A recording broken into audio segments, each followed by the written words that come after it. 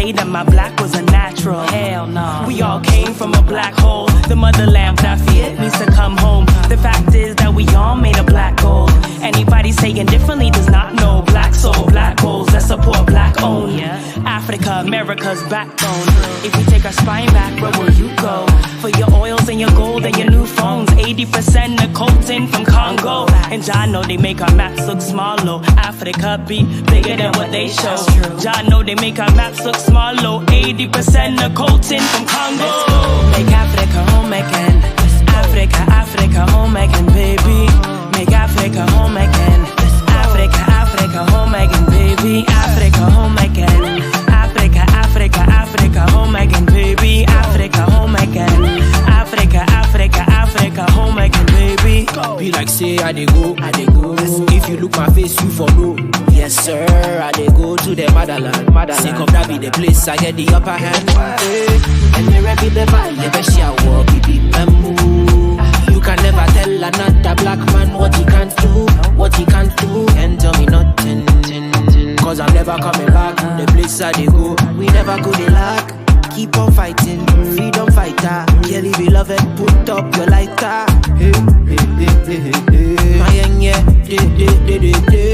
Keep on fighting, freedom fighter. Dearly beloved, put up your lighter.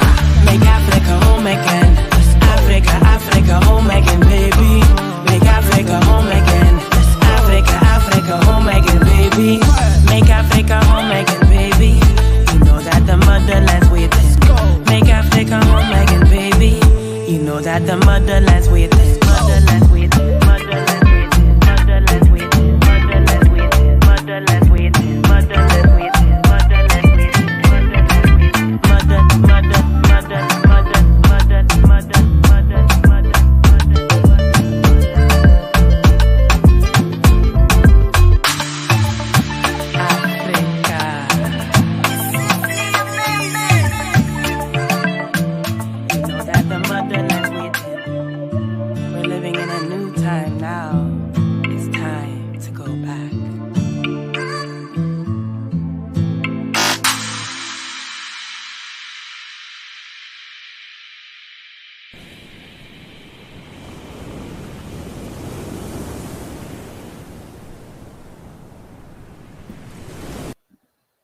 Okay, great song, but then it goes way too much into the Hotep stuff. So welcome everybody. Merry Christmas to everybody and Happy New Year. I will say that I'm not really a Christmas person. I'm more of a New Year's person. I think New Year's is my thing. So apparently some family is gonna come over a little bit later, and it's like, are you serious? Why would you come over? You literally are saying that you're coming over on short notice. But anyways, so that's what's going on this Christmas. They made some food, and unfortunately I'm not going to be able to eat it because it doesn't go with my dietary function. But yeah, shout out to everybody. Today, I'm not sure what the topic is going to be. I'm going to start off with the Wode Maya disrespecting South Africans thing. And this is actually very important, right? Because Wode Maya, at least in this sector, is known to be the person of one Africa to the world, advertising the good things or the good parts of Africa. So, I mean, he went to one of, I'll say the best country in Africa, basically, and disrespected people of that country. And I find it interesting how he didn't take it as a big deal, or how even a lot of other people didn't take that disrespect as a big deal. Because this is the thing, right? Tying into one of the videos I made last time about someone who apparently disrespected Ghanaians, you had some non-Ghanaians saying that, oh, Ghanaians are just being sensitive, Ghanaians are just being this, and Ghanaians are just being that. You as a non-Ghanaian cannot be speaking on behalf of Ghanaians. Right?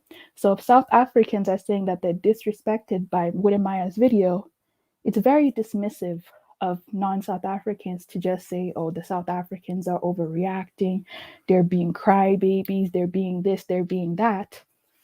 It didn't happen to you. So how can you then turn around and say that the other person is just being sensitive when it's not affecting you and you can't really be speaking on behalf of that community. Because this video was from last year, a year ago exactly. And the reception was, oh, Wode Maya didn't mean to do it. South Africans are just being crybabies. They're just being annoying. But it's like, why is it automatically that you guys don't want to listen to someone else's perspective, that you automatically just jump on the bandwagon that somebody's being a baby or that somebody's complaining, but you're not trying to see things from their perspective? That is not what we call African unity. But you guys are saying that you guys want to unify with other Africans, but when other Africans tell them, hey, this is not, I'm not feeling this, this is not what I'm stand for, this is hurting my feelings, then you just want to say, oh, that person is being delusional. So how much do you really want this African unity when you only want it on your own terms?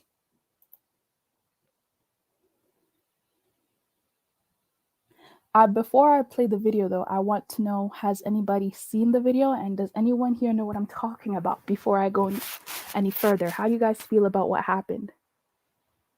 If you don't know the video, that's fine. But if you watch the video, how do you guys feel? Do you guys feel like the South Africans are just being crybabies? Or do you guys, like, to me, it's one thing if you say you're indifferent, like you don't have an opinion on it. That's fine. But if you're automatically going to say, oh no, the South Africans are wrong, like, how can you come to that conclusion? How?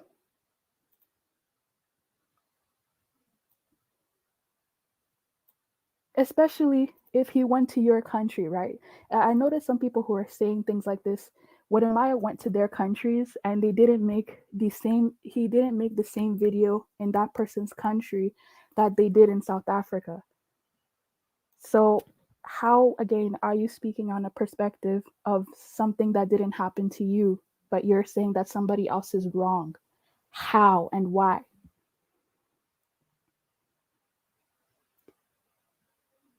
Okay, I'm gonna say it like this one more time.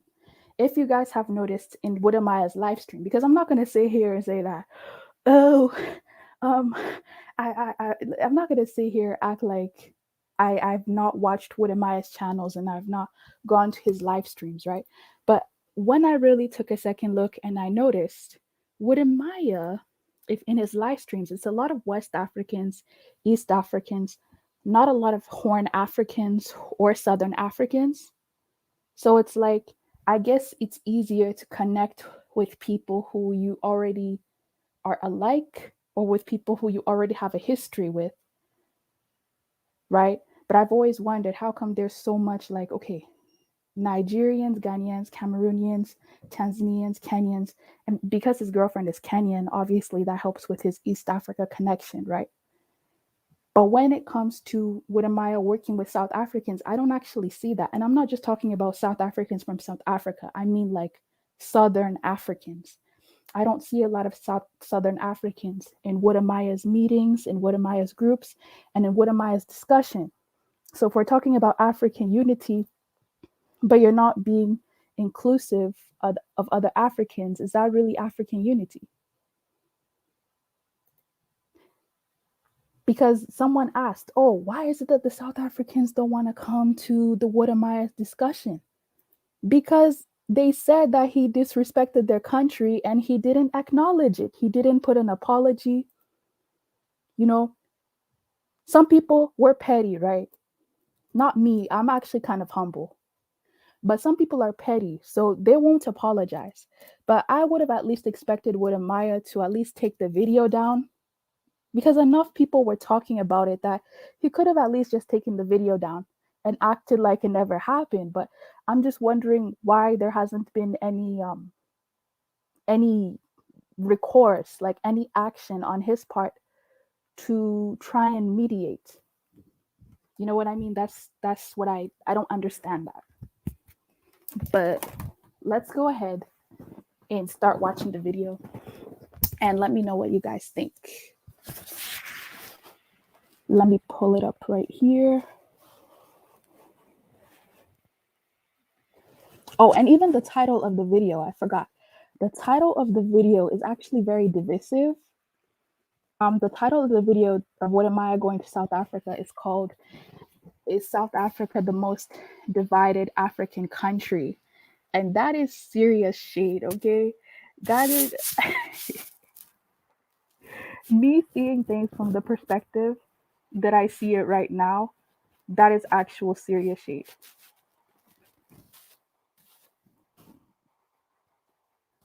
Because already in this sector, I would say that South Africa has a bad name. It has a bad like reputation.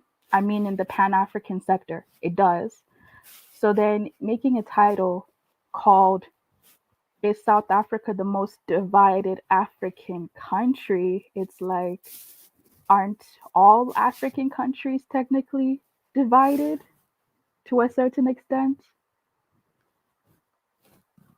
But the title literally says, "Is it the most divided South African country?" So now when we hear some people have certain talking points of South Africa, how can we say that it's not influenced by Wode Maya? Let's play it.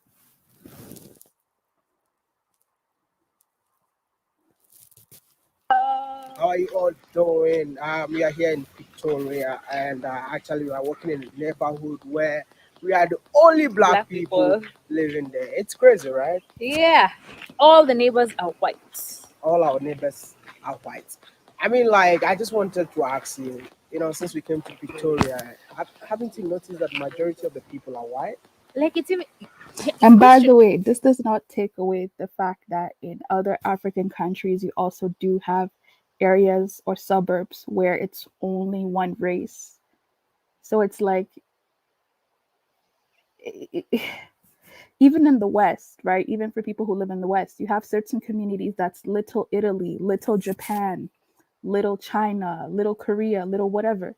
So it's like in every country, you actually do have places where certain people of certain ethnicities prefer to live in a certain area together and maybe even have certain businesses together.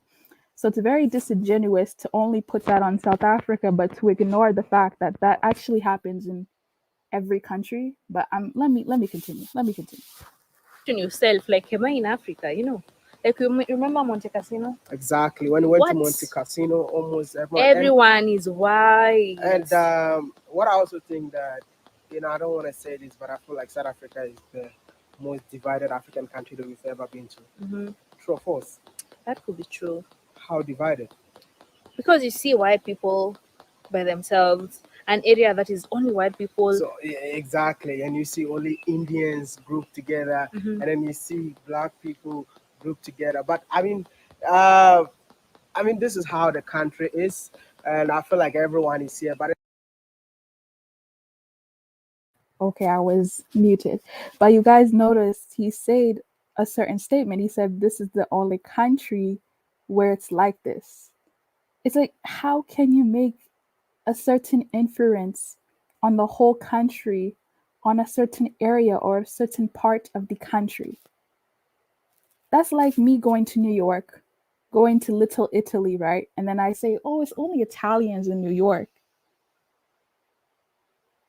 I don't listen. I don't understand if people don't understand how problematic that is, but it is. And we can say things like, okay, well, back in the days, he didn't know, he was innocent. But how about now? How about repairing that? Why is that not? Why is that not a priority to fix that misconception now? there's one thing that I really don't understand. What's that? Like when you see the luxury houses in Johannesburg, if you see luxury houses, specifically Victoria, it's not owned by black people. Nah, why? I, Black people live in places where houses are not that well off. Like Soweto, yeah, we went to townships. the township, even in what do you call it, in Victoria, they live in the township. But if you walk around this beautiful estate, like where we are right now, I mean, look behind us. Just take the camera. the whole of this area you see right here. Oh my goodness, you will never see even one Black black person. person. If you see a black person here, which means that he cut the grass or Oh maybe yeah, he cleaning cleans the the house compound, cleaning the house, and yeah, or and delivering something. That's it. that's one thing that makes me feel so sad because people are telling me why you don't do a video about luxury houses in South Africa, but I It's because don't. most of them are owned by whites. I mean, Okay, Obviously, like there are okay. black people who own them, but they are few. You I know. mean, Do you guys see, or did you guys hear that? Someone said that most of the luxury houses in South Africa are owned by whites. It's a very problematic. I know it's like it. See, I'm trying not to be too biased. Like I understand how innocent that can sound, but that's also very problematic because now you're making it sound like South Africans don't own anything in their own country. And this is why now we have some of these panels where people are literally saying, well, you guys don't own anything in your country because people are literally saying this.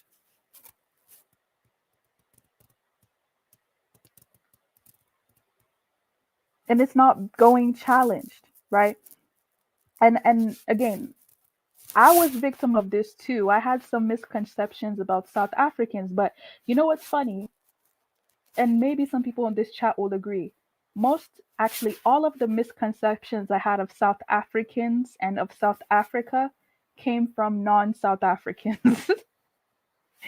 Anything negative or bad that I heard about South Africa tended to not be from South Africans.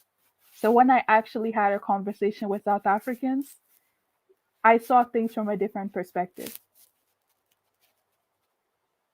Interesting, right? And I've noticed that's probably a rhetoric in some of these live streams and some of these panels, and not even just live streams panels, like in actual real life, where people are just regurgitating information about South Africa from some other people who are especially not South Africans. That is very problematic. I had to really check that in myself. I know South Africans don't really like, I think the station is called SABC. There's a really popular South African news station. I know some South Africans say it's propaganda, but I still watch that news station because I at least want to kind of know what's going on a little bit as opposed to just hearing it from a non-South African because it easily can bring a misconception. I watched Real Housewives of Johannesburg, right? So I watched Real Housewives of Johannesburg. Do you know how many rich black people are on that TV show? I was even shocked. I was like, okay, well, this is different. I was looking at all of those houses. Some of them looked like European style. And I was like, wow, okay, so these people have money. This is why the Nigerians and Ghanaians and blah, blah, blah are always trying to go to South Africa because clearly there's money, there's social welfare. Clearly there's something over there, right? But again, watch South African media, watch some South African news, watch, like, get to really know some of the people, get to know the culture, speak to some of the people, and you'll get a different perspective, right? But let me continue because I'm not even finished this video. they are South Africans. Yeah, it's good to talk about those things, but I feel like South Africans, I mean, black South Africans are not empowered.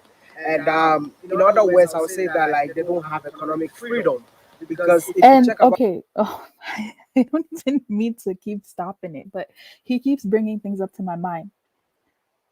We're making now statements that black South Africans are not empowered, that black South Africans are not doing this. With all due respect, right? This was a vacation visit. So if I go to, let's say, China, right, for 2 weeks and I stay there, do I then know the economic practices of China as maybe a Chinese would know? Not necessarily. So to go to a tourist area, visit a couple of houses, and then make statements about a whole country, it, it can be problematic. Okay, it can be very problematic. about the economy of South Africa or what I'm seeing so far. I mean, even though the what do you call it, the white folks in here are just 4 million, but hey, They control the economy. I mean, we went to Monte Casino. You see Monte Casino? What? The only we've been told there's only a population of 4 million black people, but they control the economy of South Africa. Did I say 4 million black people? 4 million. No, no, no. 4 million white people. So we just want to know what exactly is happening in South Africa. I mean, this is what I've experienced. This is what I've observed. If you're South African out there, let me know what you think. Why do you think this is happening? I mean, who controls the wealth of South Africa? I mean, if Mandela said all of you can live together as one, right? But after coming here, I feel like you guys are not one. Yeah. And then Okay, and another misconception, right? Obviously, if we go to South Africa, we're going to see a lot of poor black people because they are the majority of the population. How can we go to a country that's majority black and then see a lot of black people and be like, why are there so many poor black people? What? You know, can we really can we really put common sense into practice for 1 minute, right? We're going to a country where there's over 50 million black people, and then we'll sit there and look at the numbers of black people that are maybe not doing well, and then we'll be like, oh, why are there so many poor black people? They're the majority of the country. Like, are we let's continue. Let's just yes. other people are what controlling the whole economy. I don't know, but this is what I've seen, and I feel so sad to be here. I mean, I'm enjoying my life here, but when you move around certain places, it's When you're in town, you see it's only black people lining up to board the taxi. You don't see why. It's like, You said, okay, where in Africa do you not have white people? I don't know, maybe Eswatini. I don't know, maybe those countries where there's like maybe 1 or 2 million population, maybe those are the countries. But I'm telling you, the countries where there's like 20 million plus people, you're gonna see some, and not even just white. It could be Indian, it could be Chinese, it could be let as these countries become more global and as these countries increase in their GDP, you're actually going to see more people of different races emigrating to those countries as well. So that's something to put into mind. But let me continue. what's going on here? It's like the black park for the whites. I don't know. I don't want to be a Black South African are not 90%. I know that there's colored. So what is the percentage of black South African then? Oh, but you've that's seen just it. what I You've seen see. it too, right? Yes, and this is I mean, like you Yeah, walk, that's you talking too walk much. around the neighborhoods, the mansions. I mean, maybe come. I think maybe Mr. Lawrence can tell us better. Go for it a bit, Mr. Lawrence. Yeah. I want to ask you a question. Mr. Lawrence, you live in Victoria. Yeah. I just want to know. I mean, I've And been by the way, I heard that Pretoria is basically a mostly non-black suburb. So, I mean, if you go to a non-black suburb, you're obviously going to see non-black people, right? Like, if we're talking about black suburbs, then we're talking about Johannesburg mostly.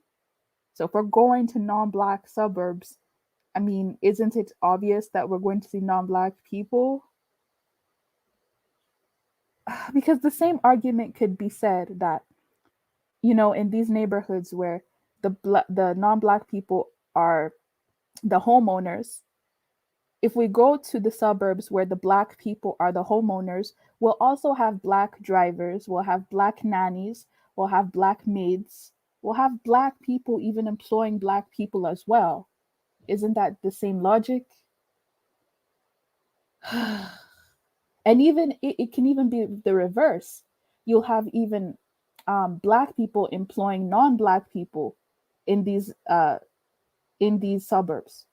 So if you go to some places in Johannesburg and you have the rich, black people over there, they're even employing non-blacks as their servants or as their employees, right?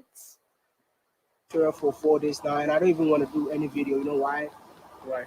Because I feel like this is not a black city. Yeah, Pretoria is predominantly white. But why is it like Yeah, that? he just said Pretoria is predominantly white. But then Wode Maya is like, this is not a black city. The guy just said that it's predominantly. I think it's because also Pretoria is safer than Joburg, so you got a lot of whites preferring to stay here than Okay. in Joburg. So which means So that there's a big population of white South Africans living in Pretoria, and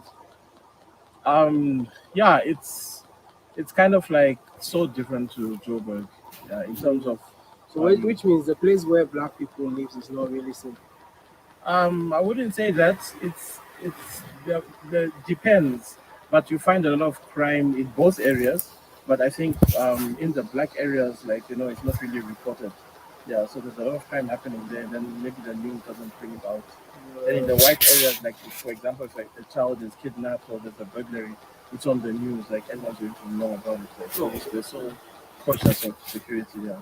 So like if you look around in the neighborhoods, you just see security signs like on every wall, And I've also seen that like life in Pretoria is kind of laid back. I mean, people really. I feel so safe in Pretoria than when I was in Joburg and all that. Yeah. Yeah, you think so too? Most definitely. Pretoria is like so cool. It's so laid back. That's interesting. He said that he feels more safe in Pretoria than Joburg. I'm not sure why. Maybe some of the South Africans can answer that. Um, but I would equate that to, I think, like cities where there's more people, is just naturally gonna be more crime. Let's be honest here. Like cities where the population is more, there's gonna be more crime, and then cities where maybe people don't have the same economic level, there's gonna be more crime as well. You know, because if we're talking about over here, the gated communities don't have crime, but if we're talking about the cities that are open and anybody could go there, yeah, the crime is gonna be there. But Like you don't really have that congestion and what you find in Joburg. So who owns the wealth of? I can still say like 90% of the economy is being run by the white minority. And okay, do you think Josie Gold, and maybe some other Oh my goodness, this is not good. This is not a good statistic. But I think what I've noticed, right, is I noticed that some of these statistics, I can speak English, guys, I promise you. Some of these statistics can be outdated. So it's like, what statistics are we using and what are we using to verify it? A lot is taken into account. And I think that when it comes to South Africa, I know for me, for instance, it took me a long time to realize that the South Africa of today is not the 1994 South Africa. You know, the 1994 South Africa that some of us have been thinking about for years, it has changed since then.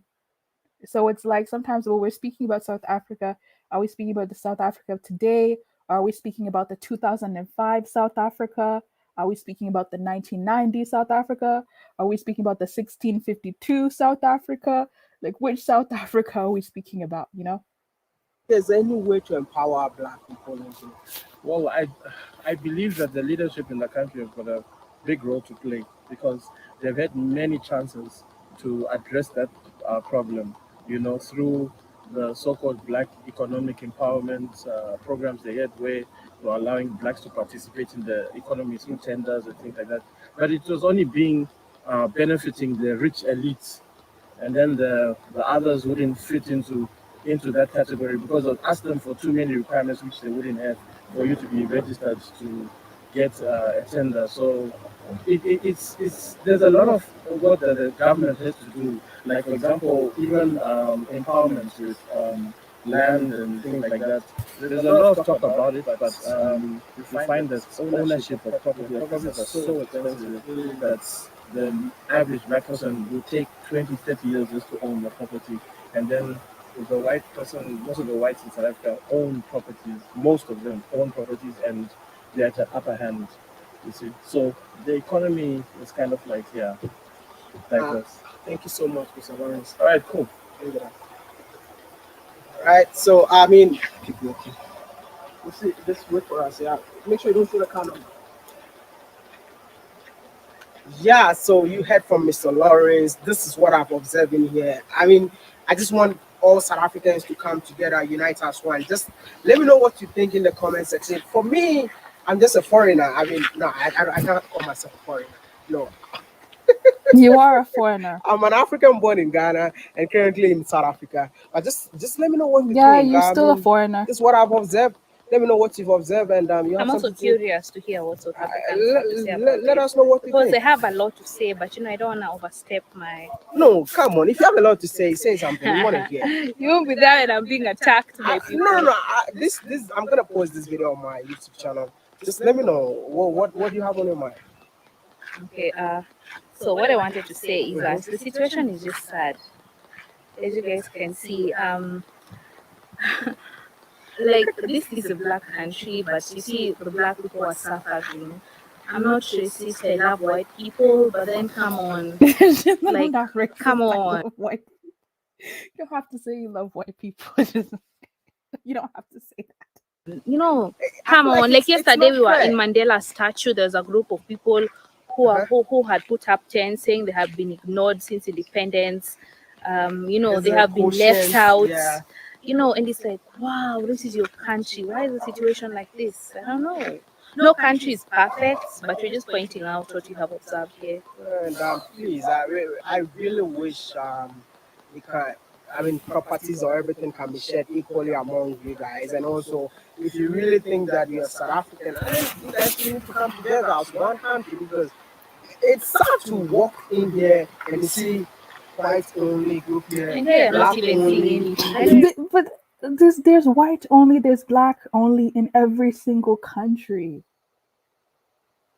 There's like literally white only communities in every single country. Especially if we're talking about developed nations. There are Mr. Nice knows this. There's areas in New York where it's only Russian people, there's only Italian people, there's Minnesota has a huge Somali only community. Like, this is normal. Anyway, well, let me just continue. This video is Remember Yes. the estate you went to? Which estate? Oh, what was the name of the estate? I forgot the name. We went to one estate in here. Oh my goodness. And it's one of the most beautiful estates that I've ever seen in my entire life. Me too. Mansions upon mansions, beautiful cars. Oh my goodness. Like, you went there, what did you say? You said you feel like your dreams are what? Yes, Dreams are TMKR. Oh, yes, TMKR. It is technically an old video. It was made in February 2020. So I guess, but it's not that old if you really think about it. But anyway, Valid. Like nothing is impossible. Because Yeah. those are only things you see on TV. Yeah, I mean, you said something like you feel like you're not dreaming so big. Oh yeah, I feel like you're not dreaming big enough because you're like, oh my god, people actually live like this. In Africa, I mean, this is the motherland. I mean, when I saw it, I was like, wow. And I keep on moving around, seeing all of them, all the houses you see after my folks. I was like, wow. I mean, this is what I've observed. I love Africa, I love everybody, but I just wanted to know why this is happening, you know. Let us know what you think in the comment section. all right. And again, how do you guys feel about the title of the video? South Africa most divided Africa.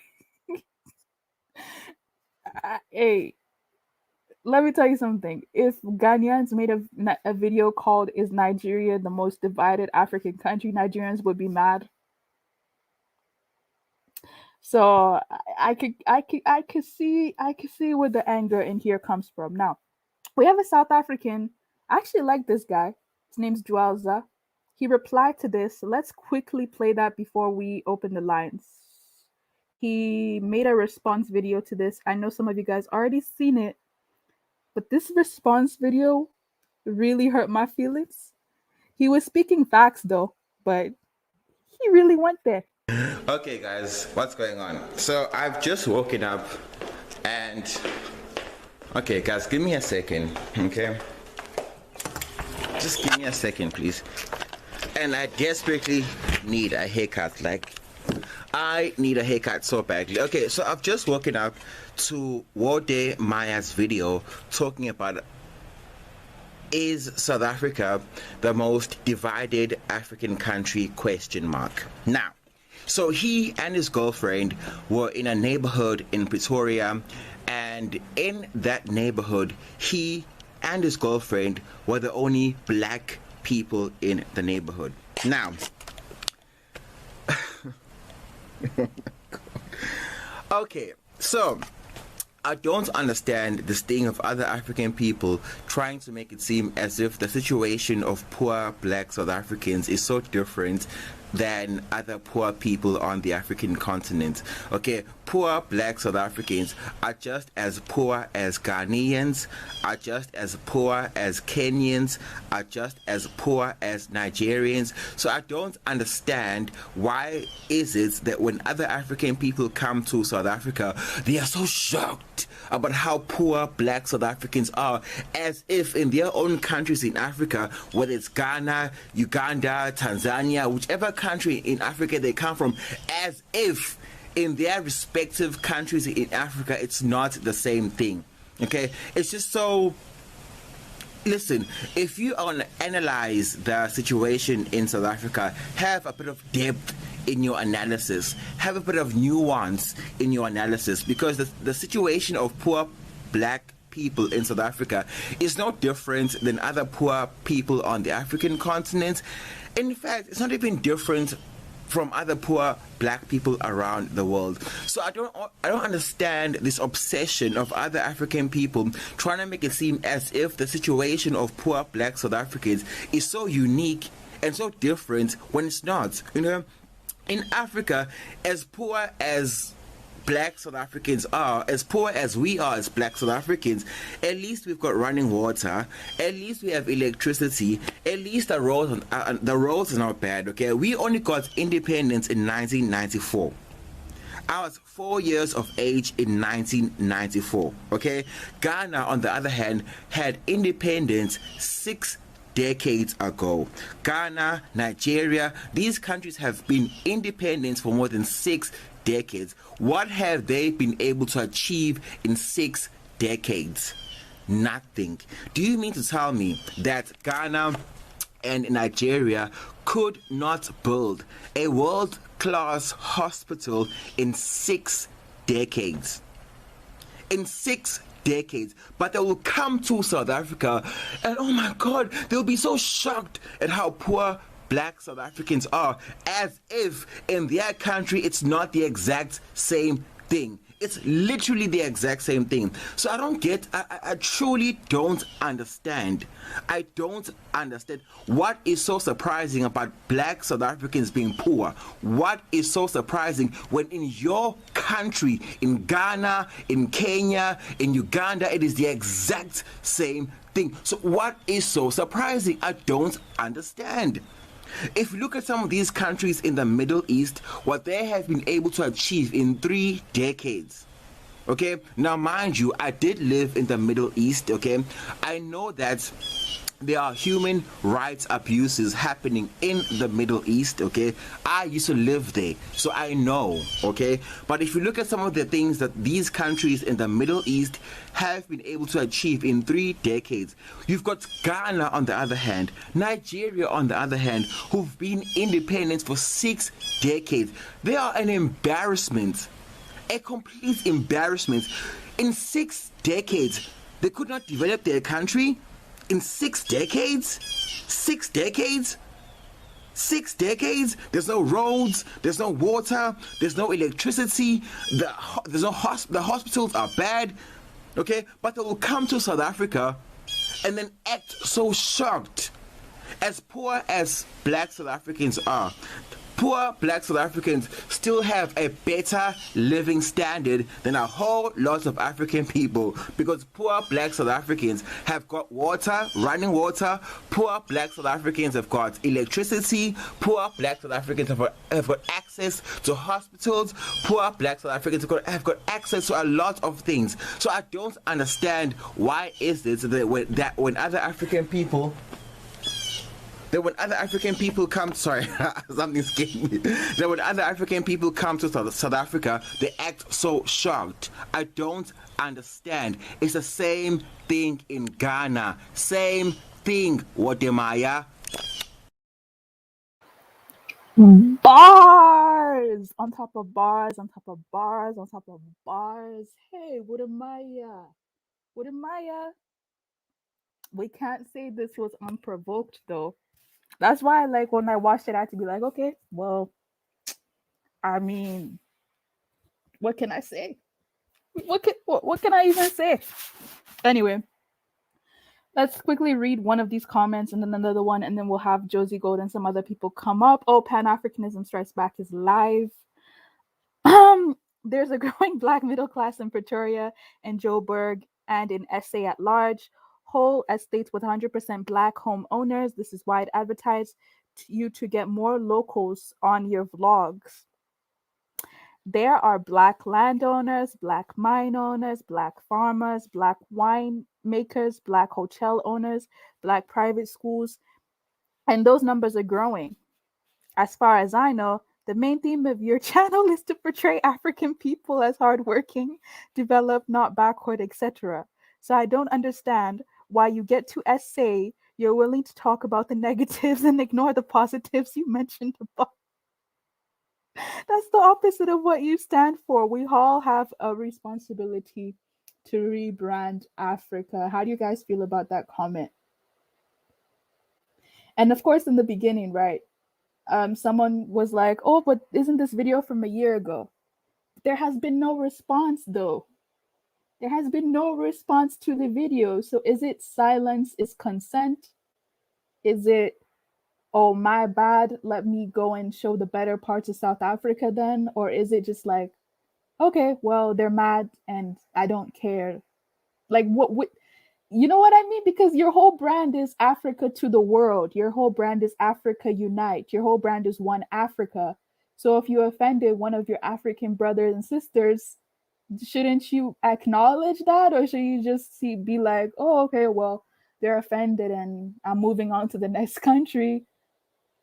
I believe that Wode Maya also went to Zimbabwe, right? Or he went to some other Southern African countries where they also have similar issues with land or like home ownership, things like that.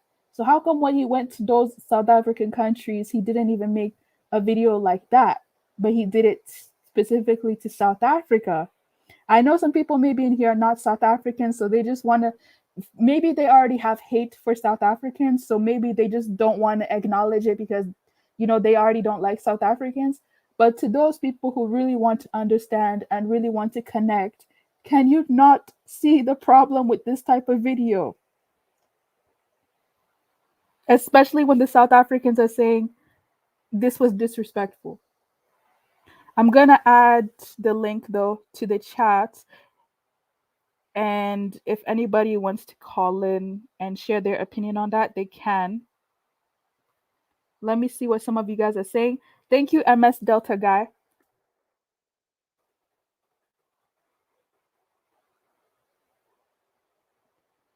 Someone said, let's face it, other Africans be hating on South Africans.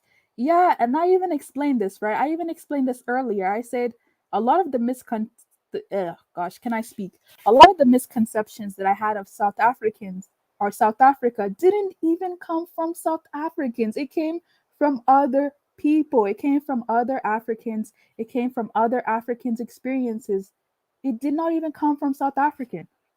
So I found myself already having opinions of South Africa and South Africans without actually going there or speaking to the people from there. So I know if that happened to me, that could happen to some people too. I know that.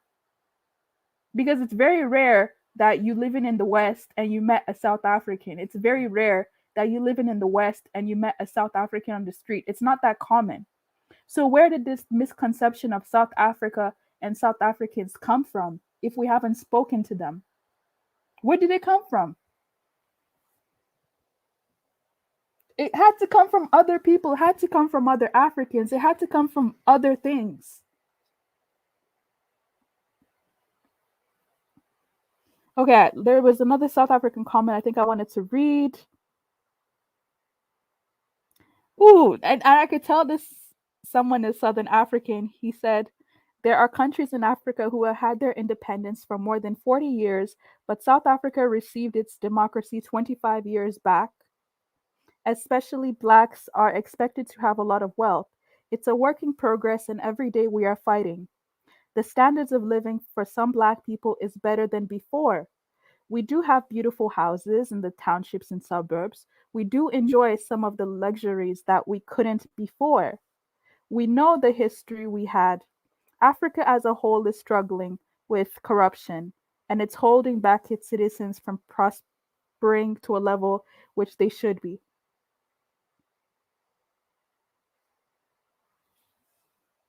That's a great comment. It's a great comment to remind us that South Africa received their independence. I believe now it has been 26, getting to 27 years. So, I mean, when some people are speaking as if all of these things are supposed to be solved yesterday, it's like if some of these countries in Africa haven't been able to get it together in 60 years, then, maybe South Africa is not that bad in retrospect of what it's going through. Here is another video of a Francophone African who, before me and before maybe some other people, reacted to Wode Maya's video, and he was not too happy.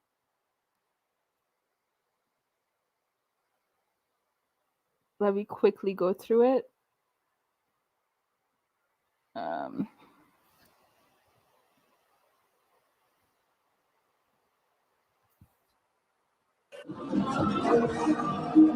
Did you listen to him? This is the South African president. When you have incompetent people like this in power, this is what happened. This is the result we get. Welcome back, guys. Look, Wode Maya, I don't know if right now you're watching me, or if it happens that this video gets to you, or if you are someone who can locate this video to him, please do send this video to him. Let him watch this video and know that what the president of South Africa said.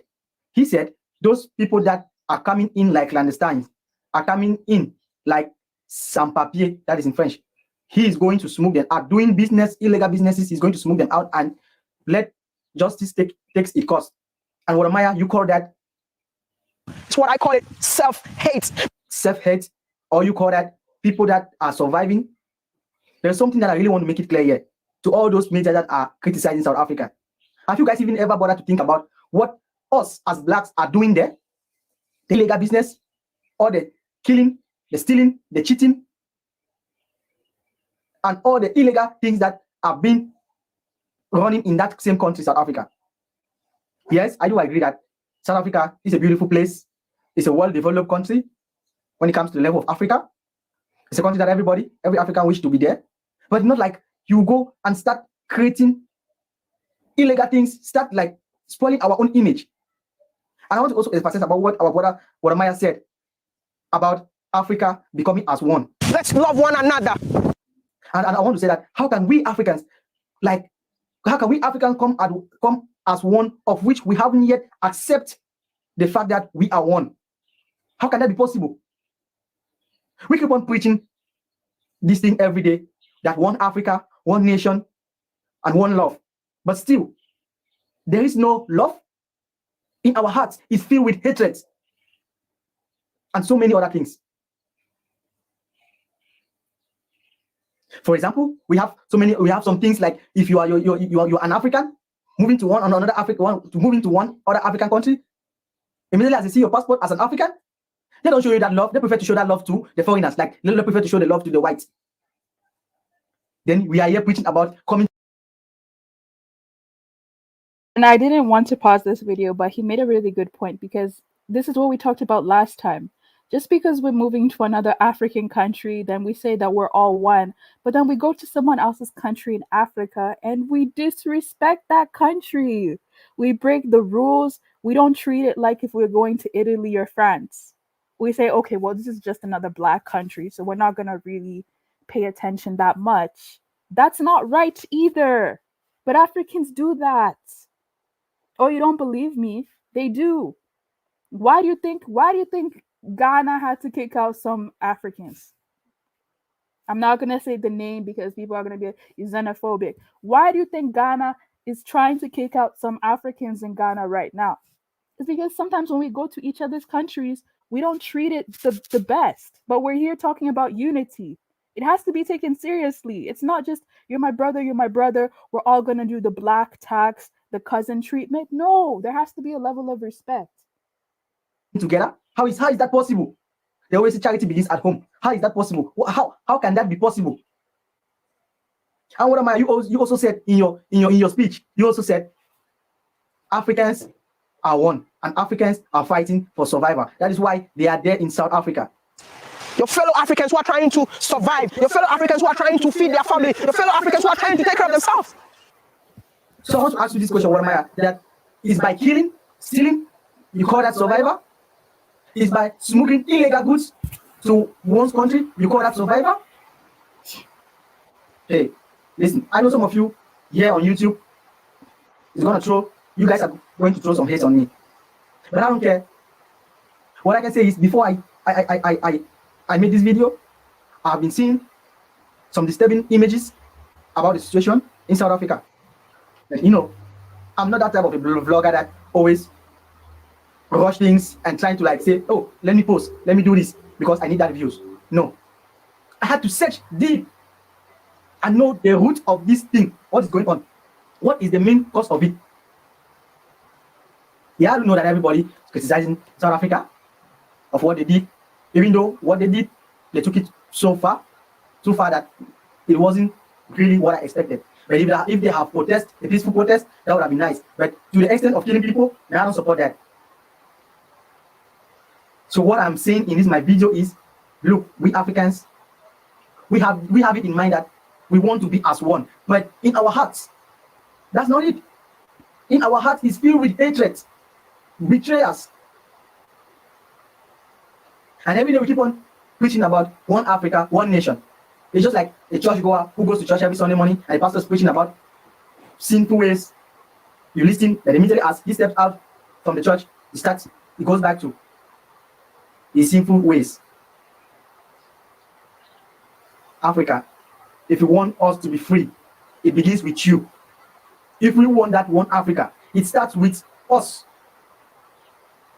And what am I also talk about that? Why is it that the South Africans are not chasing the Chinese, the Americans, the British, and the Indians? Because if you are talking about hatred against foreigner, then you need to do the same thing to Chinese, Indians, Australians, whoever that lives in the country, not just. I want to make one thing clear is that Wode Maya, I want to clear you right here. You talk about the Chinese, you talk about the Americans, you talk about the Indians, you talk about the British. I want to make one thing clear. The images of those people, those white men, they have a good and a clean image. But us, what do we have? Hey, for example, within us, your brothers, that we are brothers. If you see your brother, one black brother, you are trying to help him in another man's land, like in Europe, you take your brother in, then he's stranded. If you see him, you take him in, you are stranded immediately as you help him. At the end, he's going to pay you back with evil. Is that how it's supposed to be? But here we come onto social media and start preaching one love together as one. Wode Maya, this video that you did, I totally disagree with some of the things that you said. Because South Africa, to me, I see that they are fighting for their rights. I don't care about if you guys agree or disagree with me. But that's my own conclusion. I know that South Africa, they are fighting for their rights. It is their right to fight for their nation. It is their right to fight for what belongs to them. But I don't agree I don't agree. I disagree with all those killings, burning shops, barging into people's private premises. I disagree with that. I say, free Africa. If we want to be free, we need to start preaching peace. Not only preaching peace, but practicing it, putting that peace into practice. If you preach about one love, start showing it. It begins with your neighbor. The same person from the same country. The same facts. And you know, Tuna is gonna get mad at me for this, right? But some Africans are preaching about we have to get along with the diaspora. We have to go to Brazil and get along with them. We have to go to US and get along with them. But how come on the same continent some of these Africans cannot get along? How come on the same continent some of these Africans don't want to listen to each other, but they're talking about outside of the continent, we got to do this, we got to do that. But how come we have some countries, there's two neighboring countries together, they can't get along? How come? But we're here talking about we have to get along with the Caribbeans, we have to get along with the Latin Americans. How come we're having issues in South Africa? How come we're having issues in Nigeria? How come we're having issues in some of these other countries? But I'm going to find this one more minute. Let's just wait. Same person from your country, look for someone in your country and start practicing that one Africa with him. Don't wait that you want a foreigner, or you want somebody from Tanzania, or you want somebody from South Africa, or you need somebody from Kenya, you need somebody from Ghana, you need somebody from Nigeria, before you start practicing one love or together as one with him or her. If we need that one love, you need to start practicing it, start showing it to your fellow nationals in your country. Africa, let's stand up and be one. Thank you. Okay. All right. So yeah, we can start the show. Thanks guys for calling in. We can go in order. So that's nice, Josie Golden, only me. Yeah. Hey. Anyway, how's your day been after millennium? Not bad. Not bad. Okay. Anyway, hi to everyone. Hi to only me and Josie Gold. Yeah, I just wanna honestly, I don't know too much statistics when it comes to South Africa or who's running the country. I don't know that. But one thing I know is this, right? Living in America or living, even been to different African countries, right? Everybody I want their own people, right? Everyone live among their own communities, right? You see certain people living they have their own community, their own places, right? If you're gonna go there, you're gonna see only one group of people. Like, his girlfriend, right? She's Kenyan, right? If you've been in Kenya, right? There's areas where you're gonna see only Kikuyus. Only Kikuyus. You're not gonna see no other group of people. There's some area you're gonna see only Somalis. Only Somalis, right? There's some area you're gonna see Indians. Only Indians in those areas. You're not gonna see no other group of people. There's areas you're not gonna see only Italians in those areas. There's you're gonna see only certain group of people. Only in the cities where that's when you see everyone. Only in the city where you see every group of people. But everybody got their own areas that they live. So I find it so funny how that's his girlfriend who been in Kenya, right? Who literally knows. Yeah, there are Indians, like huge Indian communities in Kenya. right? So Indian got their own communities, only their own communities, right? Kikuyus got their own communities. Somalis got their own communities. So I find it so funny how she's over here talking about how, she's in in that white area there's only white people. It's a problem. Literally, that don't make no sense when there's only Indian communities. Then Indians came in the 1900s, even earlier than 1900s, right? They were brought there by Europeans. They made their own communities in Kenya, they made different East African countries also. So I And find it so Uganda fun. too. In Uganda has Uganda too, yeah. communities where it's only Indian. So I find it so funny how she gonna talk about white people. They have their own communities.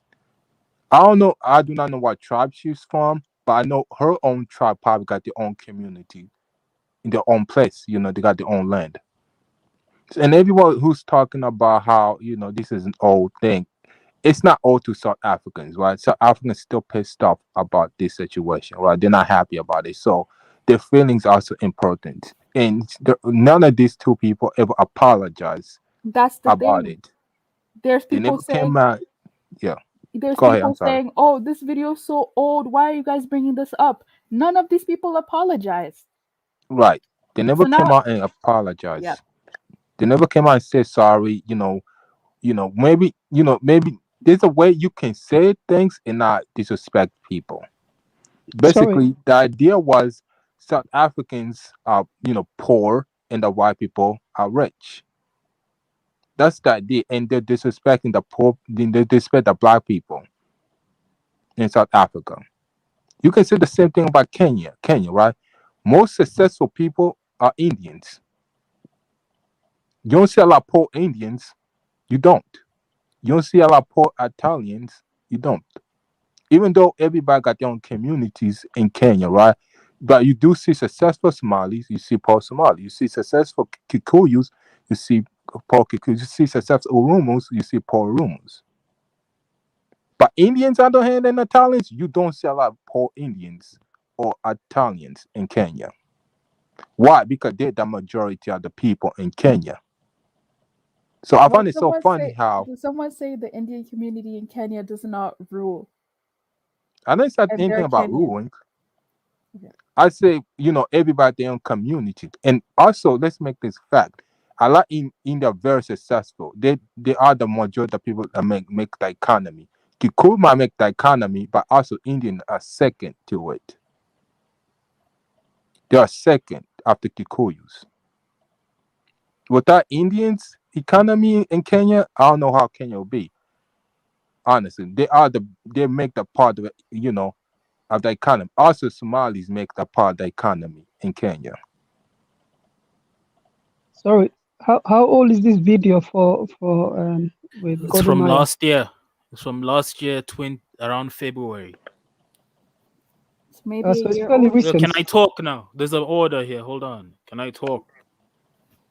Yeah, go ahead, Joseph. Yes, go ahead. No, I mean yeah. Look, personally for me, I remember watching this video. I don't like. For me, I can't help but think that Wode Maya did this deliberately or he planned it, because there's no way you can come to South Africa, especially Pretoria and Johannesburg, and not see successful black people. It's impossible. And this neighborhood here, it looks like a suburb that I grew up in, because it's an old suburb, previously white, but most of these suburbs in most of Johannesburg and Pretoria and other parts of the country are majority black. Like some of them are even 100%. Most of the estates, like the ones he was talking about, saying like, wow, what am I doing with my life? It's so incredible. Most of those estates are occupied by black people. So for me, I find it very difficult for me to believe that Wode Maya didn't see any wealthy black people. It's impossible not to see it. Especially in the Gauteng, yeah, between the two major cities. So for me, I think this guy had an agenda.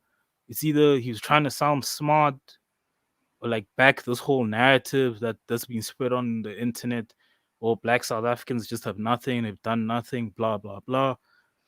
Or he's just really ignorant, or he's just had his own, what's the word for it, preconceived like ideas about South Africa, and decided to just go with it. But this guy, for me, this was a complete lie, because how is it possible that Teo Aino was able to come to South Africa and see the same thing? I mean, to see and actually interview black South African business. He could have done more, but he also focused on other Africans who do business in South Africa. But he was the only person, but he's the only African of one of these YouTubers to actually find that, which is, it's not a difficult thing to do, to find black South African business owners. Just simple things. So for me, it's obvious he had an agenda. He was just trying to make South Africa look bad. Because for me, I think one of the reasons why people were so pissed because look, if you looked at his videos before he made this video, he was on a positive vibe. And many people expected him to do the same thing that he does in other African countries, which is speak about the positives of that country. So now he comes to South Africa, right? He doesn't do that. So for some people, it was like a bad taste in our mouths, because it's there, but you chose not to. It just didn't look right for us, because all of that is there. Where in other countries he does that, but in South Africa he chose not to. So it's either, look, he obviously has something against South Africans. That's how I see it. Yeah. Thank you. Thank you, and your opinion is very appreciated as a South African. Don't worry, forever, you can go after only me. Okay. Hello, good evening, guys. Good evening.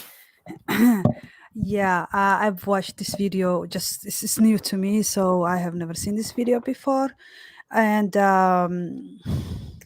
listen, I have to be the bad guy here, but I do understand where Wode Maya is coming from. the majority of the South Africa's land are owned by white people, and even Malema is fighting against that, and he wants the land back from this country. And look, Only me. I I live have to interject. Can I Look, finish? no. This is important because I am South African. Where do you Yeah. get your information from? Information from, I mean, just go and look at the leader one of your parties, that is Malema. He's fighting for South African to get their land back, and I believe him Look, when he I am says South that. African. So Look, is he. all But I'm saying is this. Hold on. All I'm saying is this. yes, Look, be careful where you get your own, where you get your information from, especially someone who's not South African. But continue.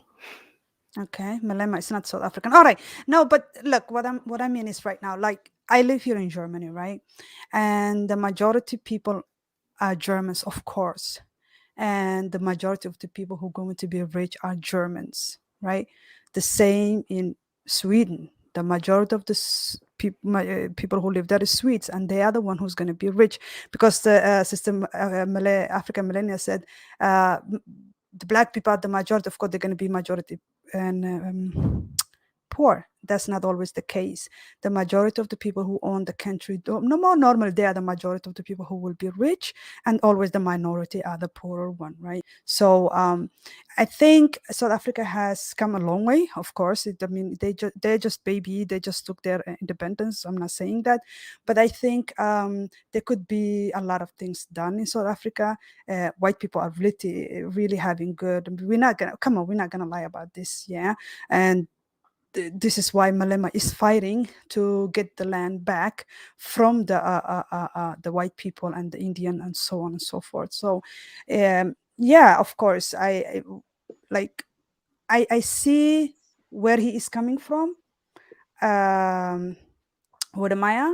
And but then if it becomes like, if I see a South Africa, it's always, this is the topic that we can focus on South Africa, then it becomes a little bit like boring, right? People, there's other things to see in South Africa, there's other things to explore in South Africa. You don't always have to look at that perspective, right? And the other guy who said that Africans had 6 decades independence, and what did they achieve, he was right on, spot on. I mean, if some Ghanaian or Nigerian come and then look down and say, oh, look, you guys are poor, but in Ghana or in Nigeria is worse. So I do understand, but African people have to, they, of course, Josie said that people have preconceived condition, that when they come, they're looking for that problem. That is the problem they want to look, and you will find, if you have a specific problem you want to look for, you will find that problem. Do you think? Well, Do you think that can I Wode add Maya? something?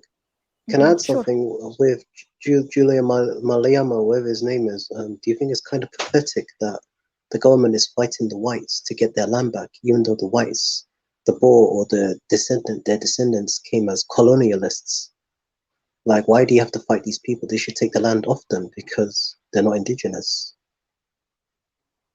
I totally agree. The land belongs to the native people, and the native people should have the most of the land, and the most and prosperous land are owned by white people. I mean, why is Malema then so popular if that was not the case? People do feel the same thing, I'll tell you why my lemma's popular. Okay, look, like I said earlier, right? Be careful what you see in the media and political people. If you look at it carefully, right? Let me use from what I know. Some years back, right, there was a land audit, right, that was done in South Africa as to show who owns how much land in South Africa. That audit just never came out. It never did. But what we do know for sure is this. Back in the day, like in apartheid, most of the land was owned by the government. It's never been owned by individual landowners. Sure, there are individual landowners back then, and the chiefs as well also controlled large portions of land, and some of them was redistributed. That's all people know. So most people, including myself, believe the land is owned by the government. This whole thing that Malema and them are doing is just a political thing to entice poor people. And another thing, when people talk about this land thing, It's never in the rural areas. It's always in the cities. Why are you fighting for land in the cities? It makes no sense when there's vast tracts of land that's owned by the government in rural areas. Vast tracts of land. So the land situation is complicated. So this whole idea that the land is controlled by white people, it's just a political thing to just get votes from people. That's all that it is. Thank you. Okay, we're gonna let Erica go ahead. Oh, did she drop off?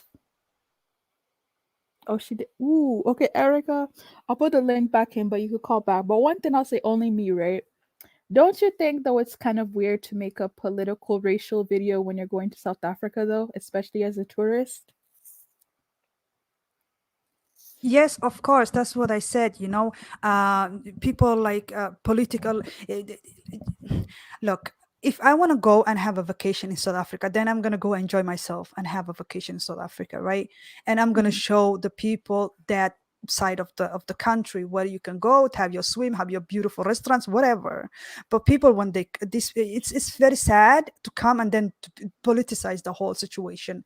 It is not good, and this is like a face for South Africa, and a lot of people like and I think also a little bit it has to do with also the xenophobia that is going on in South Africa. And this guy is like, yeah, look at all these flashy things that white people have, you guys, look at this, it's so all white people have it good, but then you're killing poor African immigrants, like what the freak is going on? He did not say that, but I think that is like the tone that I was getting from the video. He was literally showing how good the white people had, and I think that was like unnecessary, really. Good point. Good point. So forever Erica's back, we're gonna add her. You can go ahead. Hi. Thank you for having me. Yeah, no problem. No, it's interesting. I haven't seen the video, but I just feel that sometimes South Africa is held to a high standard. I think that's where the issue is coming from. I think South Africa is not being treated as any other African country.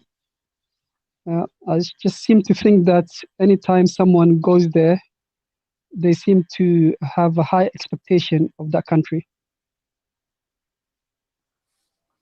And I think that's because, look, a lot of African countries had colonial, and then most of African countries kicked the colonials out. There's no colonial anymore. And African people may be expecting that South Africa should do the same. They should be out, these colonial people that's supposed to be not there. And so there's white people in the midst of Africans. And that is like, that's why I think that the people have a like extra eye on South Africa. It's a racial thing. What do you think is worse, the white people and the Indians controlling the economy, or the land? Because the colonialists have not really left Africa. Dr. R, though, but if you speak to some South Africans, they'll say that they are South African now. You can't deny a white South African of their South African nationality at this point. But they're not South Africans. They any chance they have, they will go to the European countries. You think? Look, hold on. Stop right there. Stop right there. African millennial. You said about citizenship. Wait, Doctor. This is important. Wait. This is important. Look, here's another thing that just triggers South Africans. AM told you directly. This is what South Africans think. Look, here's the reality, whether you like it or not. White South Africans just can't leave South Africa and go to some European country and just be accepted as part of that country. Even if you're British. I know white South Africans have been deported from the UK of English descent. It doesn't work like that. Italian, Greek, unless maybe like there's a cutoff point as to when you can go back. Maybe grandparents. But if you've been in South Africa for like 400 years, you're not going back to any European country. It doesn't work like that. Josie Gold, do you think South that's... Africans? But Josie Gold, can I give an example? Hold on. Look, it depends on how far back your family was in the UK or Italy. But for many of them, they can't. They've been kicked out of these countries. Josie Gold, the other day I was reading something about Madagascar, a group called the Karana people. who are basically those of Indian descent who came from a place called Gujarat in northwest India. They were there for like what 100, 200 years in Madagascar, and until this day they've not been given citizenship, and they're discriminated upon, and also they control the economy of that country, and a lot of them have gained citizenship in other countries. Some went back to India, some went to UK, some went to Canada, some even went to France.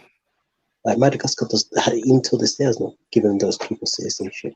And I'll use another country, Uganda. Or Let me finish. look, In you're Uganda, talking on fantasy. No, wait, let him finish. Let him finish. For example, in Uganda, when the Indians were brought over from the British during I think it was the 18th or 19th century, one of those two periods, they were there to build the East African Railway. A lot of them established businesses, but those Indians had never had any loyalty to Uganda. A lot of them had British passports, and a lot of them just wanted to take out of that country. And it doesn't matter how long they were there. They were there. They're not indigenous to that country. They could be there for 500 years and they still wouldn't be indigenous. Okay. It's the same situation in Fiji. No, continue. Sorry. No, continue. Sorry. Or I think he's done. He's done. Sorry. Look, or listen. South Africa is not a fantasy. And there's a culture in South Africa that's developed over time. White people, Indian people, colored people, even though some of them have Asians of high Asian mixture, so on, are seen as South African. Basically, I can tell an Indian South African just by their accent, including Chinese South Africans. There's a difference between recent immigrants from China and South African Chinese. It's a culture that's there. Two, most of these people just have that green passport. Most of them. The ones that have that option, maybe like many of these European countries have a cutoff point where it's like you can be given citizenship. Maybe if your grandparents or great grandparents had citizenship there or immigrated from there to South Africa. But most of these people don't have that. Some of these people have been deported from these countries. It doesn't work like that. It's not a fantasy. Even this whole thing that they're just running the economy, running this, that, it's a fantasy that most of you who've never been here have just created on your own and you started believing it. There's no white person going around ordering black people around. Sure, maybe if you work for them, sure, are some white South Africans racist? Yes, but they're not running the country. It's like there's some sort of fantasy people have created, some sort of struggle fantasy that we're seeing on the internet. Look, I'm here to burst your bubble. It's not true. It just isn't. There is none of that. There's none of that. Completely none of that. It doesn't exist. There's no white South African. There's no Chinese South African, Indian South African. Well, maybe if they immigrated from a specific time, maybe that could apply. But most of them can't do that. They can only immigrate legally like any other person. It doesn't work like that. The world just doesn't work like there's no such Josie thing. Gold, from what I've been told and heard, I don't know if this is true or not. Why is there so much like segregation in South Africa? For example, you've got the Indians that've got their own neighborhoods, their own schools, they speak their own language, they don't really mix. It's the same with the white people. Then you have the Cape Colored people. Then you have the black South Africans doing their own thing. Look, let's be real. Dr. R, you can say. Hold on. Let me answer. That's why I'm against multiculturalism. That's why I'm against multiculturalism. Hold on. Listen. Let me be straight with you. Look, I'm from Johannesburg. I live here in Johannesburg. Oh, you do? In Johannesburg. Yeah, I live here in Johannesburg. Oh, you're in Johannesburg. Interesting. Sorry. Yeah, look. Over here in Johannesburg is like this. As people from Joburg, we tend to click with each other because we more or less speak the same slang, come from the same background. Most of us come from either Soweto or Alexandra, or families come from there. People from KZN who are proper Zulu hang out with each other. They have their own communities. They kind of stick together. They speak Zulu. People from the Eastern Cape are mainly Xhosa speakers. They stick together as well. we do the same thing. Indian people have always had their neighborhoods in South Africa. Sure, it comes from segregation, but this idea that everybody has their own thing. White people have their own thing. But I went to a school that used to be a Jewish school, but over time they became majority black. So there is a lot of interaction. We do go to the same schools. Some schools, yeah, sure, are more of a certain race. Like the school that I went to, over time became more black. Some are more white. Some people just prefer going to schools that are more black and have more black people. Some more Indian, some more white. That's just the reality. Some people would rather go to school where predominantly the people there are Zulu. That's just life. But I don't understand why people can accept the fact that there are white North Africans or whatever, but when it comes to white South Africans, they can't accept that. Like, I don't understand that, because even in these Pan-African spaces, I've heard people say, "Oh, we gotta kick all the white people out of South Africa," and I'm just like, I understand, bro, sister. are we in Listen. 2021? No. You cannot compare white South Africans and white North Africans. North Africans are actually indigenous to that place. White South Africans, they came as invaders, and they just lived a couple of hundred years. I would not compare the North Africans. Yeah, but okay. The point I was trying to make though is we have people saying let's kick out the white people out of North Africa and South Africa, and I'm like, we can't be speaking like that. Like, that's never gonna happen. But they're there. They're gonna stay there. I think the fear is the loyalty. Like Dr. R was mentioning, you have the Indian community. Sometimes you don't know, are they loyal to South Africa or is their loyalty back home? For example, I've used the Indians in Madagascar and Uganda. For example, I've been around Indian people. They're very similar to my people. For example, they're very, very insular, and with the Indians, they have no loyalty, similar to the Jews. Like the Indians that were there for 200 years in Uganda, they didn't mix with the people. They had their own schools and neighborhoods, and they took money out of the country. They were taking, and they didn't have no citizenship. This applies to any ethnic. There are certain ethnic groups that will not have loyalty to the host country, and you could be there for 200 years. And I do not know. I can't speak about white South Africans because the funny thing is, the Netherlands where they come from, even the Netherlands does not want them back. Exactly. I'm not sure. They will. If something happens, if something happens in South Africa, they will definitely, the European country, Australia, New Zealand, they get those to the white South Africans. But they're so far removed from. But do you look, man? Do you listen? Like, come on. They're so far removed from Netherlands culture. They've been there for 400 years. They're not Netherlands. Even the Indians. They're including the Indians as well. Yeah. Can I jump in? Including the Indians as well. Yeah, sure. Doesn't Afrikaners come from Dutch? A bastard form of Dutch. Dutch, German. Hans is Dutch. French. No, like it's not just Dutch. It's like not just broken Dutch. I don't care. It's not just Dutch. It's a mixture of Dutch, French, and German. Yeah, sorry, Kwesi. Yeah, Kwesi can go ahead. Yeah, so that means they do still have some sort of I want to say recently I saw a rugby stage. I don't know if you guys saw the video. There was hundreds of white just beating a shit out of something. Huh? Sorry, can you repeat what you said? I saw a video. You cutting.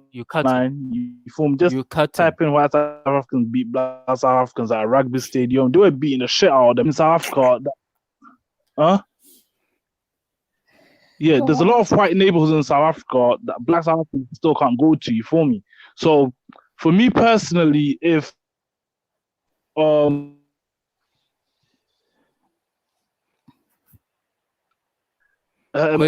Africans, they don't dominate, you feel me? Like, please repeat what you said. You cutting. Can you hear me? Can you guys hear me? You know what? I think you should go out you should go out and come back in, maybe. Oh, you guys can't hear me? Can I respond? Yeah, we're starting to hear you. Yeah. You keep cutting. Okay, I'm gonna come out and come back in. Yeah. Go out and come back. I can respond to what you were saying. Yeah, look, go ahead. the reality is this, right? South Africa has a social fabric, like many other countries. It's a I think the multi-racial Ghanaian society. internet is Hold on, let me disturbing. just finish. Let me finish. Let me finish. It's a multi-racial society. I get that many of you come from countries where everybody's just black or the overwhelming majority is there, so you don't really have another race that's a visible minority. So you don't have that. Are there racial incidents between white South Africans, Indian South Africans, and other races and black South Africans? Yes, it's there. Does it just come from white people? No. There are many black people who also attack white people, Indians, and so on. It happens, like many other countries. Do some people get along? Yeah, sure, but some people don't. It's a reality. Like this idea that most Indians are somehow like taking their money back home. No, it isn't. They're just South African. They don't have. I know this because I grew up around people from different races in Johannesburg. I went to school with people from different races. Even though the schools that I went to were majority black, there were people from different races in those schools. I was friends with many of them. Most people from other races in South Africa can't really go anywhere else. It's a reality. It's not a matter of if many of the Indians are far removed from India. Like what Yeah. AM was saying, many of the white people are far removed from where their ancestors came from. Like the Afrikaners, mainly Dutch, but they also have French and German ancestry. They far removed from that. The English speakers, far removed from England and Ireland, so on and so forth. Italians, Greeks, so on and so forth, including the Chinese. There's always been a Chinese community. They're far removed from it. They've kind of created their own culture here. It's just But the Josie reality. Gold, do you agree or disagree that the Rainbow Nation has been a disaster for South Oh, Africa? Doctor. No, I'm just asking. That's a No, random question. Josie, Look, Josie Gold, Josie Gold. And the thing is, we understand multiculturalism. At the moment, I'm living in the UK. The problem is, for me as an African, I had to start from the bottom and work my way up. That's how I integrate myself into the society. But unfortunately, with South Africa, it seems like they started from the top, and there's a lot of injustice that's still there, regardless. Okay, it's not that we don't accept multiculturalism. I accept it. You know, different people, it's okay. But they started from the top. You have to start from the bottom, work your way up. If you love the country, stay, work your way up. You can live in for yourself. Okay, look. That's no problem. Here's the reason why many black South Africans, you need to understand is that when you speak about South Africa, you're not speaking about the countries that you come from. That white people have an advantage, without a doubt. It's a fact. Many of them benefited from it, many of their families did. But the reality is this: if you were to come here to South Africa, like you can even search for videos on YouTube of like what do you call white slums of South Africa. The people, white South Africans who are Africa poor, was poor as any other African. That's just the reality of it. It doesn't work like it's not like everybody's privileged. Are some privileged? Sure. Did they have an advantage over other people? Sure. But here's where the change happened over the years. There've been programs that have been successful. I think. Hold on. Let me just finish my point. Let me finish my point. Yeah, finish. Look, there've been programs over the years, employment equity, BEE, that have boosted black South Africans. That's why we have such a large middle class, and that's why most of the millionaires today in South Africa are black, because many of those things have worked and they keep working. It's those are the things that have boosted where South Africans are today. So that's why many of us don't agree with the whole whites and Indians control the economy. So no, like can I make a statement? I'm back. Let him finish. Sorry. Look, you're talking about it. Most of you are talking. Look, it's one thing to read stats. It's one thing to see, like things on YouTube and so on and so forth. But the reality, the lived experience, is totally different. That's all I'm saying. Because like the things you're saying don't correlate with many of the lived experiences of average South Africans. But South Africans do have like a weak spot when it comes to the whites and European, and Indian and so on. They have very soft spot, while they have they don't have that luxury for the black immigrants who come into the country. That's just trying to live their lives. And so what do you say about that? Okay, look. Yes, Josie Gold, what do you have to The say about reality is that? this. I'm gonna repeat what I told you the last time. The reality is this: most black immigrants that come into South Africa are very poor. That's just the reality. And when you come into South Africa, you're gonna compete with poor South Africans. And unfortunately, the reality is this: most people that come to South Africa, especially poor people, coming from less. How do I put this? The economies are much weaker than South Africa's economy, so they're willing Less to work developed. for less developed. They're willing to work for longer hours for less money. That's gonna cause problems with South Africans, and most of them are survival entrepreneurs. Why don't the South Africans compete with the people or the white people and the richer people? Why don't they compete with them instead of competing with the Yeah, poor but ones? here's the thing. That's already Josie happening. Gold, one question. How Poor come whenever people. there's No, you're xenophobia, comparing classes. how come they never How tell can you? he answer 5 Classes. questions at once? Classes. Different black people who are middle class, like myself, wealthier black people, are not worried about like mainly black immigrants or immigrants from other parts of the world, because it's not a problem. It's mostly in the poorer areas. You're more likely to compete with poor people in those areas, and if you're gonna work for less, it's gonna cause problems. That's a reality. Can I go? I didn't get a chance to No, speak yet. no, that's a valid point. That's a valid point. Josie Gold is saying. I Oh, actually okay. don't. Oh, Sorry. I actually look when you say now because these poor people are taking the jobs. I don't find that's a valid point by killing people and stoning people in the street and burning them alive. Now that is No, that's extreme, and different.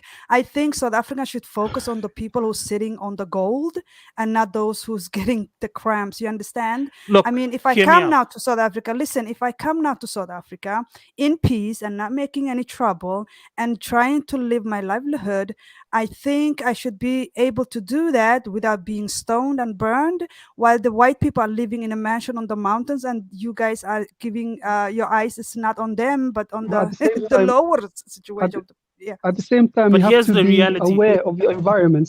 You have to be aware of your environment. You can't just You go can't somewhere tell blindly. me about my environment. You can't tell me about my environment. Yeah, You hello. can't do that. No, but you can't tell me about what my environment is. Here's the reality. Why do so many of you feel so entitled to South Africa? It comes across in that way. Look, the Who said reality we is were this. entitled? Well, hold on. The reality is this. In many African countries, look, many people are going to come in. Some of them are going to be criminals, bad apples. Some of them are going to compete with locals for scarce resources, especially the poor. That's going to cause a lot of problems. It's going to cause a lot of fighting, so on and so forth. Look, I'll admit it's wrong to kill people, but whether I like it or not, South Africa is a violent society. People do fight for justice. It's the history that we come from. It's a reality. So now, when you come into South Africa, right, especially if you're poor, 9 out of 10 times you're going to live in a violent neighborhood. People there die all the time. People being shot, stabbed. You're an easier target. Even if, like, for me, where I come from, right, the areas that I lived in before I moved to the suburbs as a little kid was Alexandra Township and Soweto. Many of those places had high crime rates. People being stabbed, shot with AK-47s over useless things. There was a lot of unnecessary violence. So when you move to some of these communities, you put yourself right in the middle of that. You don't speak the language and you don't understand the culture. That also makes you a target. And on top of that, competing with poor locals for scarce resources adds to that.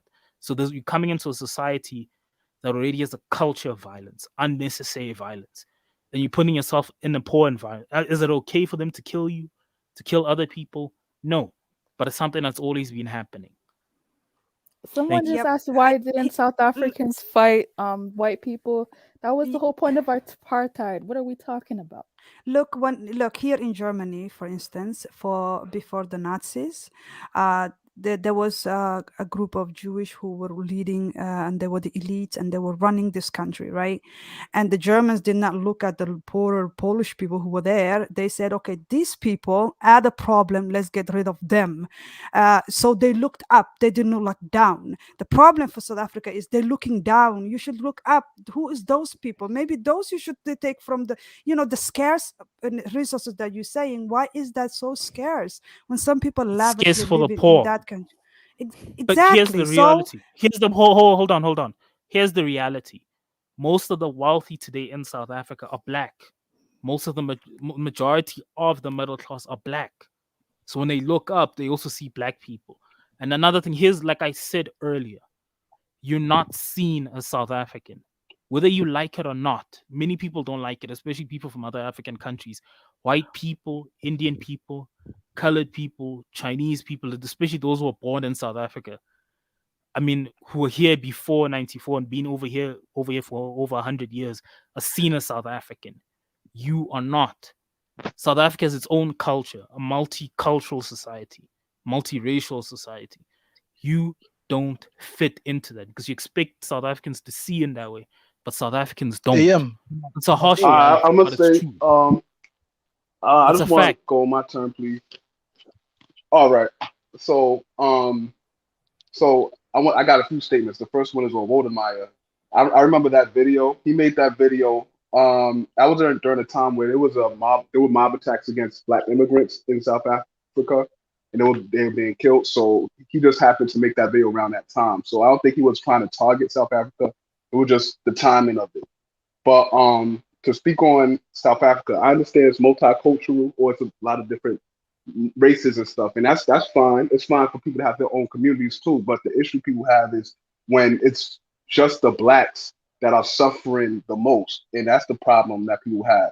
I know that there may be some black middle class people, there may be rich black people in South Africa, but even according to statistics, and I brought the statistics, I have it from the South African census, the income inequality is extreme in South Africa. And I'm gonna share it on my screen. So yeah, I'm gonna share it right now.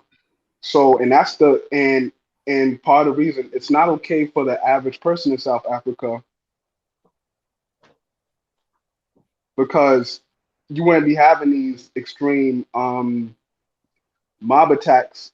People are feeling desperate. That's why they're doing it. At the end of the day, regardless of who they're doing it to, it's because they're feeling desperate. I got this chart from the South African census, and this is the breakdown of the income. This is in 2011. We're in 2021, so it's been 10 years, but these are the latest stats I could find. And the black South Africans in general are making 60,000 rand. The coloreds are making 112,000, so almost double. The Asians are making 250,000, and the whites are making 365,000. So I don't have the stats on the land or the wealth, but in terms of income, there's extreme income inequality going on. So of course, if a lot of people are feeling like, oh, I'm destitute, why? They don't. When you're at a point where you feel like you're at your bottom, you feel like you have nothing. You don't care what the consequences are going to be for other people. You're just going to lash out, and whoever you feel like you're going to lash out. So I think the main issue is that it is, even though I'm not to say that all African nations and all where we live, we have problems. Even in America, we have problems. So that's not to say South Africa is unique, but I think it is an But issue. I disagree And with wait, that. hold on. Let I me disagree with that as can I well. add to this? Yes, you can go. Okay, ahead. go ahead, yeah. No, Look, I I was just about disagree to. because it goes. No, go No, ahead. sorry, go ahead. Sorry. No, Oh no, you what I go was ahead. gonna say, right, is a lot of people are coming here giving statistics and facts. Were you guys in the beginning of the live stream when we just said that there are more Black South Africans? So obviously, if we're talking about poverty, there's going to be more Black people that are in poverty. They're more of the population. And then you guys are acting as if the situation in South Africa hasn't improved. Like, you guys are talking about things that happened like 10, 15 years ago. You guys are not looking at the fact that for the average Black South African of today, the situation is slowly and slowly improving. It's gonna get there. But the thing is, that wasn't that's per That's capita. 100% true. That's not. Progress There'll is be Yeah, more but that's impoverished people, percentages. but Yeah, but per hold on, average hold on, person, Guardian. That's All right, it's an go ahead. issue. percentage. That's percentage. Black people are the majority. Most black people are gonna be poor. But here's the reality: most black people, majority of black people, or the black millionaires of the millions in South Africa are black. Majority of the middle class are black. That's the thing. Like There'll you're be taking more, something like but per sure, capita, on yeah, per average, you pick capita an means average black nothing. person. On Let me average, let they're me gonna give you an make less than the example. average white person. Yeah, but A hold lot on. less. Let me give you an example. No. Here's you go into a suburb today in Johannesburg, in Pretoria. Majority of the people are black, from middle income going all the way up into the elite suburbs. It's a reality. Things have changed, like where I come from here in Johannesburg. That's what I see. So, like you taking But they something wouldn't. They of wouldn't a be going percentage. through these riots if it was so perfect. If it Yeah, was so I'm not denying. equal, there wouldn't be a I big. don't think It's a I big never problem said it's over there. I think perfect. yeah, he's somebody has to questioning speak it's for the No, poor hold on, people over Guardian, there. okay. You know, Guardian. I'm not denying that there are a lot of poor people. I'm not denying that there's a lot of unemployment. But that's due to some of the bad economic choices that the government has made, especially in the past 10 years. That's a reality. Why I they think attack it's more foreigners? because Look, of. hold on. No, it's got nothing to do with white people. It's got nothing to do with white people. It has nothing to do with white people. Some of the bad economic choices that the current government has made, especially during the Jacob Zuma years. And right now, it hasn't really been coming together like it should have. That's the reality. You guys are saying, oh no, look at the whites. But the reality is, when they look at the whites, they also see black people who are also thriving. When they go into suburbs, they see blacks, they see many black people. Sometimes the whole suburb, it's not even an 80%, it's 100% black. That's not The I thing is, suppose. just Can I because so can I few Wait, black wait, people one doing second, good one doesn't mean second, it's it's one good not for a second. few. everybody. Even Whoa, in whoa, slavery whoa, in It's whoa. America, not you had the rich few. black people Yeah, in but it's not America the few. during Is that same every white time. person in America rich? No, No. but they're a lot more well off than the average But black person. Yeah, but no. Even most majority poor white ones. You're hold just Americans on. are making rich? assumptions. You're But making Black assumptions of a America are country you most don't know. poorer than white Americans. Can I That's can the I difference. please Wait, wait, can I wait, one Yeah, please second, but one second. Wait, go wait, ahead. wait, wait, wait, wait, wait. Can I, I think, wait, hold on. There are South Africans on the panel. Can we like let them speak as well? Because Yeah, some let people Radi speak. here are not even speaking from a. I know some of you guys have never spoken to South Africans. This must be your first time. But what I'm Yes, it saying is is a what Josie Gold is saying, right? Is SA is not perfect, but it's changing. It's getting better. Can I people not agree that it's getting better? I just have to answer Josie's before the comment he made. Josie, Wait. Kweesi's on the panel and he's actually using data from Africa, so I know he's paying for it. So he wants to make a statement and then you can go all right, after. all right, all right. Yeah, Yeah, Kwesi yeah. can. Thanks for having me on this live show. Yeah, I've been waiting. I've been very patient. I wanted to ask Josie Gold a few questions because he was saying that the whites in South Africa are sort of cut off from their European roots, so their British roots, their English roots, their Dutch roots, and I think it was Dr. R was asking Josie Gold, well, the Afrikaans language does have the broken Dutch, German, and other language mixed in.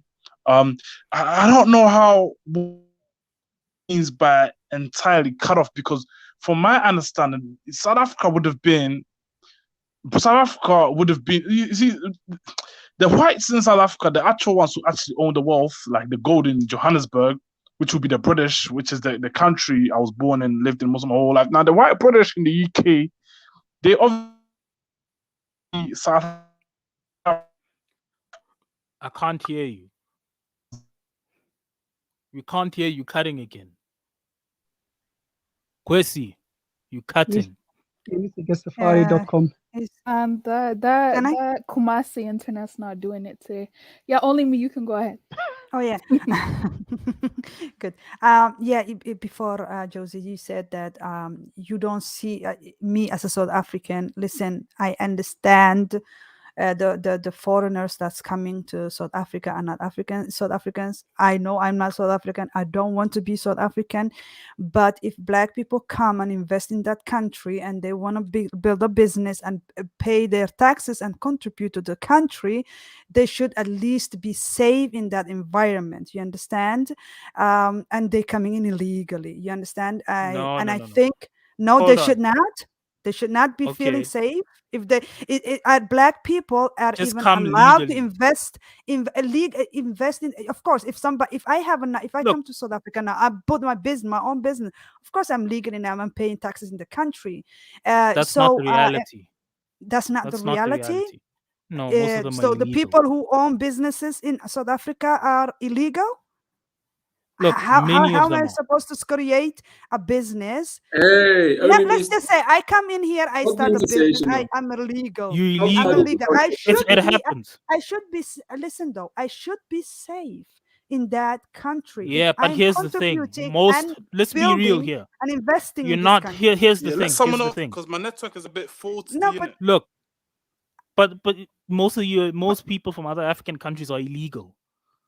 That's just a fact. Most, but not all though. The Yeah, people who like, get attacked. let's say 90-something Listen percent. though, no. The 90-something people who percent. get attacked, the people who get attacked, who have businesses and their businesses be burned down, these people are not illegal. These people have illegal. paying taxes. They are paying. No, they're not. The government are not the one. They are burning. not The paying people taxes. Are the one. They're not paying taxes. Look, lady, they're not paying taxes. Listen though, yes, they're not they paying are. taxes. I live Yes, here. I cannot not. have a shop without paying taxes. The problem here in is South Africa you can. South Africans are having their eye in the wrong direction. To be honest, if I'm a Black person, I want to come and invest. And if I want to invest in this country, let's calm down. If I want to invest in the country and I should be able to live in peace. But you know who's living peacefully and in their nice shiny houses? The people who was occupying the country. The white people are doing that. Yeah, I think but that's the thing. South I keep Africa, telling you over and over again. That's it doesn't even matter. Wait, 1 second, sister. That's not the case anymore. That's not the case. You can't throw around false information. Most of the business that you're talking about that are targeted and burned and attacked are informal business. Someone owning a little shop somewhere in South Africa is not a big deal. Those are informal businesses. Most of those people are in the country illegally. Most foreign nationals are in the country illegally. Are there some foreign nationals who are operating business illegally? Sure they are. But most of them, like 90-something% of them, are illegal with no papers. And on the yeah. Can I add to that? Yeah, African millennial. Can you guys hear me now? Yeah, I'm gonna make my point quickly and come off. And yeah, what I was basically trying to say is that I agree with a lot of things Dr. R was saying in regards to, I didn't quite understand when Joseph Gold was saying the whites over there don't have any contact with, say, Britain or Holland, didn't it? And me, born and bred in the UK, whites in the UK had a lot of contact with South Africa before 1994, and they still do. It was actually the British that funded whatever regime they had over there before 1994. The British put in a lot of money. In fact, half of the whites in South Africa left after 1994. A lot of them moved back to the UK. We saw them move back, and they were saying they had moved to South Africa in the 70s or 80s, or even the 60s, and they've moved back after 1994. And the whole concept of notion of, the people over there seeing whites as South African, but seeing other Africans as foreign. Yeah, other Africans are foreign. That is very true. But the fact that they see whites as South African, well, we have to break it down. What is a South African? Are they looking at it from a constitutional point of view, or from a like a tribal or native point of view? I think the whites sort of like moved in there with their military. There was the Zulu Wars in Southern Africa, and the British in particular, wanted to get their hands on the gold, and they in fact took there was a war between the British and the Dutch called the Boer Wars, in which the British obviously won. They were the world's superpower and the world's most powerful naval power to this day. So the British were in fact funding the regime. They were, a lot of money that was needed to make South Africa what it is, whatever white superiority system they had there, was the British made sure, that system was put in place. And the fact that the people over there see whites as South African, but other Africans as foreigners is a bit confusing, isn't it? Simply because a lot of whites arrived in South Africa in the 70s, 80s, 90s. This was a time when they literally had them under oppression. And again, you That's have to be bullshit. careful. Let me finish. You have to be no. I know this because a lot of whites I schooled with here in the UK moved to South Africa in the 80s and 90s and moved back after 1994. And what a lot of people don't realize is that Britain Britain paved the way for apartheid. It's not the Dutch; it was the British that funded the regime. They helped the Dutch whoever they helped execute it. In terms of the locals, they're not seeing whites as foreigners. I think it's more to do with the fact that you have to sometimes be careful when it comes to dealing with people who've been oppressed for so long. You feel me? And I think they over there have a fear of whites. They must have a fear of whites. I mean, the regime of the built nuclear weapons. So obviously they knew what time it is. Did you have a question? I think it's a Stockholm syndrome going on. No. No. Let me finish. Look, The regime. the reality is this. No, but like let him you're finish, talking absolute shit. But this guy is talking nonsense. But still, let him finish. Okay. Where did you get this information, Quincy? I'm just curious. Look, no. It's not. It was America that supported apartheid. No. Listen, it's not about where I got this information. Everybody knows Britain paved the way for apartheid in South Africa. Everybody knows. Now, what the lady is trying to say is that why is there an attack more on the Africans who are chasing the crumbs and not on the whites who actually own a lot of the wealth? I'm not saying all the wealth. And I think a lot of people have to understand that, look, they fear white people. So they're not going to attack them. It's as simple Kwesi, there was a video. You're right about that. Kwesi, there was a video of whites attacking blacks on the motorway. Can you believe that? Let's just face it. This is let me know. I need to unleash on Kwesi. Listen though. I'm about to unleash on Kwesi now. Fuck no. Look, lady, I'm talking. Look, Kwesi's talking absolute nonsense. Everything he said is bullshit. This whole thing the reality is this. White South Africans are seen as South African. That's just the reality. This whole connection, blah, blah, blah. No. The people that aided apartheid South Africa is America. They're the ones who are backing them militarily and so on. And they were also funding them, the apartheid government, and helping them destabilize other parts of Africa. That's the truth. Will they work with them? Yes, they worked with everybody, but their main partner was the US of A. That's just the reality. White South Africans are seen as South African. Most of them don't have a connection. And when you talk about 60s, 70s, they've been white people who've immigrated here over the years. That's a reality, but most of them are not that. Most of them just have a South African citizenship. That's just the reality on the ground. Will you find some that do have like a British or maybe Italian? Sure. But those are very few. Most of them are just South African. We live here. We know these things. You can't just sit somewhere in your own country and just make up stuff that isn't true. Where do you get the stuff from?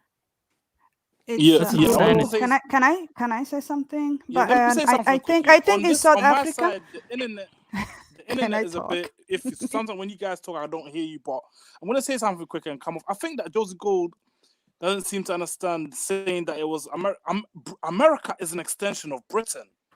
America was founded by Britain.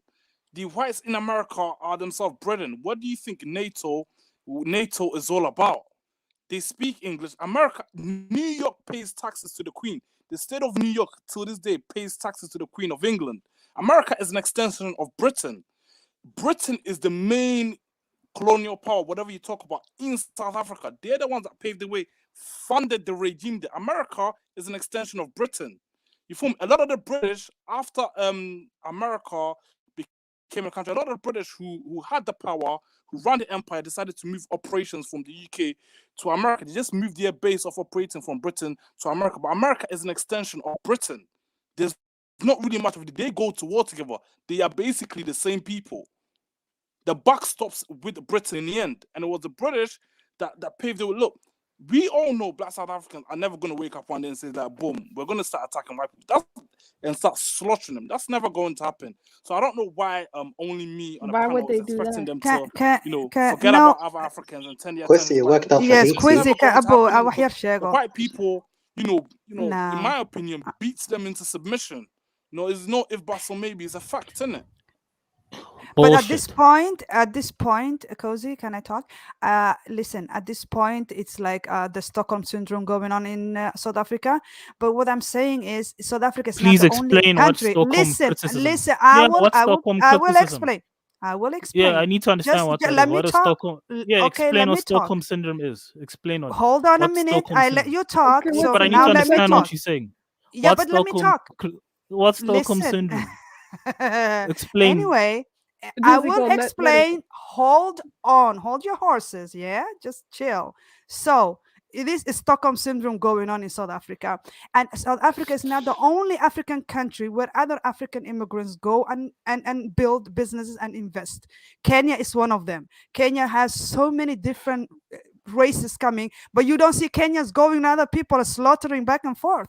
It's I think it's some sort of uh, uh, um, this as I said, is this what they have, a Stockholm syndrome, because I think everybody knows what Stockholm syndrome means. You are like you feel No, sorry I for don't. your capture.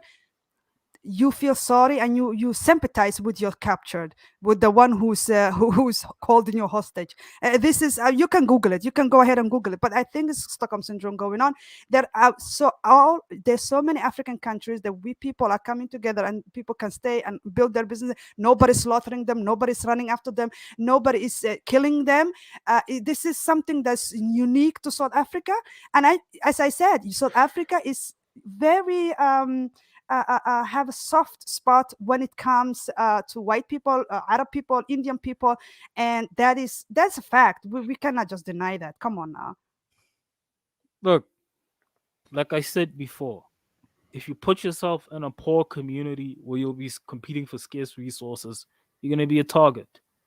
That's just the reality. This whole Stockholm syndrome of like what most black people are somehow fear white people, that's bullshit. That's not true. Where you can't, you just made up an assumption of a country you know nothing But Josie, about. go, you got some Wait. Africans. One second. We have Raddy as well, who's been waiting for a long Yes. time. He's also a South African. Yeah, you Yes. can go ahead.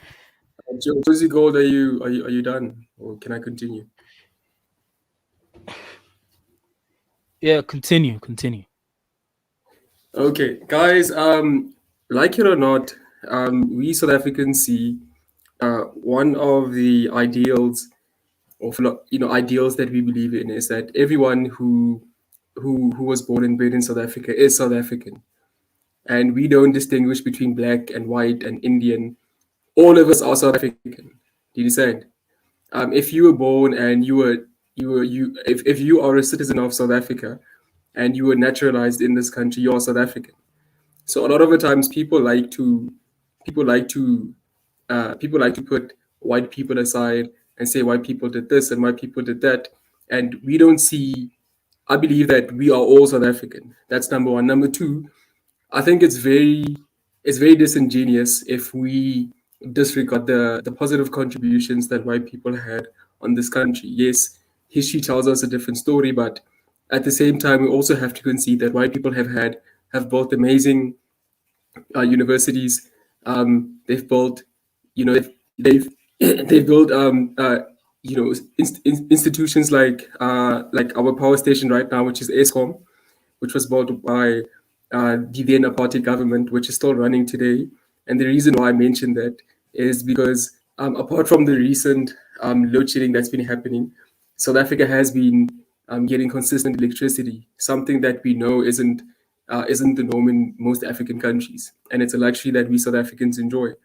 And there are also a lot of things that we South Africans enjoy as a result of these white South Africans. So that's why we regard these people as our own people. You said, and also I don't know why, but people love sensationalizing and just sensationalizing South Africa, saying that we are here killing Somalians and we're here doing all types of stuff without really getting to the crux, of the matter, and really going deep and trying to figure out what the reason behind it is. And I'm glad Josie Gold is here to break everything down. And also it's just so weird and so disrespectful when somebody speaks about your country as if they're there with you, and it's, when somebody reads something off the media and speaks it to you with such a conviction as if it's fact.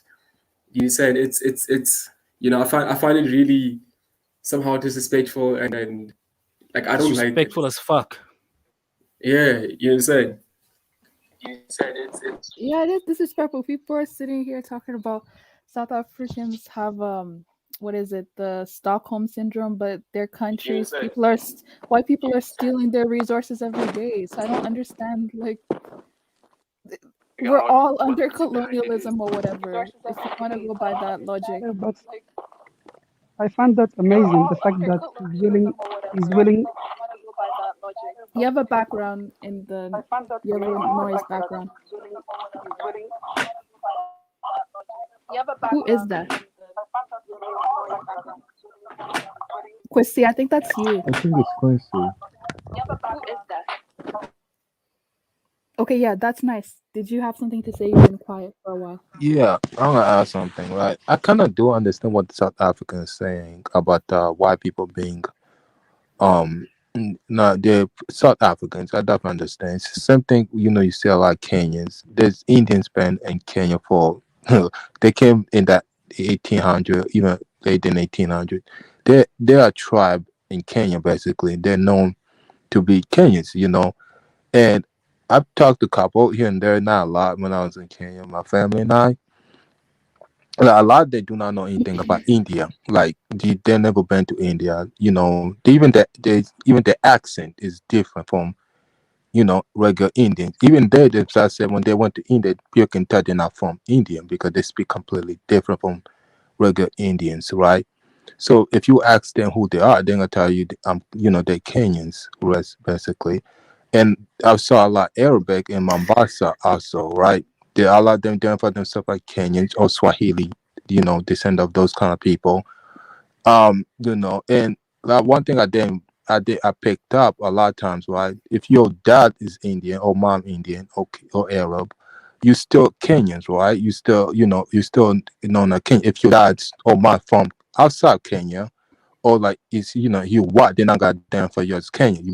They're not gonna claim you. Mr. Nice, can I interject, my brother? Yeah, go ahead. Mr. Nice, would India do the same for Africans? Make African as a tribe in India or a group? Oh no, I don't think so. It was never gonna happen. Because Mr. Nice, we had Indians back in the day in Somalia, and we had Italians, and we had certain tribes that are not ethnic Somalis or whom are not Cushitic. Even to this day, we wouldn't class them as citizens or ethnic Somalis, if you know what I mean. But I think it's kind of embarrassing because in India, there's no way they would class. Oh yeah, I know. No, but Mr. Nice, there's about 20,000 Somalis living in India. If I were to ask the Indian government, could you class the Somalis as an Indian tribe? They'll say no bloody way because you're not indigenous. But why is that the case for Africa? This goes for all countries in Africa. Why is that the case? No, don't get me wrong. I understand where you're coming from, right? But you gotta understand, right? If I were to go to Greece and ask the same thing, they would say the same thing. No, you're not a Greek. Right. No, I'm not saying I disagree with you. But I do understand where they're coming from, right?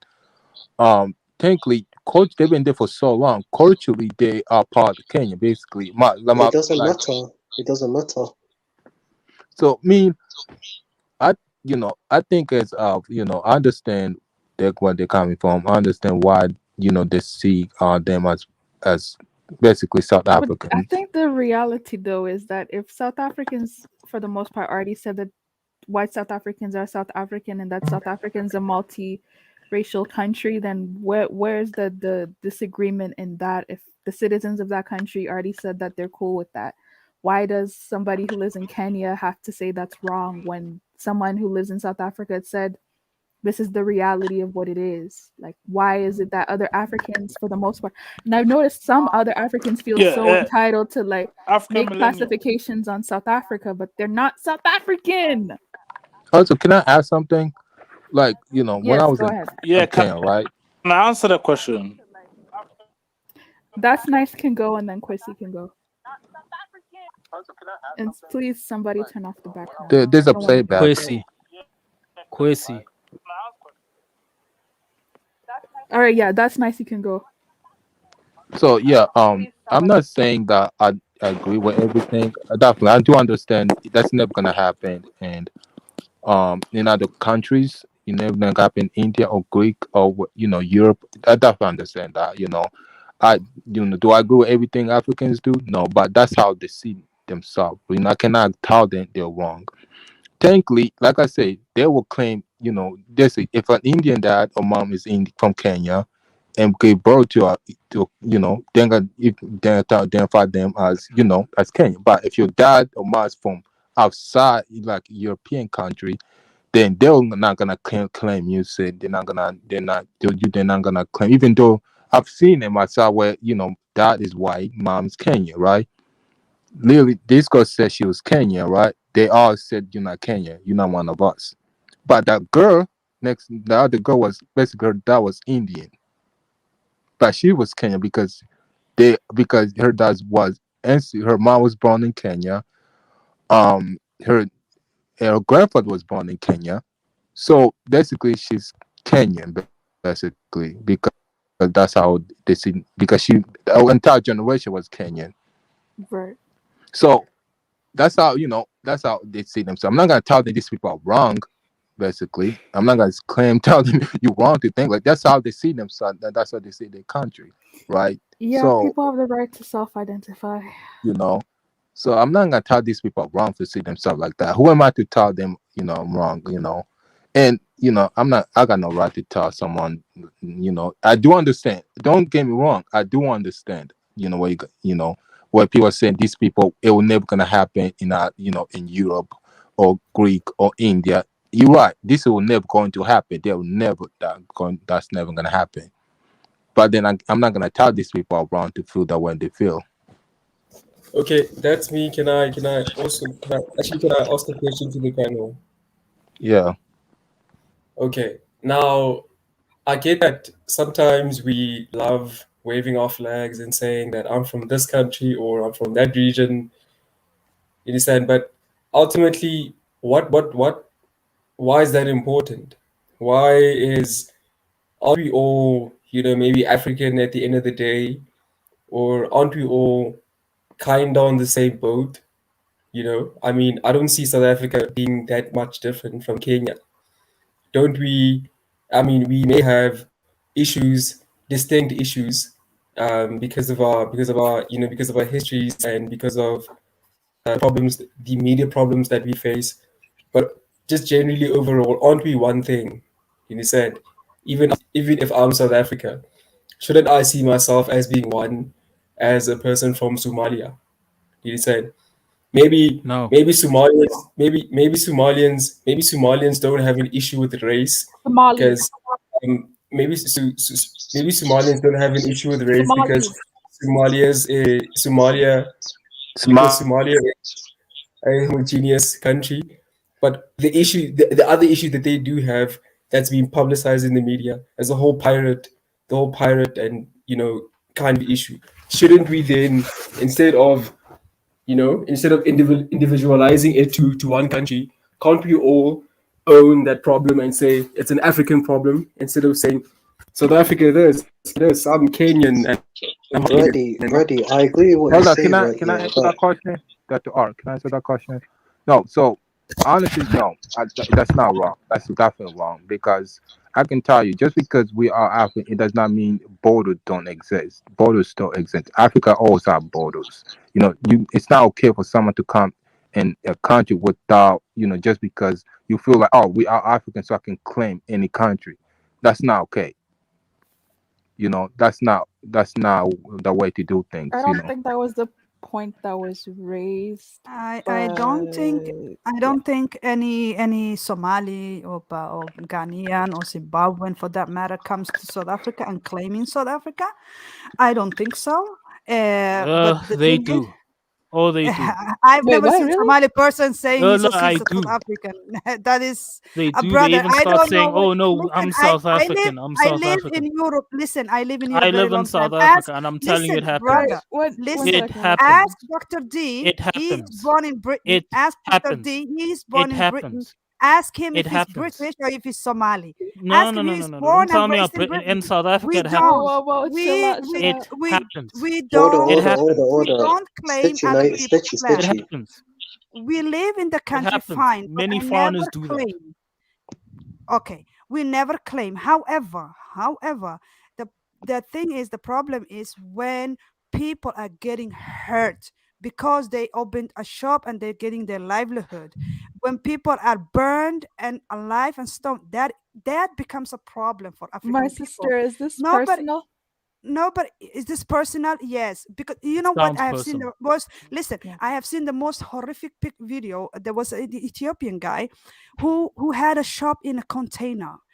They locked him in and burned him alive in that container. That made me really angry. That was so sad.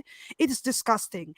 That is the problem. I'm not saying people should come to your country and claim your country. Never. I don't claim here in Europe. I don't think this boy who was born in Britain, he's claiming British. He is a Somali. We don't claim other people's land. But if we come and want to live in peace and just do our thing, I don't think we should be stoned and burned alive. That's just what I'm saying. Only Look, me. Can I I? Can I? agree with Okay, the No. well, killing. Can I hold on? here's Hold Hold on. on. here's I need to something. respond to it. I have to respond to it. Look, I agree with the whole killing part. Sure, no one should be killed. Yeah, that's wrong. I agree Yeah. with that. But everything Can I else, say no. something? No, Yeah, let she's him right. finish. Let him finish. Can I say something? She's right. Wait, Somali do not. wait. Okay. Can people just finish before people ask? Can I respond? It would just be great if that could happen. That's nice. You can go ahead. Oh, I thought she was finished, so that's why I. But okay, yeah. She's right. Somalis really do not claim other people or claim other people's land. The only Somali I ever seen claim any other people is Kenyan Somali. That's the only Somali I ever saw. But when I was in Kenya, right? Somali from Somalia do not claim Kenya at all. Don't claim it at all. I've heard it, and the only Somali that claim Kenya was Somali Kenyans.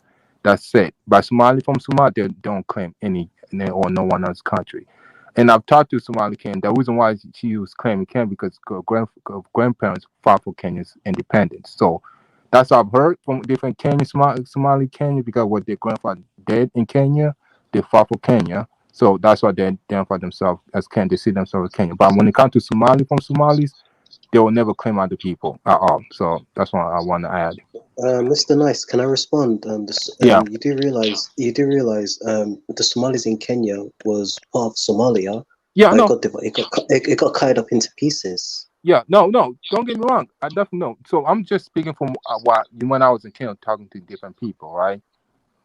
No, I definitely. But Mr. Nice, I just want to add something. In the UK. I live in the UK. Yeah. Not all Somalis are from Somalia because you're gonna find Somalis from different parts of Somalia. Oh yeah, no. Then you're gonna find Somalis from Djibouti, Ethiopia, and Kenya. And I've met and spoke to the three of those people. Well, guess what? All of them got in common. None of them are going to tell you. Let me finish. None of them are going to tell you I'm Djiboutian, Ethiopian, or Kenyan. They're going to all tell you I'm Somali. Can you believe that? Okay. Yeah, no. That's what I'm saying. Yes, I'm not saying. So you got me wrong, right? Because Mr. Nice, if you speak to, let's say, if you were to speak to let me think, someone who's a Khan and who's from Ivory Coast, what is he going to tell you? Ivory Coast or Khan? He's going to tell you Ivorian. But with a Somali who comes from those countries, you'd think, I'm from Kenya. That's the R. But he's going to tell you I'm Somali. Okay. That's the R. Wait, one second. Actually, fine. That's nice. I'll let you respond, and then we'll have Quissy, and then we'll have Forever Erica. We also want the other people on the panel who haven't said stuff to speak. So yeah, that's nice, Quissy, and then for Erica. Cool. No, so you must understand what I'm saying, right? I'm not saying these people don't claim to be Somali. I've talked to them. I understand. Been in Kenya, I talked to a couple of Somali. But I'm saying they claim Kenya because that's where that's the only place they've ever been. They never been to Somali but they do claim Somali. They know I'm Somali.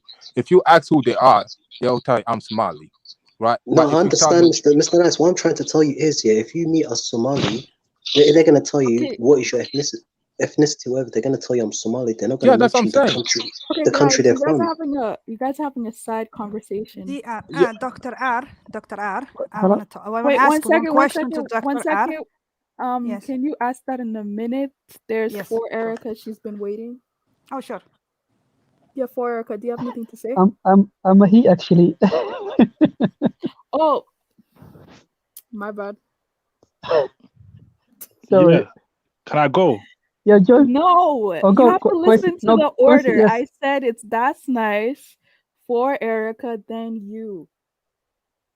You said that's nice and Quissy. Go on, Quincy. Oh, go on. I'm listening. Go on. No, I was just saying, I mean, we do appreciate, I appreciate Africa and South Africa is developing, is going through a lot of changes. But I also understand what the sister was saying. It's just the fear that if you're an African from different parts of Africa wanting to set up a business in South Africa, then you become a target. And all that is going to be played across the world. You know, in the person's native country is going to be shown on the news, and it's going to give South Africa a bad image. But at the same time, like African Millennial was saying, we appreciate that South Africa is going through a lot of changes in terms of economic development. We appreciate that, but it's just, well, you know, every time you hear about, you know, this person, foreign person has been attacked, we just like to know what's been done about it. You know, are those people being apprehended? Are they being punished, or are they just, you know, just disappearing into the population?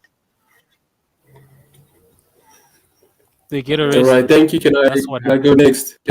They get arrested. Yeah, hold on. Let me just say, those people get arrested. That's what happens to them, and they sentence, and they go to prison. That's what happens. So the brother, And the the whole thing of the Ethiopian who was burned in the container, were they arrested? Those people? yes, most people from xenophobic attacks are arrested and sent to prison, killing people. You get life. That's what happens all the time. Oh, We we have don't hear laws about here. the after stories, to be Yeah, honest. but it happens. Yeah, and another thing, look, many of the businesses that foreigners own in South Africa, especially foreigners from other African countries and Asians, are illegal. Asians are also targeted in xenophobic attacks. It's not just Africans. Asians as well as have also Yeah, been like the targeted. Pakistanis, right? And yeah, the Pakistanis, even some of the Yeah. Chinese have been hit.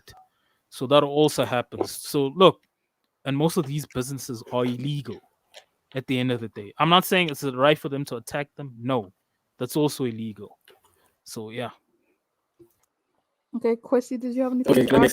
Yeah, I wanted to say that look, I am not a South African in it, so you know I do understand that some of what I said can be challenged, but one thing that I do stand by is the British involvement in South Africa. That's something I know to be a fact. I think the other big mistake a lot of African countries made was supporting the ANC. What the African countries like Nigeria should have done when apartheid was going on was wash their hands away and not get involved. Nigeria was actually giving them money for free. Their leadership money with them, their leadership then used to build schools and clinic in the township, whatever. Nigeria should have never given them money because they didn't That's give them bullshit. like money. No, wait. They No, didn't but give that's them bullshit. money. No. Let me You're finish. talking shit. No, Let me you're talking finish. Let me shit. finish. There was no Let me money finish. that the ANC Let built with me money that they finish. got from them. There's a reason why Zambia and Yeah, but it's Tanzania. bullshit. No, the Zambia and Tanzania shares the same anthem as these guys simply because they basically got involved. And I think a lot of African countries, when whatever was happening in South Africa before 1994, a lot of African countries should have looked the other way and just allowed them to go through all by themselves, which they pretty much did go through all by themselves. But we shouldn't have given their leadership the exile and the money they needed to do whatever they had to do. We should have pretty much left them on their own. The reason why I'm saying is because now they've categorized other Africans as complete foreigners. I'm not saying they can't kick other Africans out. Obviously, other Africans are complete foreign, But they're treating the whites. They're not attacking the white. They're only attacking the Africans. They should be attacking all foreigners. We know whites are foreigners. We don't need to tell them. They know. We know. Forget about what's on a piece of paper as citizenship. We all know whites are foreigners. Indians are foreigners. Africans are foreigners. It should have been across against all foreigners, not just selecting one group and say you're a foreigner. Blah blah blah. You're gonna get it. Quincy, Another thing I is just that told you I other stand by foreigners what were I said. targeted. No, but you're talking bullshit. A lot of the stuff you're saying isn't true. Yeah, let me finish. There's no money there. Hold on. One thing I agree with you is this. They shouldn't have given the ANC money because the ANC did nothing with that money. They spent it. There were no schools that they built here in South Africa during apartheid. That's bullshit. Everything you're saying is nonsense. And I told you earlier that the many Asian communities that were also hit by xenophobic attacks. It wasn't just Africans. Stop talking nonsense. Yeah, anyway, yeah, I do know Indians were attacked. In fact, 5 months ago, Indians were again attacked again. These things do happen. But again, I think that a lot of African countries shouldn't have got involved with the ANC, giving them money, giving the PAC. But that should have never happened. The exile to the leaderships, that again should have never happened. A lot of Nigerian civil servants, African millennial, the funny thing, a lot of Nigerian civil servants, like nurses and whatever, had their pay cuts. So instead of paying them, I don't know, 100 naira. Are you speaking about apartheid? Yeah. Let me tell you the full story. A lot of Nigerian civil servants had their paid cuts because the Nigerian government was giving it to their leadership, the ANC, to do whatever they had to do. This was a big mistake that Nigeria. We all know this. No, really, we all know. But these are the same Nigerians they're killing, though. Quincy, that's not the same. What have white? No. Just because Nigeria donated money to ANC, Nigerians have to put this over like everyone else's head. But the money donation doesn't equate to what the South Africans on ground did, though. Like what they actually had to put their lives on the line for. But what have whites ever done for them? They've built the most successful country in Africa. Yeah, they mainly built it for themselves. But again, yeah, okay. I guess you can ask them that question. What have the whites done for them? Look, crab in the back at mentality. Yeah, you're starting to cut again. You're starting to cut again. Look, can I respond to them? I need to respond to because look, when you're cutting, mute this guy. He's cutting. We can't hear him anymore. Let me talk about. Look, for me, I'm not gonna mince it. Like white people did contribute, even though it wasn't for the benefit of black people, and that's the reality. Even though they were not building for black people, because for me personally, since '94, most of the infrastructure where I live here in Johannesburg has been built by the black government. Many of the services of many people that we didn't have, we have today. Like I said, there was no road infrastructure in predominantly black neighborhoods. We had to build all of that for ourselves. We had to get clean water for ourselves and our own people. Those things white people didn't do. But we can't say that white people didn't contribute. They did, even though it was for them. I respect that. But for me, black South African government and black people, they're the ones that contributed to what the country is today. In terms of infrastructure, in terms of basic services for the people, in terms of educating the people. For me, that's the black government that did that for its own people. So, look, white people are seen as South African, whether you like it or not. That's a reality. Should the other countries have given the ANC money? No, I don't think they should have. Because at the end of the day, I don't see what they did with that money. So none of that money was funneled to South Africa. So I agree with Kwesi on that. They shouldn't have given I wanted to say something that Dr. R was saying something. No, wait. Dr. R was saying something in regards to will Indians in India classify Africans as a 34th tribe, or would they classify them as Indians? The answer is a big no. Living in the UK. Hold on. No, I need to respond to you because there's something that's going around. Hold on. Here's the reality what South Africa is. If we were to go back, let's say to the 1600s or 1500s, before we met white people, so that I would have been just a Xhosa person. Radi would have been just a Tswana person. That's reality. These would have all been different nations. So South Africa, unfortunately, whether I like it or not. That's how it was created by the British.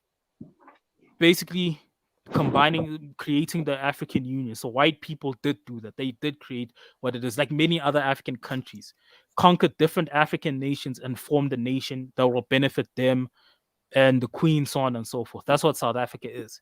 But over time, many of those white people settled. Over time, they created their own culture.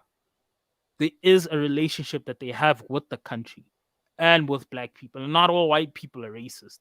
Like you're trying to make it seem like it's all no, black people and white people are fighting each other all the time. Can I say something? No, No, I think only Sister African Millennial can tell me to not say anything. no, but Kwesi was talking. I was Wait, responding to him. No, yeah, let Kwesi finish. Kwesi can finish, and then only me can go ahead. Sure. Only me going. I'll come after only me. Okay. No, okay, thank you, brother. No, you know what? I have seen another life like this. There was a lot of South Africans also, and what I've noticed was the discussion that was going on. A lot of South Africans were saying I think South Africans are not secure enough to part away with white people, because I have noticed a lot was saying we cannot be without white people. We will end up like Zimbabwe.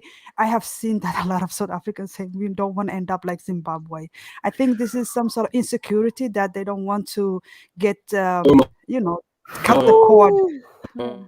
I have heard that. I'm not even joking. I've Now seen she's a bringing video the heat. where really, she's bringing the heat. I can look up that video, and the brother was No, saying, please look it up. I want to we see it. do not want I to want get to rid see of them it. because we don't want to end up like No, that's not what they said. They're talking about the land. Can I tell you? Yeah, go ahead. Can I tell you what I heard about Somalia? If you're gonna take it that far, but the point I'm coming to is, you guys are. I mean, we're afraid of parting with white people. You're cutting. Radhi, you're cutting. You're cutting. Your cutting? mic, something's not right. Fix it. Yeah. Am I cutting? Something's not right. Yeah, Yeah. like speak slowly or something. Fix that, and we're gonna take a break because I think that this panel is getting. Can you guys hear me so we're now? just gonna take a break. Yeah, we can hear you. Go ahead. Bring the fire. Go ahead. Go ahead, Rosti. Yes. Listen, only me. Yes. I can't hear. Is it just me? Right, you're not bringing any fire. I'm You're sure cutting. you heard a lot about Somali people. I'm not gonna even deny it. Can I be straight with you? Just come back. What is it, lady? Only me. No, don't be straight. Only No, me. no, I don't be don't hear straight. it. Yes. No, Only don't me. be straight. No, don't be straight. No, only me. Can I be straight Yes. with you? I'm No, gonna be don't 100% honest. Go ahead. Listen carefully. My whole life, I've never in my life thought about Somalia. You know how I knew about Somalians? Because all of them are here. Here, boy. All of them are here. I'm not saying all of them, but many of them are here. That's the only reason why I know Somalia exists. We just never thought about other people's countries. That's a reality. We don't discuss. Well, Josie Gold, that's for every country. No. Like, no. Yeah. Look, man, listen. But we're not in your we are country. better than you, so I'm guessing. No bullshit. That's what he means. We're not running away from our country. You better than us when you running away from your country. Fuck yeah, no. we have a reason to be, but that's not the case. We are talking about South Africa, and go on. We have a war. Yes, we know. Yes, we have a war. Yes, we know. That's but why we're you ran getting away over from it. your But country. But listen. 1 second. I'm gonna put them back on, but 1 second. Radhi, did you have anything to add to that? Oh, Tunaja is also on the panel. Oh, he's been very patient. So yeah, Radhi, if you have anything to add to that, you can go ahead, and then Tunaja, and then we'll add them back on. Dang. Can you guys hear me now? Am I still cutting? You're good. The things that I've heard from this lady about my own country, and how she chooses. Okay, wait, 1 second. It is cutting off a bit. Okay. Do you want to go out and come back in? Okay, yeah, let me do that. Yeah, go out and come back in. Go ahead and Then come back tonight in. again. And we're going to actually have a South African also explain Can I this go about. Niger goes? Yeah, you can go after Tunajo goes. 1 second. Let's play this real quick as a break. What's Okay. going on, people? So I wanted to come on here quickly and elucidate my position on a notion that is quite ubiquitous, especially within, Black spaces on the African continent, Black spaces on, various social media platforms. And that is on the identity of white people in South Africa. So I've spoken about this before, but I think it's important for me to make a separate video to specifically talk about the identity of, white people in South Africa. As I have previously stated, we cannot go back in time and change South Africa's demographic. It's not going to happen. If South Africa, or if Black South Africans in power were to wake up one morning and then kick out all white people in South Africa, whether they are of Dutch descent, whether they are of British descent, if Black South Africans were to wake up one morning to kick out white people in South Africa, then that means that all Black people in Europe, which the majority of the Black people in Europe are either from the African continent or they are from the Caribbean. So that means that countries in Europe would then have the right to kick out all Black people in Europe, send them back to the African continent, send them back to the Caribbean. Now, that's not going to happen. So there's no point. I truly don't understand the point of trying to deny white South Africans their identity. Okay, they have been living now. White South Africans currently are not my favorite people. I would admit that. Okay, but at the very end of the day, I am pro South African, so that will include white South Africans. I believe in building our nation as South Africa, and I will not discriminate against anybody in South Africa, whether on race, whether on tribe. I don't do that. I'm team South Africa through and through. Now, whether white South Africans are South African or not, that is not your business. Okay, that has got nothing to do with you. Leave that to us South Africans to figure out. You don't see us, as in South Africans, making this type of commentary about other people on the African continent or anywhere else for that matter. You don't see us, questioning the identity of anybody, whether on the African continent or outside. You don't see us doing that, but people do this type of shit to us all the time. And it's not just, on the identity of, white South Africans. It's a whole plethora of issues that other people feel entitled to chip in and chime in on, okay? Yet we don't do that to them. And then when things get to a boiling point, as they always do, xenophobia. Scream xenophobia. I mean, yes, we do have race issues in South Africa. We have race-based inequality in South Africa. We have skewed land ownership in South Africa, where about 30,000, white families own about 70% of, land in South Africa. Sure, all of that needs to be fixed, can be fixed, and will be fixed. But fighting your own countrymen and women, killing each other, genocides, civil wars, race wars, okay, when you are people from the same country and killing each other, that is a height of stupidity, and we don't do that here. I don't fight with other South Africans, neither do I promote the fighting of South Africans, because that is just stupidity. Okay, we cannot be fighting amongst ourselves. Okay, South Africa is the only country that we have. Okay, we don't have a spare South Africa. If that country gets fucked up, all of us are gonna get fucked up, whether you're Black, whether you're white, whether you're Indian, or whether you're colored. So I firmly believe.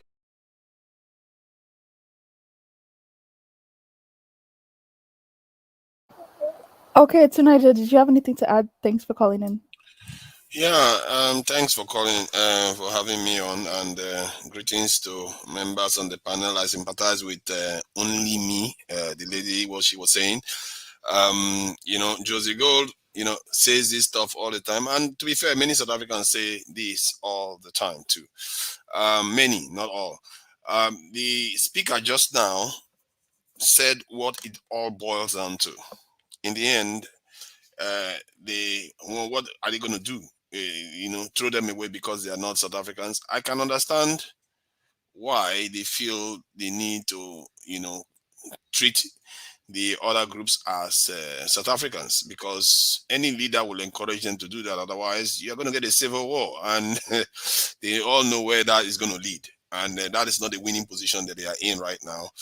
And if I was a South African leader sitting in South Africa, looking at the African continent and looking at the fellow white citizens and looking at the disparities and everything, even if I feel angry about that, I will still prefer to say that we are all one, because the alternative is Africa is not there to save you. The Africa is not going to save them. And it is true what Only Me said. I've also seen that video. where South African officials actually said, we don't want to invite them back. Do you want what's this in the happen in Zimbabwe to happen here? They say it all the time. If I'm not mistaken, a top official, that's not even if it wasn't this prime minister, even this their president that said it even. So they say it. It's not a hidden fact. I'm surprised Josie Gold is pretending as if they never said something like that. How can he not know that? And this is what bothers me about is this thing. What do you call it? Whether he's being facetious with the facts, because he must have heard these things from his leader. If he hasn't, then how much does he know about his country? Because I have seen it with my own eyes, and that lady is saying it too. So I understand that when these people are in their country, you can't turn on your people that live with you on a daily basis, because you don't even have a choice. They are afraid. They are literally afraid. They can't do anything. And the wealth, that guy in the video acknowledges that the wealth is controlled by a certain group of people that Josie Gold disputes. And that is the issue I have with Josie Gold. He has his own individual opinion. He has his own truths. Everybody have their own truth, but there are objective ones. And when you start disputing objective truths, which is the data, then what is the point of the discussion? There is no point. The objective truth is showing that these people control most of the resources in the country.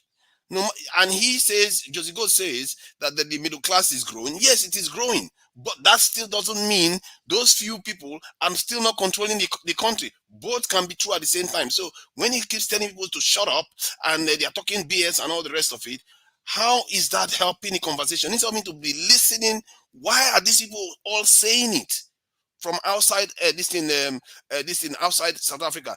And as people outside South Africa too, I also try to understand why South Africans feel that way. Because if I was a South African leader, like I said, I'm not going to just encourage them to just divide like that. Because who is going to fight that fight? Let's face it, who is going to fight that fight with them right now? The statement that leader made may be actually accurate when he said, do you want to invite them back? He knew who he was referring to.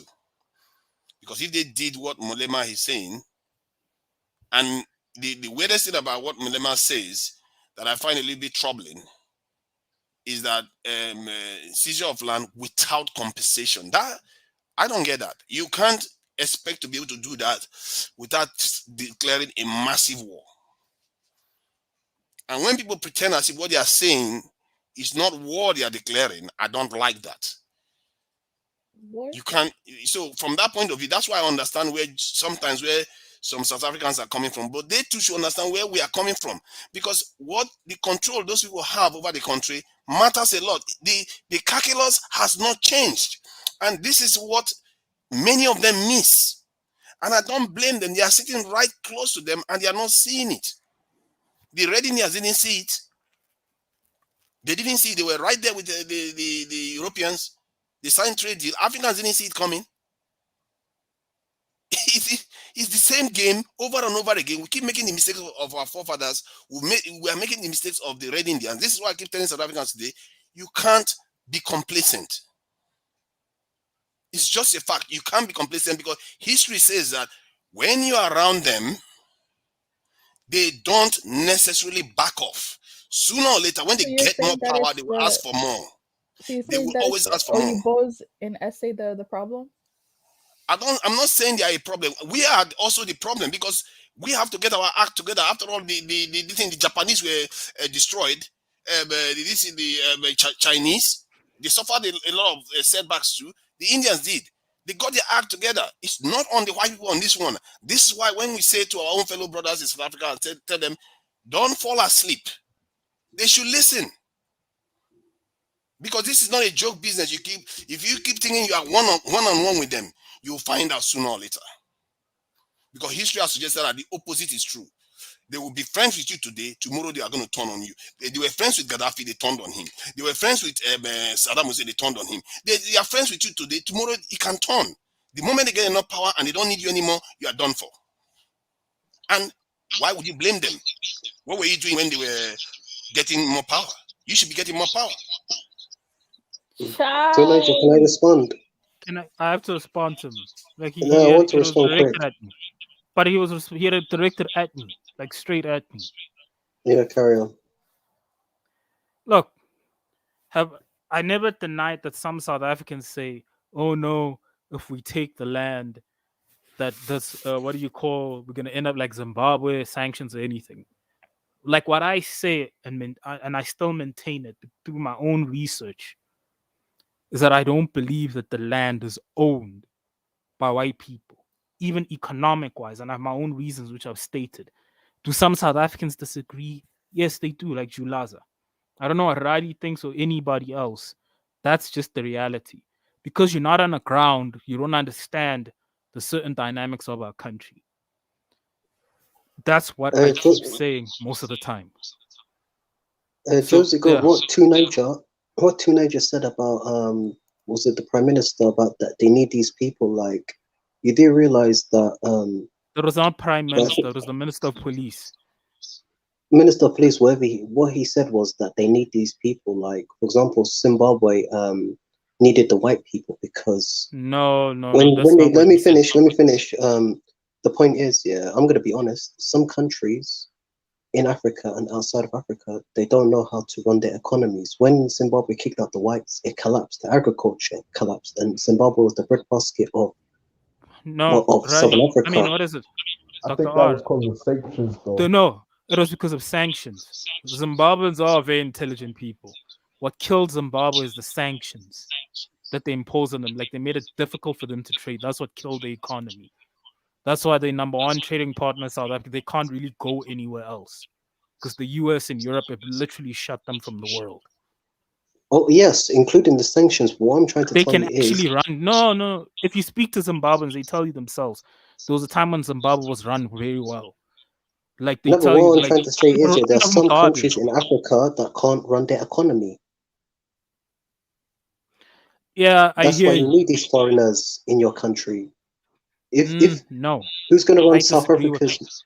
No, but let me ask you: if South Africa didn't have foreigners like the Indians or the whites or the Jews, if it was only black South Africans, you wouldn't have a 700 trillion something, and not trillion, 700 billion economy.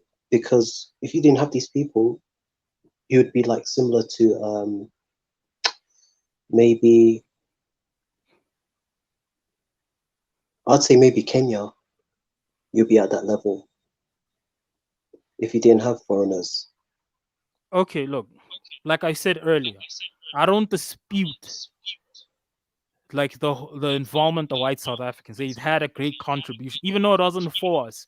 After '94, it did benefit us to a certain degree. But if you look at most of these companies, most of them are run by black people. Most of the economies run by black people, indirectly and directly. So if white people were to leave now, South Africa wouldn't go down. No, I disagree with you on that point.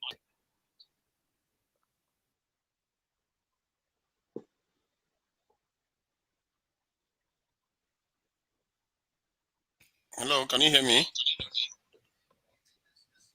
Yeah, Teenager, do you agree or disagree with what I said? I think where I pull back a bit from what you are saying is that African countries cannot run their countries. No, I said there are certain countries in Africa that can't run their economies. I'll give you an example. Why is it that Indians dominate Kenya, Uganda, Malawi, and the Lebanese? They dominate countries like, it's no secret that the Lebanese, they dominate Ivory Coast, Sierra Leone, Liberia. If you go to those countries. Because, see, the reason why this is happening is, one, they have a more robust power base in terms of resources and wealth. They have access. And some of all these people, they have more tight-knit approach to things. You can't necessarily, and besides, that is different from economy. That is different areas of economy where they dominate. And most of these people, they have a historical elite groups that moved into the continent. So when they move in, they're already elites, and then their children go on to become even more, middle class and upper class in the countries. Hence, why they control. Because when they moved in, we were weaker. Went into it, just 50, 60 years ago, Africa was a lot weaker than it is today, and you can see why their power grew with time within these economies.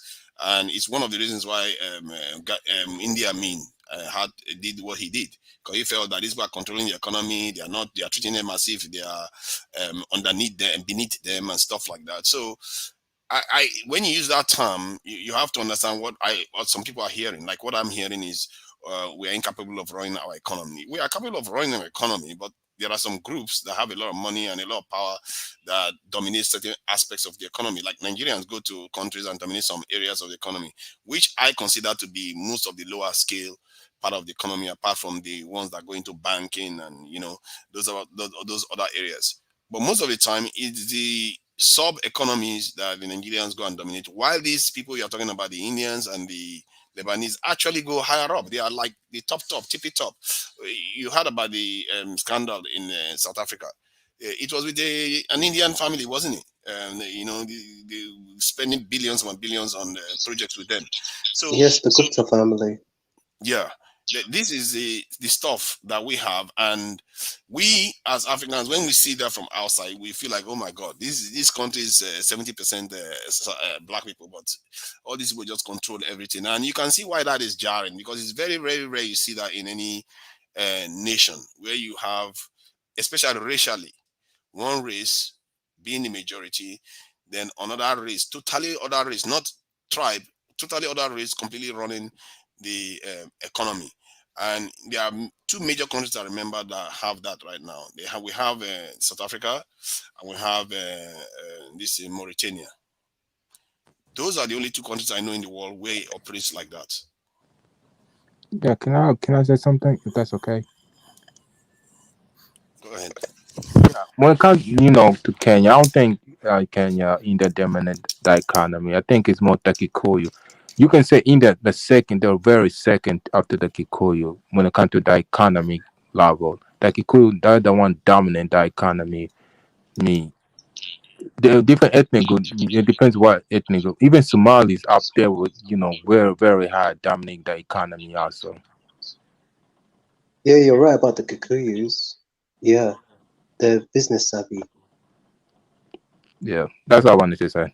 Does anyone know any other country where a totally different race runs the economy while the majority of the population are of a totally different race? Does anyone know that? It's hard to find. I can't think of one off my head. It's hard to find any other group that does that. And Mauritania, it was based on historical slavery that kept the majority of the population still under the control of the Arabs and maybe some Berbers. But in South Africa, it's a whole group of race coming from this apartheid stuff that remains in place. And this is why it is jarring. And South Africans need to start to understand why people find it jarring to see, because it's very rare and very unusual.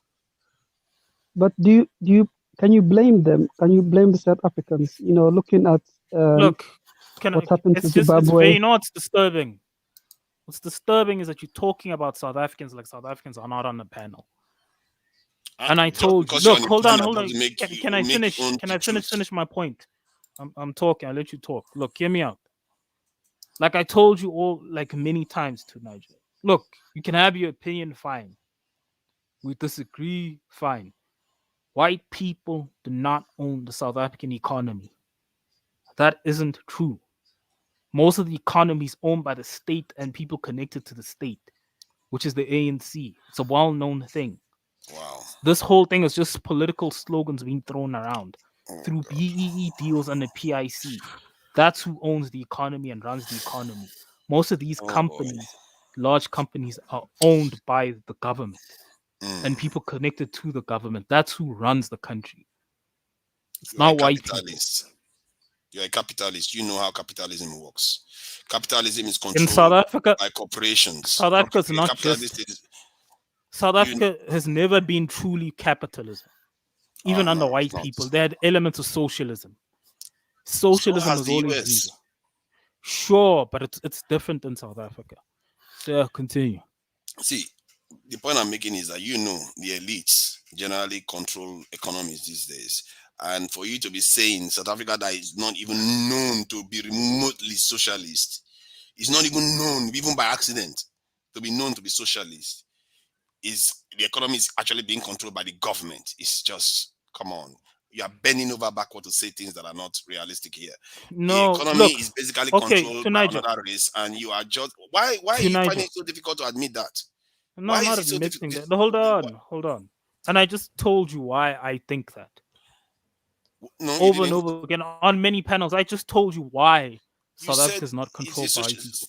that because South Africa is socialist, something No, that the whole nobody has ever accused South socialism Africa is of not being. communism. So hold on, socialism is not communism. It's a mixture, meaning Oh boy. elements of the economy are controlled by the government and run by the state. That's socialism. That's always been the case Wow. in South Africa, even during apartheid, and that's the case today. That's One what of the biggest socialism is. diamond company in the world is from South Africa. One of the largest Socialism for the whites. this in gold company, yes, is from South Africa. How can you sit there and tell us that this country is controlled, even when it was under apartheid, it's controlled by the government?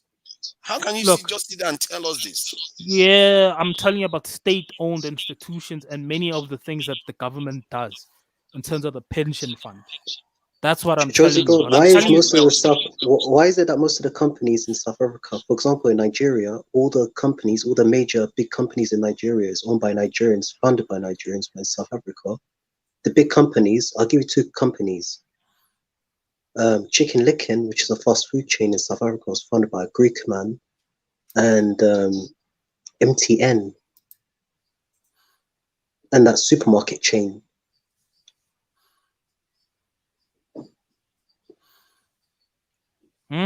repeat what you said, MTN and supermarket chain.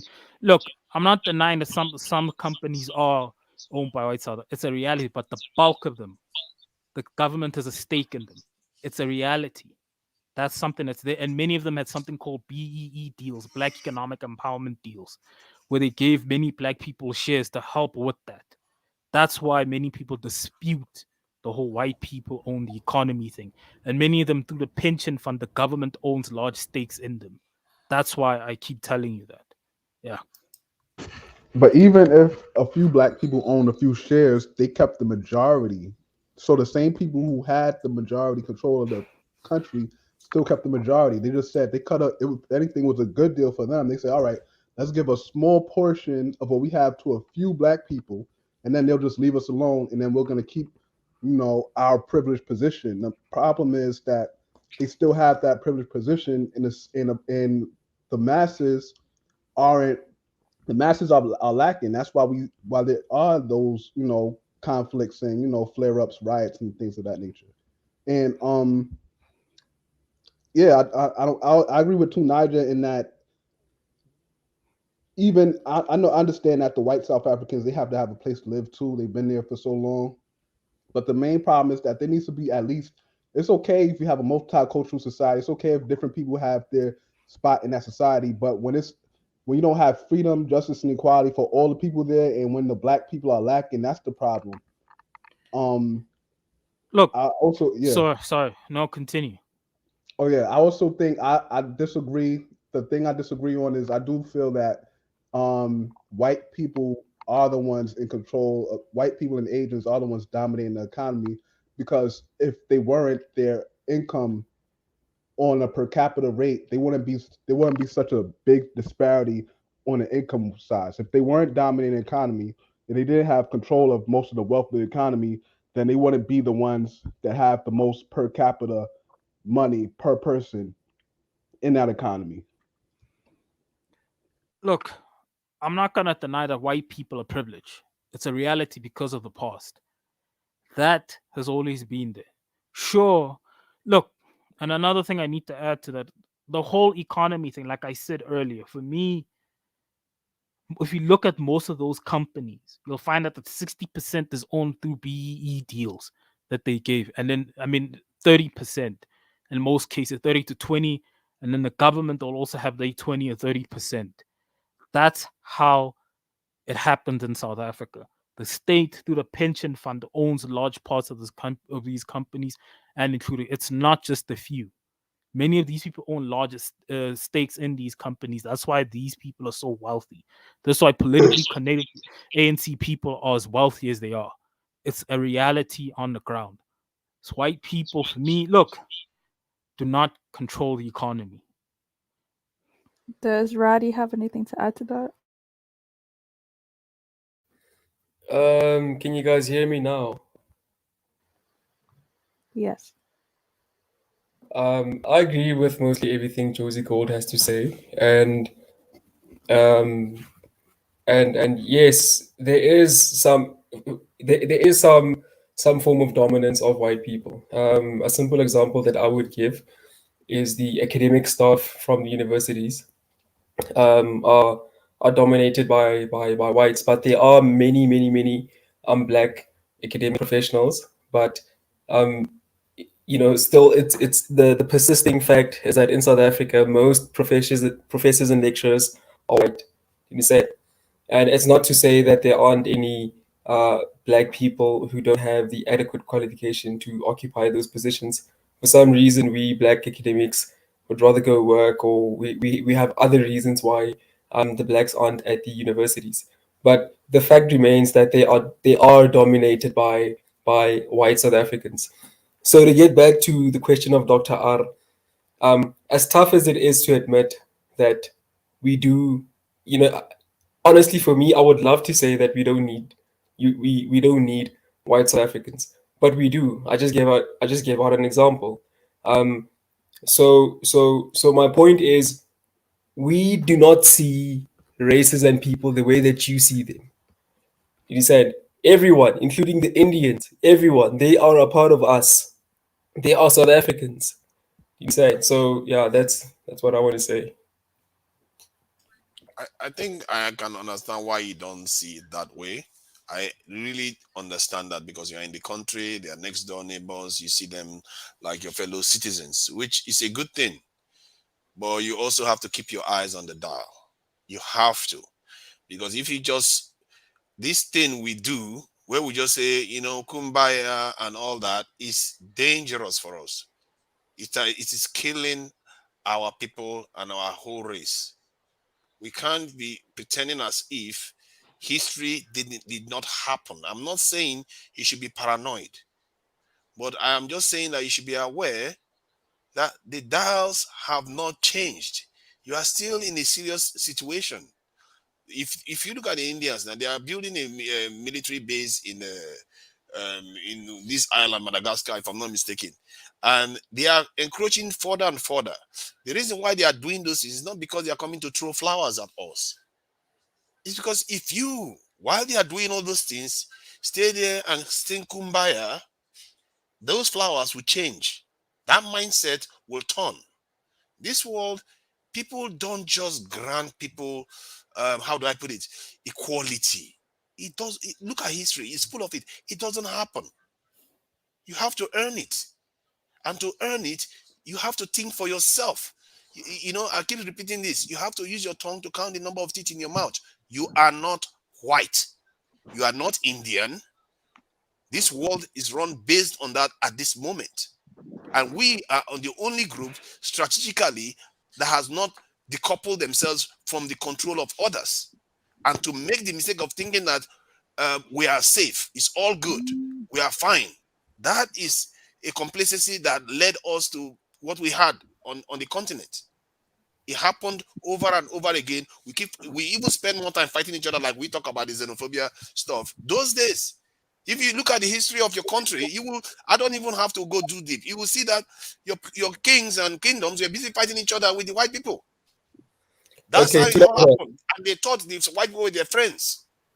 Okay, to Niger, why has Canada managed to perfect the whole diversity and the whole people from different races working together? Why has it worked in Canada?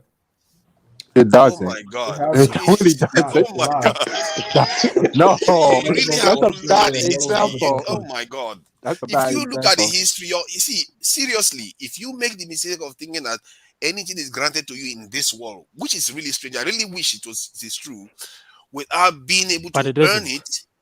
it will never. That's why I'm saying Canada itself. If you know their true history, it was never free until today. It's not free. The reason why they are doing what they are doing is because the power. See, you are just looking at 60 years, 50, 60 years now.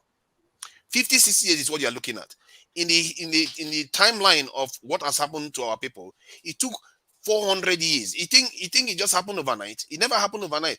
You people that live during the time probably wouldn't even notice the trends. All they will see is, these people have more power than you, and you are not alarmed. Okay, keep going. The next time another person will be born, there's a war. You lost. Oh, okay. Now we have another status quo. It's okay. They are okay. They are nice to us. They are fine. Oh, you keep. It's like you know how a snake swallows an antelope slowly from the head. It goes, and you keep saying everything is all right. It's all right. It's okay. You have been swallowed. You don't know it. You didn't see it coming. That's what happened to the Red Indians. Go and check your history. I'm not making it up. I think Can I say white something? African. Can I just say something quickly? Look. Can I just say something like real quick? Look, many of the progress that's happened by Black South Africans wasn't granted.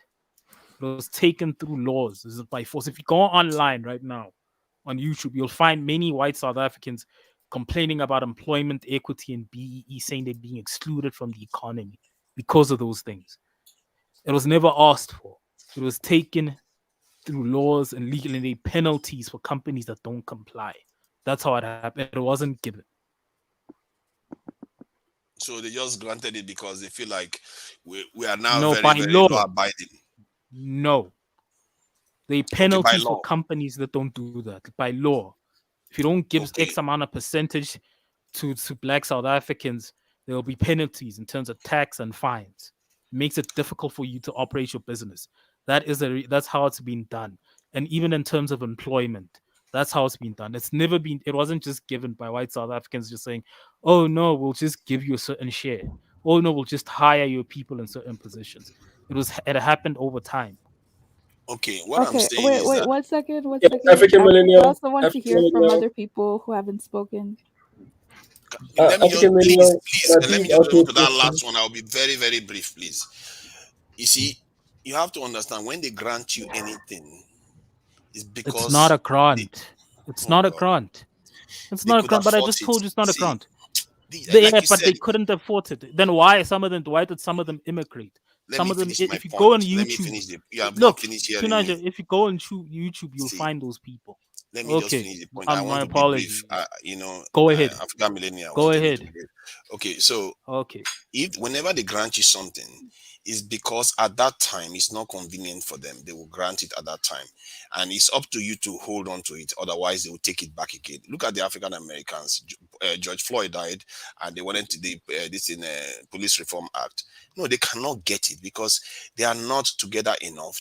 You have to how is that even not something that you should do if your theory was correct? That is just common sense. Just do it. Don't kill people like that. Just make it so that people can be able to question police officers when you kill people innocently. No, that's too hard.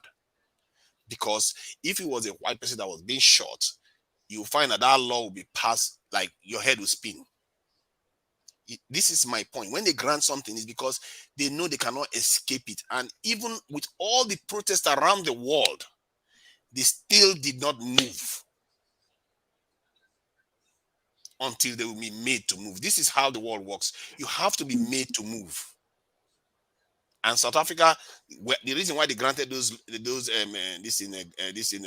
rights is because they knew they did 70% of the country is South African. If you keep fighting them on everything, you're going to raise the spectra of even greater damage to your people.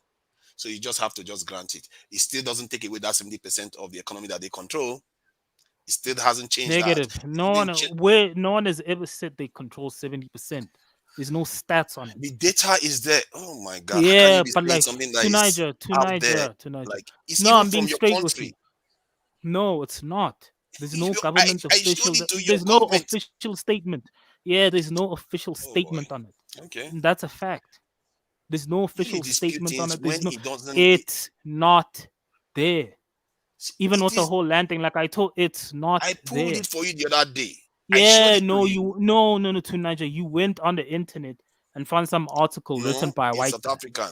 A South African. No, okay, why would a South African want to slander themselves? Why would a South African white man want to slander themselves? And the data is not saying that he created the data. He said the data comes from the government. It's not out there. See, everywhere you turn, I don't understand why you find it hard to believe it, but it's okay. Like the other lady said, is this a Stockholm syndrome you are seeing here, or somebody that just don't want these facts to be acknowledged as? Because I understand why you feel the way you feel, but there is an objective truth, which is that data. Okay. Sorry, African millennial. I went a bit too long. Yep, no problem. Did only B or Quissy have anything to add to that? Yeah, I think I just wanted to say in regards to when one of the caller, I don't know, yeah, can you guys hear me? Hello? Mm-hmm. Hello, afternoon, can you hear me? Yes, we can hear you. Yes. Yeah, I think one of the caller was saying that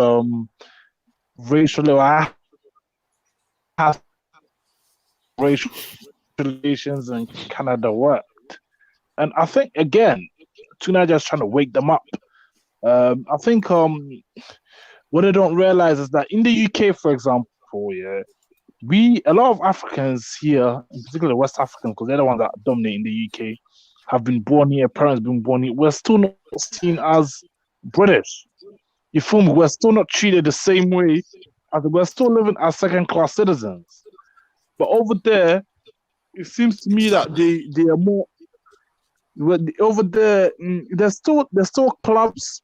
There's still a lot of pubs, a lot of hotels, a lot of places black people in the UK still can't go to.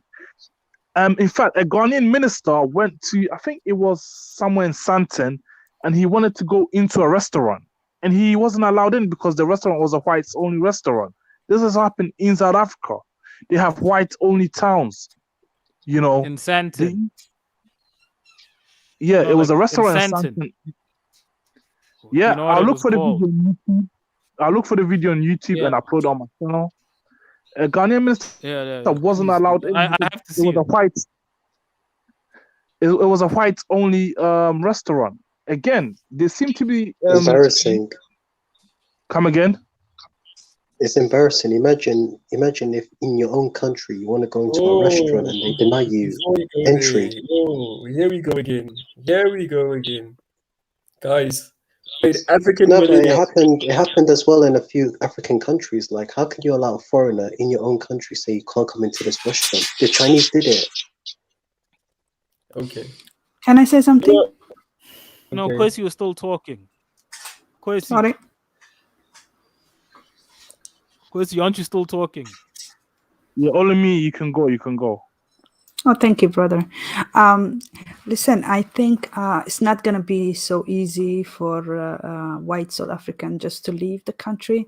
I have seen that now there are white South Africans who are getting poor, and they also seek asylum here in Europe, which they were denied. Also in Australia, they were also denied to enter the country. So it's not going to be very easy for them to just up and leave.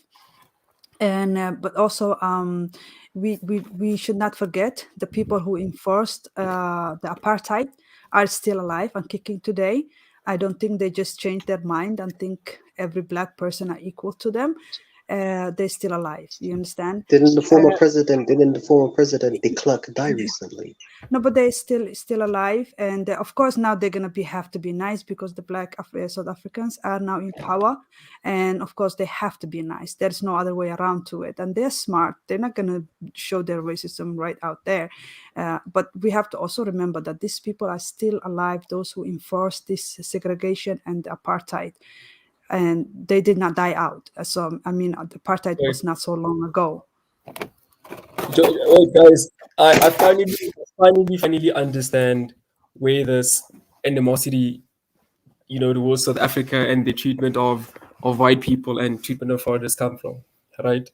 And I think it's Quincy who just mentioned it, that in the countries that you're currently residing in the UK, you're seen as second-class citizens and you aren't seen to be British. And so I think you guys expect that white people also get the same treatment. And I think it hurts you that white people are seen as South African in South Africa. And I think you have a problem with that because you yourselves in UK are not being treated as British. I think that's where the problem comes from. Because it's the truth, and they actually Did you passed a just law admit now. that it's true? Yeah, because they just That's passed a true. law. So Right, true. No. you got it. See, So don't make the stop. So stop no. projecting your insecurities on us. Stop What are you projecting your going on insecurities about? on It's not. us. Can you let me Stop it. finish? Relax, Timmy. How is that an insecurity? You see, Nobody's what this projecting their guy doesn't insecurities. understand is, don't you understand? We want the best for you. Don't you get it?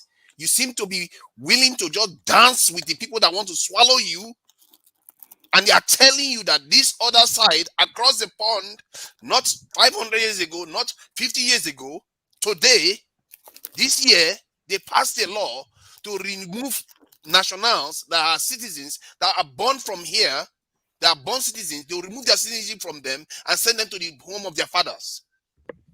Listen, the way that white Did people. you hear what I Okay. said? The same people you are embracing in your country are the ones doing these things to themselves. How can you just sit there and say, I really don't get people. How does your head have to No, spin?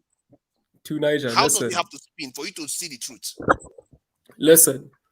The way that white people are treating you in UK, we are not going to treat them the same way that you guys are being treated. We see them as brothers. We see them as our fellow countrymen. That's how it is. Stop. Okay, Listen. look, I have to interject. After Radi, I have Stop. to interject. Listen. Stop projecting your insecurities on us. That's your own issue. You guys have to deal with it. Oh my god! You guys have to deal. You guys have to deal with this. You guys have to deal with your issues. See, I don't. Okay, look, can I don't just blame you add for to like wanting something? to see white people as South African. I'm not saying you should not see them as South African. After Hold all, there are a lot of good ones among them. Let me just finish this key point because he seems to think we just hate them. There are a lot of good ones among them that fought with black people there. I'm not saying you should see them. I'm saying you should see the differences. Don't be complacent at all for 1 second. Don't be, because if you are complacent and keep saying, "Oh, Yeah, Chris, I'm after envy to us," Niger. you are Let to Niger insecure. talk. You are missing the point. We want the best for you. We are saying that open your eyes to the calculus and try to be smart about it. Because while you are being friends with anybody, you have to do your due diligence. You can't just they are the ones that said trust but verify. This guy is willing to trust and go to bed. That is scary. We shouldn't be doing like this. We shouldn't be behaving like this because clearly that was a mistake in the past. Until today, it's still happening before our very eyes. He actually used that example to counter our argument that he should be vigilant. And what kind of mind gymnastics does that take? I think They are telling you that the other side Wait. Let him is finish. And I'm targeting talking off them. people that are living in their country.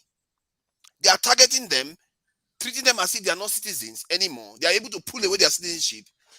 And you're using the argument to say we are insecure. I think recently Oh my Britain. Yeah, God. hold on, Kwesi. Make it Tunaja, quick. you done? Yeah, I'm Are you done. done, Tunaja? Yeah, look, I have a slightly different view from Radi. When I say white South Africans are South African, I mean South Africa has its own context and its own racial history, meaning that it's a problems between South Africans. Are South Africans seen as indigenous? No, but they're seen as South Africans, nationals with their own culture. That's what I'm saying. They're not seen as African, even in the census. They don't tick the African box. They don't tick the black African box. They tick European or white, and many other races as well. That's what Then they're most. not Hold up, no, they're not one let of me you. finish. Let me finish. That's how white South Africans and many other people are seen. But that's the South African context. They're seen as South African nationals with their own history. They're South African, maybe not indigenous. And to be honest and to be fair to Niger in a way, look, there are racial differences. And yes, there are racial tensions. It's a reality. Not all black people see white people in the same way Radi does. People have different views. South Africans have different views. Do I hate them? No, but I don't see white people as my brother or like comrade or something like that. I don't.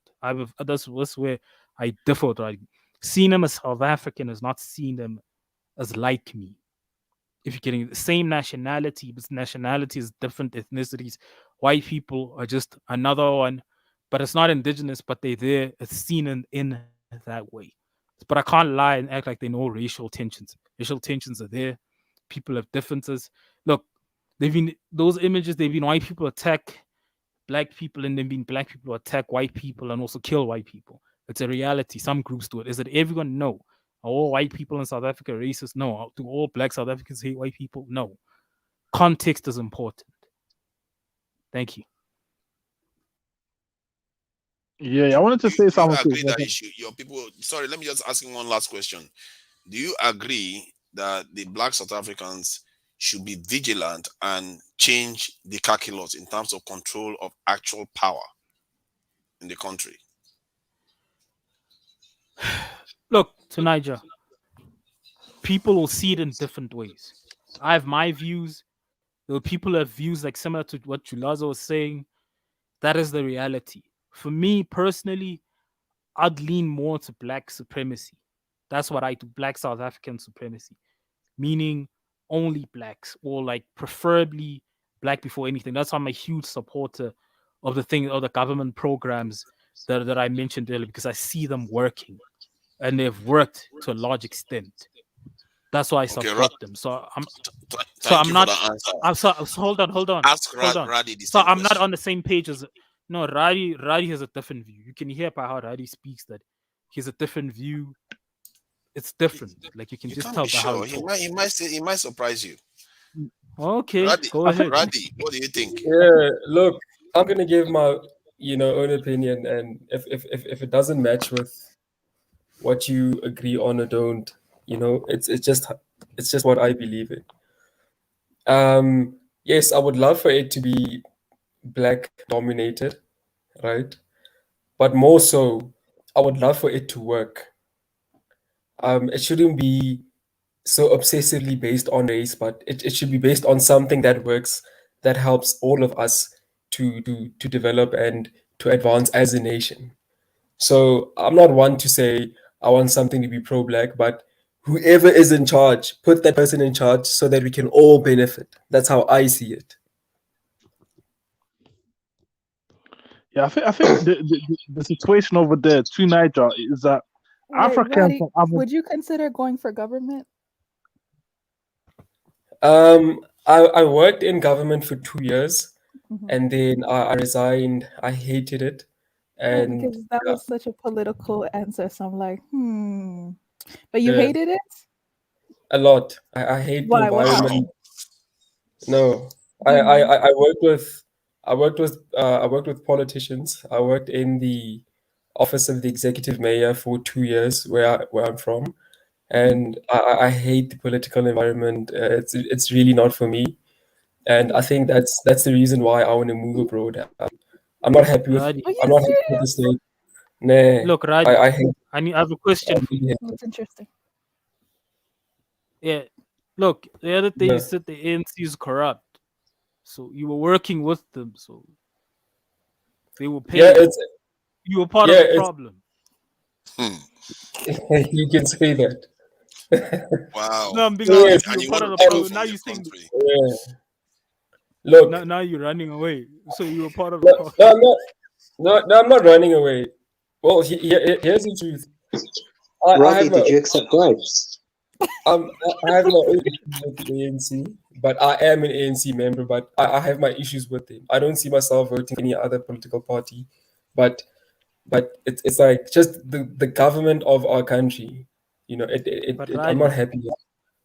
Yeah. but Radi, you sound like a DA member. Like you're very liberal, more. Mm. Yeah, but I'm ANC all the way. You more.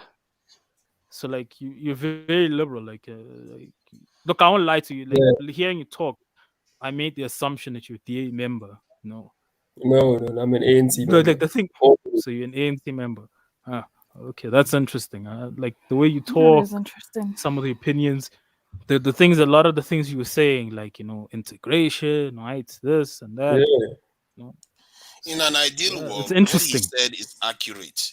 But you have to, if you want that to be true, you have to be in power. If you want that to be true, because the people that are actually running the world are not like that. They discriminate. They choose the winners and the losers. And this is the problem. He's quitting and running away and leaving those type of people in charge. What is the point of being, if you think your vision is so good and you quit on it and go somewhere else? That doesn't seem to add up, because you are just going to leave it for the ones that are going to do what they want to do, like they've always done. And this is the issue. You can't say it should be pragmatic. You have to be the one to make it pragmatic. Somebody call you pragmatic. You have to be the one to get there to make, because any other person that goes there will be like, I want to favor my Indians. I want to favor my Europeans. I want to favor my own Zulu people. That is what they will do. If you believe in what you are saying, believe you me, on your way to the top, you will find out the truth. That people don't budge when it comes to their own interests. They will not budge. Look, over there on that point, in terms of like the racial dynamics on people voting for their tribe, they agree with it, with to Niger. But I have another question for Radi. Look, Radi, over there in is it like Potchefstroom? So you're from Potch, right? What did you see that Yes. makes you want to run away? Like, what kind of corruption were you guys doing there? Oh my God. Where do I No, to begin? be honest with me. Okay, start. I have to hear this. Oh my God. The culture of government workers was not good. You know, when someone goes to work with an attitude that they're doing their colleagues and they're doing their work a favor. You know, you literally have to beg people to do their jobs, and it was just a toxic environment. And you're working, there's a lot of people who don't have the right qualifications in the positions that they are employed in, and a lot of the times you struggle with them. And you know, sometimes these pensioners who are still working in government. And also the other thing about government that you mentioned that was correct was that you, in government, you don't just fire a person, even if that person isn't, you know, doing their job. You don't just fire them, because there's a lot of labor laws in place that are in place to protect the workers. And so, you know, it wasn't a good environment to be in. I believe that our government has the financial capacity to solve all of our issues, but it's not going to happen because we it's, you know, we have people here who are dragging their feet. We have people here who really don't care about South Africans, even though they claim they do. We have even the service providers who were contracted to work on the roads and to work on certain things. Um, you'd find that those people who were given those contracts, they had their own deals on this, you know, their own brown envelope deals. And that's the reason why sometimes services aren't delivered to the standard that it should. That's why, you know, services are lacking, because, you know, a lot of the times they don't choose the contractors based on their competence, but they choosing contractors based on, if I give you this contract, how much, you know, what's the cut, you understand? So and it's something that was well known even where I work. And people really don't care. People are there for their own interests, and they're not there for the interests of the people that they're serving or the country. So I don't want to be a part of that. You know, I think that's the thing that killed my patriotic spirit of South Africa. That's Yeah. so Yeah, sad. but you're an ANC member that's running away. I mean, like, but I hear you.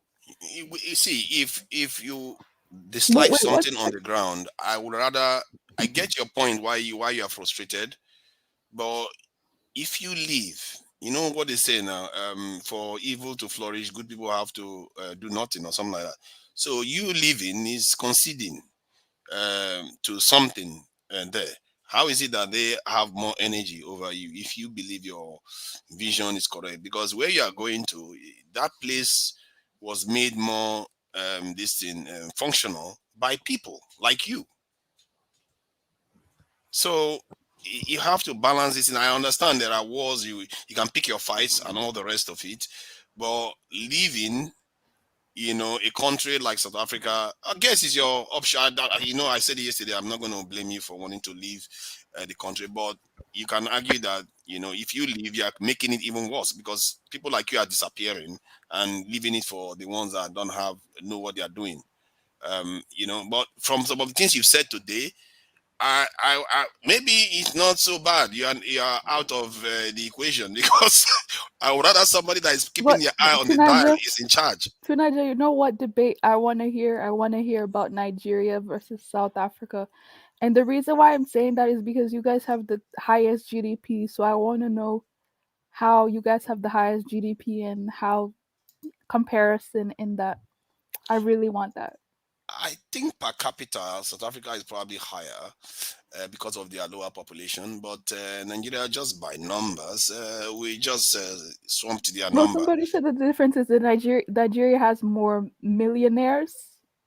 Yeah, But they were South saying Africa black manages it better. I think that's a bit. I No, don't know. It's the Nigeria. population. It's the population. Nigeria that is more black millionaires. South Africa is more Ah. millionaires, but Nigeria is more black millionaires.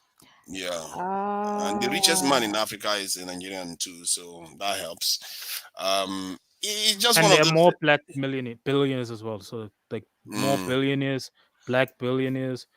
Well, the black ones, and more millionaires. So yeah. But South Africa and Nigeria, they both have wealth inequalities. I think Nigeria's one is a bit more acute. But in all honesty, look, here's the reality. I'm What? talking about developing countries. That's why I always dispute some things. At the end of the day, most developing countries anywhere around the world are unequal, regardless of who's up there.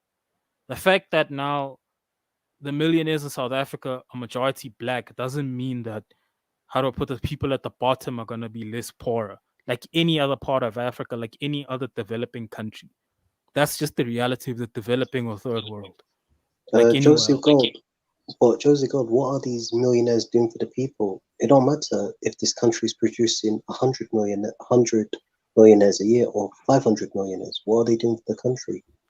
All the black millionaires in South Africa living large. They're buying Bentleys, Ferraris, and they're living a very, very good life, spending their money like they're crazy. In Sandton, in Durban, they're just living large. That's what they're doing. Most of them don't really care about anybody. That's just a fact. Okay. So did only me or Quissy or Guardian, or That's Nice, anybody who has not spoke, have anything to say or any question to ask? I have a quick question. Sure. To the two South Africans, what do you think about Winnie Mandela? Do you support? Did you? I know that she had a split with, and I guess an ideology with Nelson Mandela. Yeah. What are your opinions on her? I actually like Winnie Mandela. She was radical, but I think when it came to the end of apartheid, her and Chris Hani, the other guy who's also popular, were more on the left side. They're more communism. They're more looking into creating a socialist, not social, like a communist state, and leaning more towards that. And Mandela and the other ANC members, not so much. So I think that's where the split was. And then with her split, but I think they own marital problems as well. So that's where they split. In terms of ideology, her and many other members like Chris Hani had a different view, and other ANC members were leaning more towards capitalism, including Mandela. But Winnie Mandela was a good person. She's well respected by everybody. So the neighborhood that my mom grew up in is not so far from the the neighborhood that she was in, that the Mandela house is in. So she's well respected over there. So yeah. Okay, before the second question, Ratty, there's a question for you. People are wondering, do you consider yourself black or are you a colored? I'm black. I just happen to be light skinned, but I'm black. Exactly. That's a common complexion in South Africa. Like many people are like that. It's very common in South Africa. I'm dark, but some of my I'm dark, but many of my family members look like that. My mom has a similar skin tone towards Radi. She's a bit lighter than Radi. But my brother was much, much, much darker than me. I'm dark, but not as dark. It's just So a Ratty, thing. you It's come just from genes. 2 black parents, right? Yes, yes, two Why black. why would you ask Reddy that question? Like, you do get light skinned black people. No. There's literally people in the chat section who are wondering. And I was like, Roddy, I know he's light, but he still looks black to me, but I don't know. Anyways. It's not you, African millennial. Why is it? I've noticed this a long time. Why is it that you've got like light skinned Ghanaian? I've met a light skinned Ghanaian, and some people would say that you can't get a light skinned Ghanaian, you can't get a light skinned Sudani person, you can't get a light skinned Nigerian. Like, if you get these light skinned people, why do people think they're not? Because people They're care about less. skin color so much. I don't care about skin color, but I just No, I'm find not it you. stupid. Not you. I'm saying people, other people. Skin Because color. I got a bit That's annoyed nonsense. when someone in the comment section kept on asking if Reddy is Yeah, full black. some people are saying straight hair and curly hair is not an African, dark skin, light skin is not, and which is just a nonsense. It's nonsense. Like my You mom, find light skin by everybody and dark skin by everybody. my mom's Yeah. light skin. My mom got curly hair. I'm dark Yeah. skin, pinky hair. Did you know from my observations, Somalians look a bit, Somalians look a bit like Somalis look a bit like Indians. They have a bit of a resemblance towards Indians. But Funny enough, you asked me, Reddy. I don't even look Indian. I've been asked I've been mistaken for South American, Indian, and Arab, and I don't look like any of those people. Yeah, but there's some are actually do look like an Indian, a little bit darker Indians. Okay, so Are you talking about the phenotype? Phenotype, like if you have a dark skin and then you have like straight hair and very curly or straight hair, and then your facial features are keen, then you most likely look like an Indian. But yeah, anyway, or Bangladeshi for that matter. Yeah, but yeah, that happens. And honestly, I hear this a lot. I'm here to tell my mom's not my mom because how she looks. Literally. Yeah. Because my mom's light There is skin. no one phenotype in Africa, so there are the Khoisan who look like Asian, but Olivia, according to the and they have. Pan-Africans, We you don't would be look Asian. correct. Sorry. Like My according to people the don't look Asian. Pan-Africans, there's only 2 phenotypes in Africa. That is not correct though. Although look, it's and inaccurate. the Khoisan are the most ancient people in this world, and they're African natives, and they do look like Asian, East Asians to be specific. I mean, No, so are the they Khoisan. now? No. Khoisan. They don't look like Thai people. Just the hair is different. No, Khoisan. that's not true. There's a lot of Khoisan Really? in South Africa. They don't. They actually look black. They have They small look, eyes. They're very light skin, and they have flatter face, just like the I wouldn't Most South say. Africans have small eyes. I wouldn't say that. I wouldn't say the Asian. They But that's an kind of Asian remind me of. phenotype, though. That's an Asian phenotype, though. No, but they there's don't an look. African They don't phenotype. look If you look at Asian. their hair and their features, those are African features. Look, I get the Yeah. eyes, but the eyes are not Asian. Most South Africans, because I can we show have you that in us. Actually, Small eyes. it does. To be Mongolian. fair to her, how is it that everybody disagrees with this lady when she's actually making sense? Thank you, thank you, brother. But look, you saying our actually a ancestors fact. look The picture Asian. how can you look at the picture and dispute that Yeah, the but you're eyes saying of like the the mini. Khoisan look like those of Look. Asians? Look, Tunaj, you need to understand he's speaking to South Africans, meaning that we're family members that could pass off as Khoisan. So, like, when you say we look Asian and we see Asians on a daily basis, it's not going to register. Look, I get what she means by like little eyes. Maybe for you, but for us, little eyes and someone being lighter skin doesn't mean Asian. I think it's got No, something to it's do with just, the eyelid. I've for us, forgotten it's what not they the call same it. thing. It's something to do with the eyelid It's fold, just not or the something. same They call it the eyelid thing fold. for us. I get what you're saying, but the eyelid fold in the Khoi look like those of Asians, and the Asians have that mutation too. So that's the reason why they are saying it, and I agree with her too. Africa doesn't have one general this in phenotype. It's clear historically, genealogically, we have been diverse. We have been around for over how many generations? That's 10 times more than the other groups around the world. You can see why we are diverse. There are people that look like Somalis that have been there from the beginning. There are people that look like the Babas that have been there for the beginning, and same for this in Nilotic and Negroid looking people. So it's not only like the Negroid. I think when people talk about black people, what they are generally trying to point out is the Negroid looking ones, isn't it? I wouldn't call it the Negroid and Niger Congo looking ones that they are referring, or Bantu. Those are the ones they are referring to. They try to separate the Somali looking people and some of the Barbars from this thing, Africans, but it's not To true. Niger, They've been around for what do you think? millennia. To Niger, what's your view on this in Africa? I don't know who created that website, Human Phenotype. If you look at it, there's two phenotypes in Africa. There's the Bantoid phenotype and the Ethiopoid phenotype. Because the Bantu phenotype, they class different people onto you're gonna have North Bantoid, South Bantoid phenotypes, different parts of Africa. Then you got like the Ethiopian phenotype where they class Fulani people as West Ethiopoid. Then you have the Somalis that will class them as East Ethiopoid, Kushites. Like that just creates confusion No, it because doesn't, because there's different region people live and they adapt to their environment, and people like Bantu phenotype, or let's say the Niger Gango or so on. This is tropical phenotype, and then there comes the Nilotic and the Kushitic who live in the equator, and this is like where we live. I mean, but Africa does not have a one phenotype, that's for sure. There's a majority, one phenotype is like majority, but there's not only one phenotype. Okay, we're gonna let Chris hop on the panel. If he has anything to add, he can go ahead. Hi, everybody.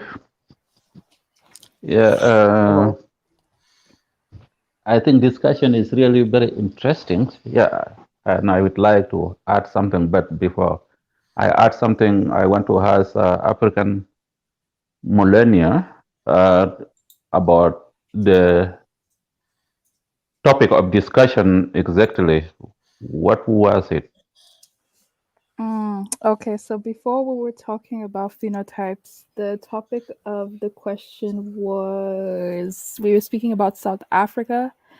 Wode Maya made a video and he went to South Africa, and basically in the end of the video, he was asking, is South Africa the most divided country in Africa? And he meant that, a lot of, like, I guess the white people in South Africa on average have more money than the black people.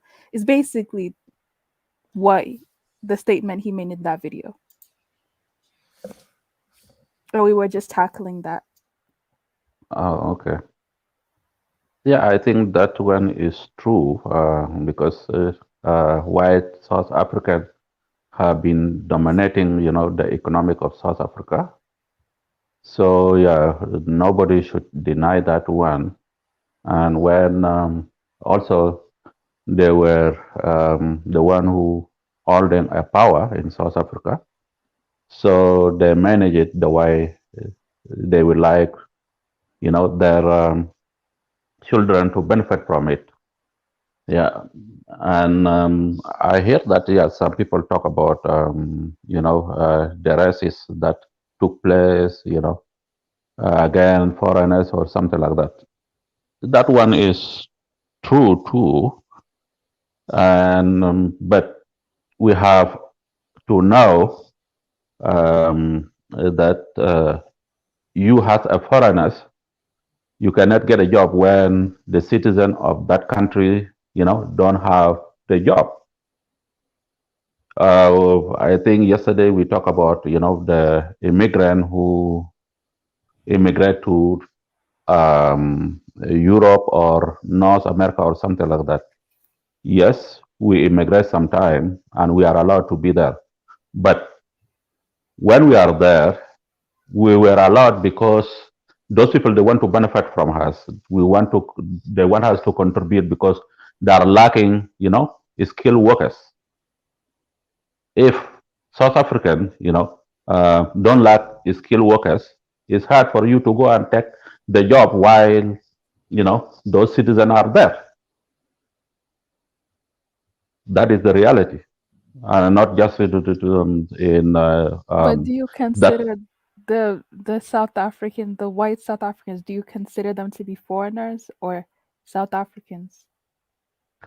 Oh, I don't think that they are foreigners right now. No. Right. Why I say that? Because when you are in the country for a long period of time, and the law of that country, give you the right, whether you have been nationalized, or you got your nationality by birth, then nobody should say, yeah, you are not, the citizen of that country. You are not a foreigner anymore. It's not just South Africa. You see, I think, but in Uganda, there is a Indian. That's what caused the problem in Uganda a long time ago. And there is a white people too who have Ugandan citizen. The same in Kenya. And even if you come to Sudan, the Arab came long time ago. When the war is started, the civil war, which, claim more than 2 million, is known to every African. But some people, because, those who were in the government they are Arab, Some people, they try to claim that those people, they have to go back to the Middle East. If they go back to the Middle East today, even nobody will accept them. The same to those who are in South Africa, or the same to those who, the white people who are in Kenya. Will you tell, Hora Kenyatta today, you just choose those people from Kenya to let them go to Europe? Even in England, nobody will accept them. Maybe some they can get accepted, but not all of them. And that one was just during the 18th century. But what about those of South African who have been there for so long? They will not be accepted in Europe. The things that should happen is they should know that they are there and they got accepted by black people, and they have to to ask for equality to everybody, whether it's black, Indian, or something like that. That is all. If things change, maybe for some reason, yes, maybe some of them, they may sneak out and then go and settle in other area or something like that. The same thing. Even if you go to Tanzania, there were Arab who have been there a long time ago in Tanzania. There is still Tanzania now. They get into intermarriage. It's hard today to tell them, go to Yemen or go to, Oman or whatever. The same thing there is, some Arab too, even, in Somalian, it's hard for them, for Somalian today go, to say, yeah, you have to move. Except, because they already got, Somalian citizen, yeah, the same thing. But the Somalian, you get them in other places too. There is time I met one guy. He's an Ethiopian Oromo, because but there is Oromian too in Kenya. But because he went there through Oromian who are in Kenya, he got a citizen there. And when I talked to him, and he told me, yeah, I am originally from Ethiopia, but because of this relationship, I went to school there. I got my education there, and I got a citizen. So those things is there. So it will be hard for for the black South African today. I say, you know what? You have to move from here. You're so right about that. I completely forgot. I completely forgot that citizenship is a new concept. Like, because back so that is the thing that we should focus. So now you're right. The babies, the kids of today, they have the citizenship, but you tell them they don't belong in the country. I forgot about that. Yeah. So yeah, that is the thing we should focus, on. And when it comes to phenotype or something like that, I am not familiar with that. But what I would say is African mostly were black and brown. Yeah. That is the African.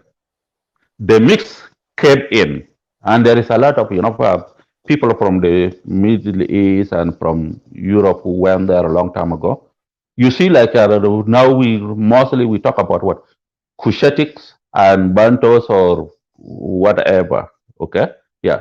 But if you go to the land that is called Kush in northern Sudan, those who are there, you know, especially those are Nubian, but they have a different name like Danagila or or Mahas or something like that. Some of them are still really dark, but some of them you see them they are like Egyptian. They are really even some of them are like white people. But why those things happen? Because they got into intermarriage a long time ago. And those Nubian who escaped, which is, Nuba Mountain today, you hear it, because there is a war. Maybe some of you are familiar with that, Nuba Mountain or something like that. There's some of them, they escape from there. If you see them, they are really dark black, like those of Darfurian who you see sometime, or maybe, those of South Sudan who are really black. Because those people, they didn't even, get into intermarriage with other people. That's why you see them. If you get into intermarriage today, you will see the difference. The difference will come even if you say, okay, yeah, I have a strong blood, like what? No, it will come. That's why you see even, there are those Nubian who are in southern Egypt. You see them how their skin change. So we don't need to deceive ourselves and say, oh, yeah, we don't focus about, the color or something like that. No, the color will come through intermarriage.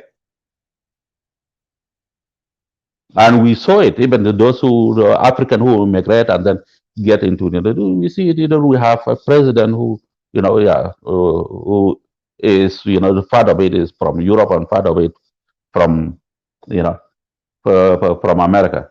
But if he went back today, you see it in campaign, they will say, oh, not, not dark enough. Or some of them say, oh, not light enough, because it produced this, So we have to tell the truth sometime, That is what I can say.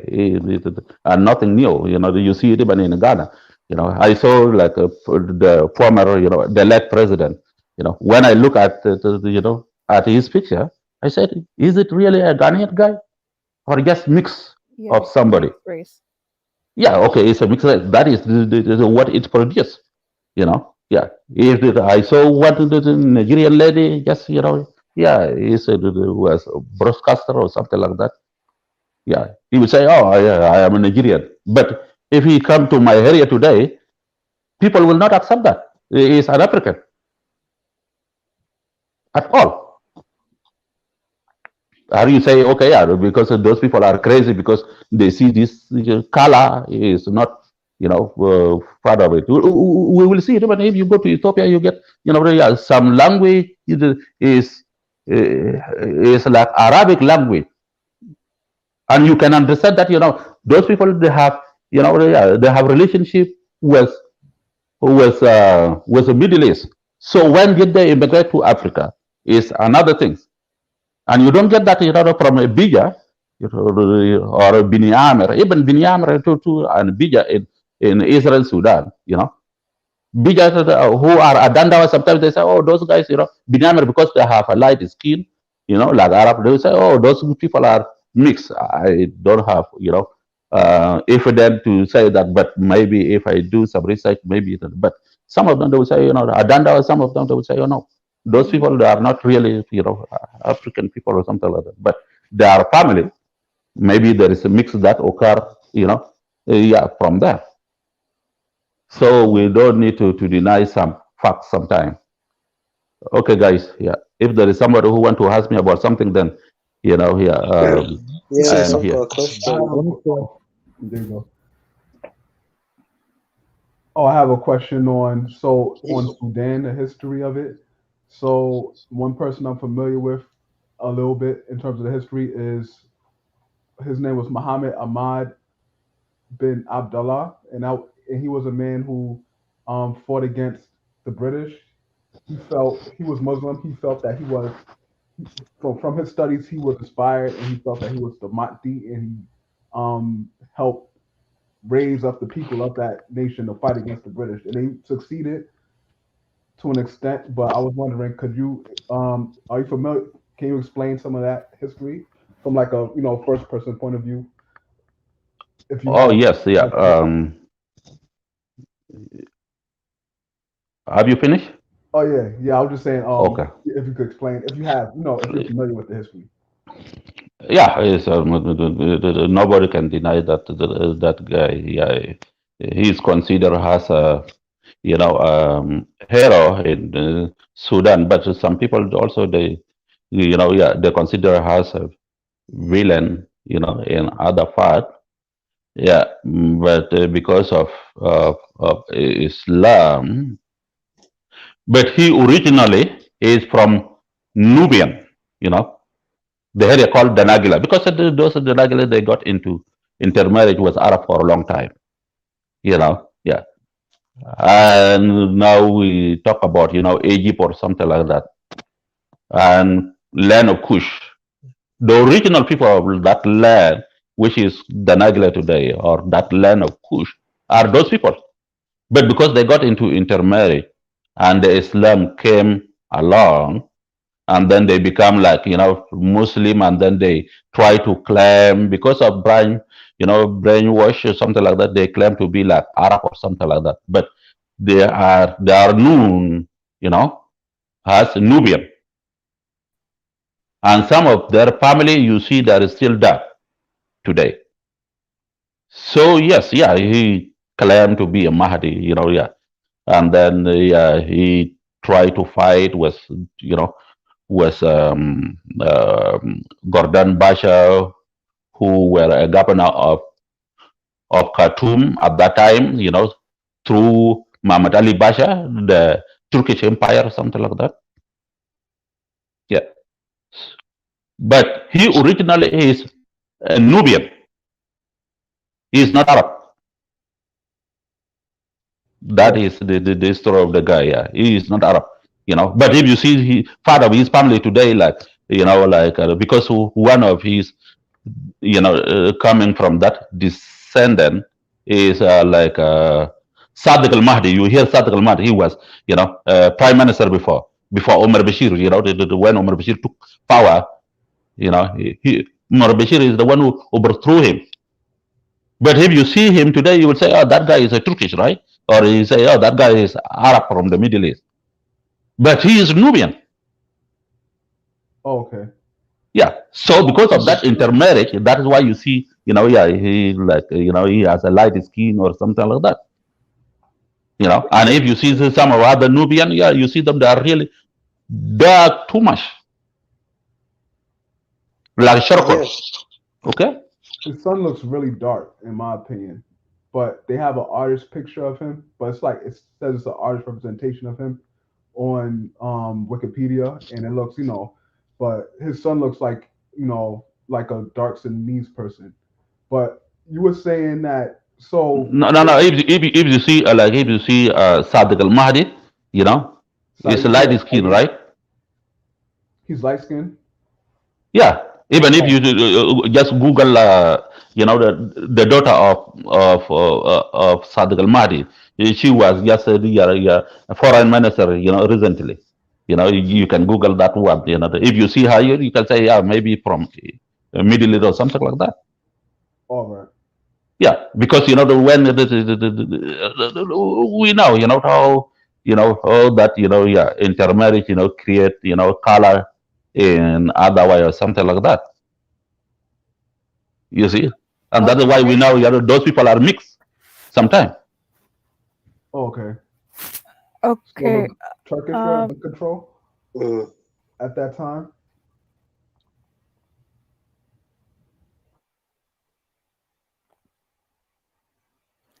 Okay. Was there anyone else that wanted to say anything? Yeah, I wanted to say something quickly. Yeah, I just wanted to say to Kush, how are relations between the Arabs and the Kushites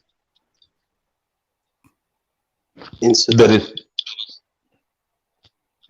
There is no relation actually, because those who are called Kushites, who name them Kushites, because what we know in that land, we know that is a land of Kush, but those are the tribe. Okay, those are the tribe. They have their name, That is why No, for I told example, you, the like, baby, the the baby Arab boomers have. came, yeah, the Arab came as a conquest long time ago. Okay, Some of them, well, they used to come to Africa through trade, okay? Before Islam even. Because Islam was just, before Islam, they used to come to Africa, okay, we yeah. could. And when the Islam came to, then, they start this, spreading Islam. And then they start to, slavery. The slavery is started by the Middle East, not by European. European took it, after many, after 2 centuries or something like that. But it is started by Arab. Okay, we're gonna move on though to the panel. Quissy, did you have something to add to this? And we'll Yeah. continue obviously the Kushite and that conversation tomorrow as well. Because somebody had a question specifically for Yeah. foreigners. That's for tomorrow. But Quissy, yeah, you can go ahead. Yeah, I wanted to say that what I've been hearing on this panel Yeah. is the lovey-dovey, huggy, let's welcome everyone. At least certainly they're not my people, but at least from their angle, I can understand why Africa got colonized. Hearing a few panelists speak today, I can begin to understand how Africa eventually got infiltrated, colonized, pillaged, raped, and left in the state that it's in now. The poverty that is rife, the corruption. I can understand listening to a few people on here why certain regions of Africa got colonized easier than others and why Africa got colonized in the first place. But I think in regards to the, Kush, just wanted to ask Kush, is he? I wanted to know. I don't know. He doesn't have to answer, but I wanted to know what country he's from because I heard him talking about the Kushites and the Arabs, whatnot. Because I wanted to ask him a few questions about, the Darfur, the Blue Nile, South Kordofan. What's going on in those regions? Like, is it still popping off? I heard that, Bashir was dropping Antonov. When he was in power, Bashir's not in power no, but when he was, they were dropping Antonov, and then you had the Janjaweed who were going on a rampage from village to village. Then you had scorched earth policy. What was the situation like? I don't know if he's from there, but I just wanted him to answer me if he can. In regards to the Janjaweed, innit? Yes, maybe I can highlight some point there. Yes, yeah, there is a war is still going on, although now it's a little bit, not the way it used to be, but it doesn't mean that, there is a peace. Yeah. And what is going on in Blue Nile or Southern Kordofan or Darfur is a part of, a struggle that took place in South Sudan long time ago. And then they went to peace agreement, and then, but in Darfur, yes, there is a kind of genocide. We can say it is a genocide. There is tribe who are Arab who came long time ago. Some of them they get into intermarriage, and if you see them, you don't identify them between them, or even I can say, sorry, Mr.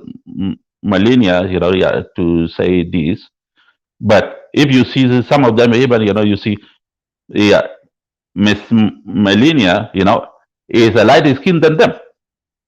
They are really dark because because when Arab came, some of them they don't have a wife, and they get they married people from African tribe, and then from there some of those children they get dark skin and some are little light skin, but they are still claim that they are Arab.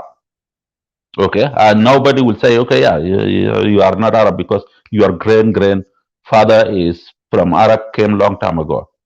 And then when the war is start, those Arab tribe who are like, nomad, some of them are nomad, but some of them are already settled. There is a lot of Arab tribe there. And because the government too is controlled by Arab, they get some assistance from the government gun or something like that. So that is what took place. That is why you see like it become like kind of African tribe and Arab tribe, Yeah, because some of those tribes they still claim that they are Arab, and even if they go to Middle East today, yeah, I don't think that the Saudis or Emiratis will accept or Kuwaitis will accept them as Arab. They are still called like slave, Abid, and that is what is there. It's not just the people from the Middle East. Even within Africa, there is a tribe who see the dark skin as a slave. They have a name for it. I went in some African countries, I met some of them, and then they will say, yeah, when you see the dark, dark skin from that region, the light skin will tell you, we have a name for them. They are, and when you ask it, what is the meaning of it? Oh, it's slip.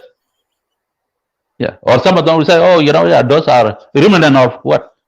Of those who were about to be taken long time ago, to the Middle East, from Middle East to Europe, and sell something like that. You see, yeah. So those the struggle in Sudan was about the power. It's just a political issue, but from there it turned into tribal, and from tribal it became like ethnic between African tribe and Arab tribe or something like that. And this thing, that is why I sometimes say, some African countries should be careful, especially like Nigerian, because sometimes they say, oh, those Fulani and those whoever or something like that. If they don't be careful, the same thing that happened in Darfur is going to occur there. Yeah. And the situation in Sudan today is not really good too. Yeah. We all should pray, whether you pray to the God or you pray to Allah or you pray to what do we call it, African spirit, in order to bring peace. Because the way we see sometime, I rest up in the I was raised in the village, but when you go after the cattle, sometimes you will know when there is a cloud coming like this, you will see, oh, if the cloud come from this side, you will know that this rain is going to rain, and you have to take your cow now to the near village, in order when it start raining, you go to what yeah. So sometimes it's not just the education that give us this kind of of of how you view the world. Yeah. So it's still bad there, in the country. The way I see it, like we seeing what is going on in Ethiopia now. And most of Ethiopians, they are where? They are in Sudan. They have been in Sudan for a long time before Mali now, took power. And some of them even, whether Eritrean or Ethiopian, they know Sudan very well. Some of them even during the 1991, when some of them they came back to Sudan. Sudan it was just a war. If it's not a war, even after independence, the economic of Sudan was better than every country in Africa, and they have resources, much better than every country in Africa, except South Africa, probably, except South Africa. In Congo? Yes, because Congo, we talk about what? About mineral, right? But if we talk about the land of agriculture, I thought that was Uganda. Or water. No, even in Uganda too, there is a mountain here or there. The best land is just, you see, it is just bordering with some area and then coming to to Sudan here. But the flat land, especially that area that called South Sudan today, whether you talk about the water or rain or flat land, or yeah, you can go back to the to some geographically, and they will give you I wanted to the statistics. So I wanted to ask something. The situation in Sudan, I don't know if you're Sudanese, but the situation in Sudan and Mauritania, what's the difference? Because Tunaja mentioned Mauritania. What's the difference between the situation in Sudan and Mauritania? Because Mauritania also has like a black versus Arab sort of divide over there as well, isn't it? Yeah, I don't know too much about Mauritania, but what I know is, the power is dominated by, um, by Arab. But first of all, Mauritania is a small country. It's not like Sudan. Sudan is a big country. There is a lot of tribe in Sudan than in that area. Okay. Secondly, those who are African in Sudan, they have a power. You know, the area that we talk about, is if you want to talk about, because sometimes the people bring, the case of slavery in Sudan and slavery that is still going on in Mauritania. The slavery that recently we see sometimes, that is reported by the news, some of it, yes, was done by those Arab nomads, but it was also kind of a war too. You know, it was kind of war because people at that time were coming, from the area because they were a drought, and then some of those Arab, because of war, they start to take some of African black children and leave their foreign to go along, and then take them to be cattle keepers with them or something like that. That one is totally different because this one there is a situation of war, and they call it, even those who are Muslim, they know very well there is something called, if you want to fight, they have something called ganaim. Ganaim, which is plunder or something like that. They go and take take people and take the children or something like that. Is common when there is a war in Islam. I am not Muslim, but I speak the language, and I know it very well. Or what that mentality from those people, Yeah. and how the religious that affect Africa and their mind. You see. All right. And it's not just Islam for slavery. It is there even, if you go back to the Bible too, you get this sense of slavery. All right. Thank you. That's nice. Did you have any comment to add to the? We haven't heard from you in a while. Is he still there? I've been listening. Yeah, I'm still here. I've been listening. At the moment, no. I don't know what's. I've got plenty of things to Wait. say. No. Sudan. Oh my. Yeah, Quincy can go. Wait, no. We want to make this What? fair. Oh, yeah. Is there anyone else that has not spoken recently that has something to add? To Niger, Guardian, anybody? I can say something about. Can you hear me? Can you hear me? Yeah. Regarding the Sudanese people and how some of them consider themselves Arabs. You see, this is the one of thing I think I should highlight. People use Arab as a race and at the same time as a culture, and that is a very, very insidious way to use a language because it makes it hard to pin down. And this is what the Arabs have done, whether it's consciously or it just happened unconsciously. Because when you pin them down that they are black, they'll say it's the culture. When you say it's a race, they'll say they are. When you pin into a race, then it's Saudi Arabians. So it's a very, very tricky thing because these people that are in Africa claiming that they're Arabs, clearly, if you check their genes, they are by far majority. They are more African than many African Americans, and yet they will still claim that they're Arabs. And when you tell them that, come on, you are not Arab, and you pin them down, they will say it's a cultural thing. We just claim to be Arab. But while in reality, they are claiming their bloodline to be Arabic. But to Niger, does it really matter? It does matter because it tells you how they see themselves. Okay, but to Niger, with Mhm. all due respect, right? I live in a country where somebody could be born a man and they want to identify as a woman. So do you think I'm not trying to equate that?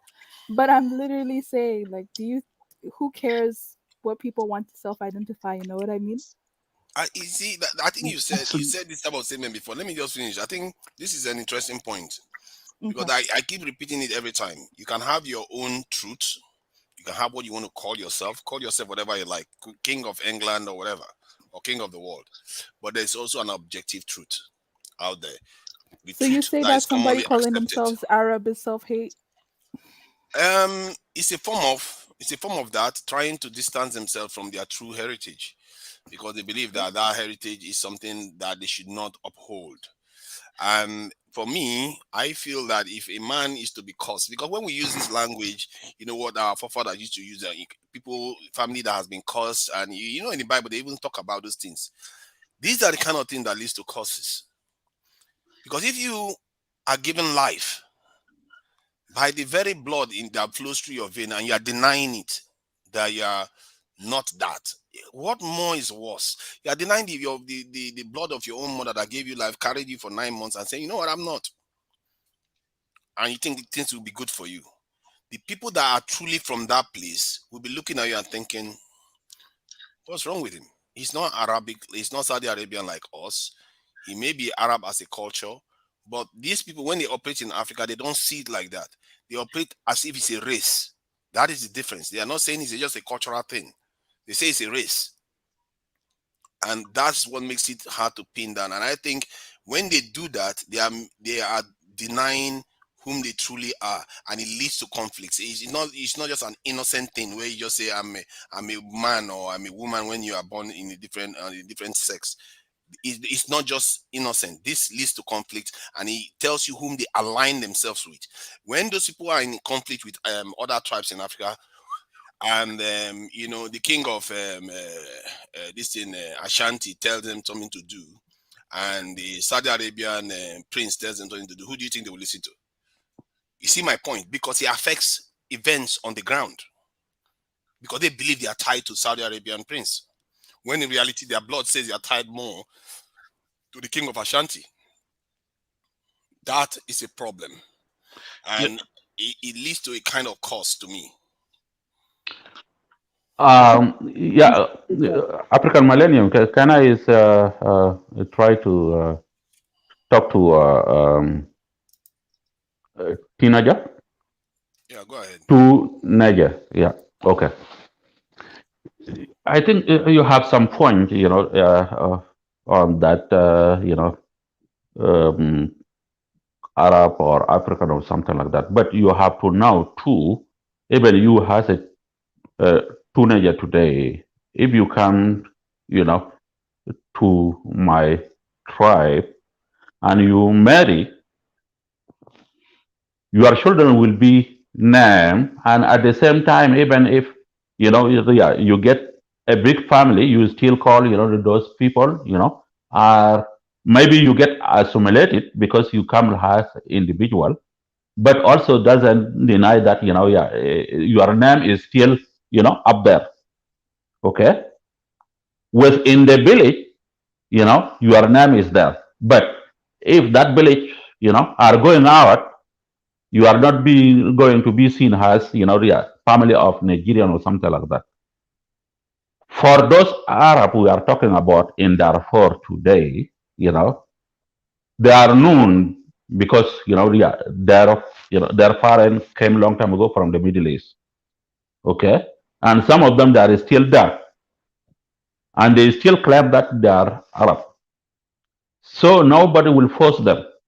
Even they force themselves or Masalit or I'm telling you those African tribes now.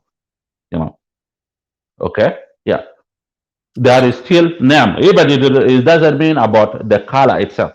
It's the same thing. I had like there is a video clip I saw online. It's talking about some like black people from UK, and they are claiming that they are Nigerian, but they are Hebrew, Israelis, while they are really that. I don't know if their foreign come like the way Arab came to Sudan long time ago. It's You exactly know, my yeah. point. It's exactly the point I'm making. There are so many groups that do this. If they have an elite group move into their territory, and that elite group says, "Okay, we are from so and so place," and that why that let's say they say they are Arabs, and the groups that are in that region will start calling themselves Arab when in reality they are actually Africans. And how many generations do you have to go before you stop calling yourself the people that moved in? That's the people you consider yourself. When do you divorce yourself from them? You don't look like them. You are not one of them. It's the only way you can do that is genetics and letting them know that yes, these people came to came into Africa, and they came into Africa. They they conquered and they had children and all the rest, but they moved on since then. And after that time, most of your forefathers had children with Africans, African men, African women, over and over again. And your gene now is far less Arabic than African. And when you refuse to move the dial to the African side and you keep calling yourself Arab, that is what I consider a kind of curse, because you are divorcing yourself from who you truly are. You have one forefather that is Arabic, and you have five that is African, and you just hold on to the one that is Arabic centuries ago. That doesn't sound right, if you ask me. And this is what I find an issue.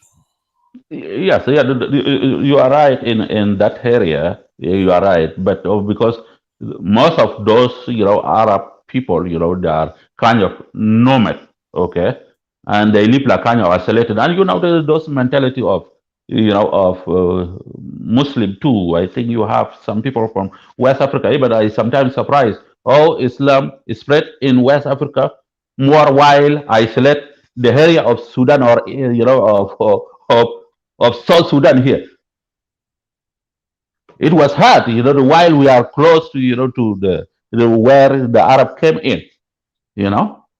So there is some stuff there, we cannot even talk about.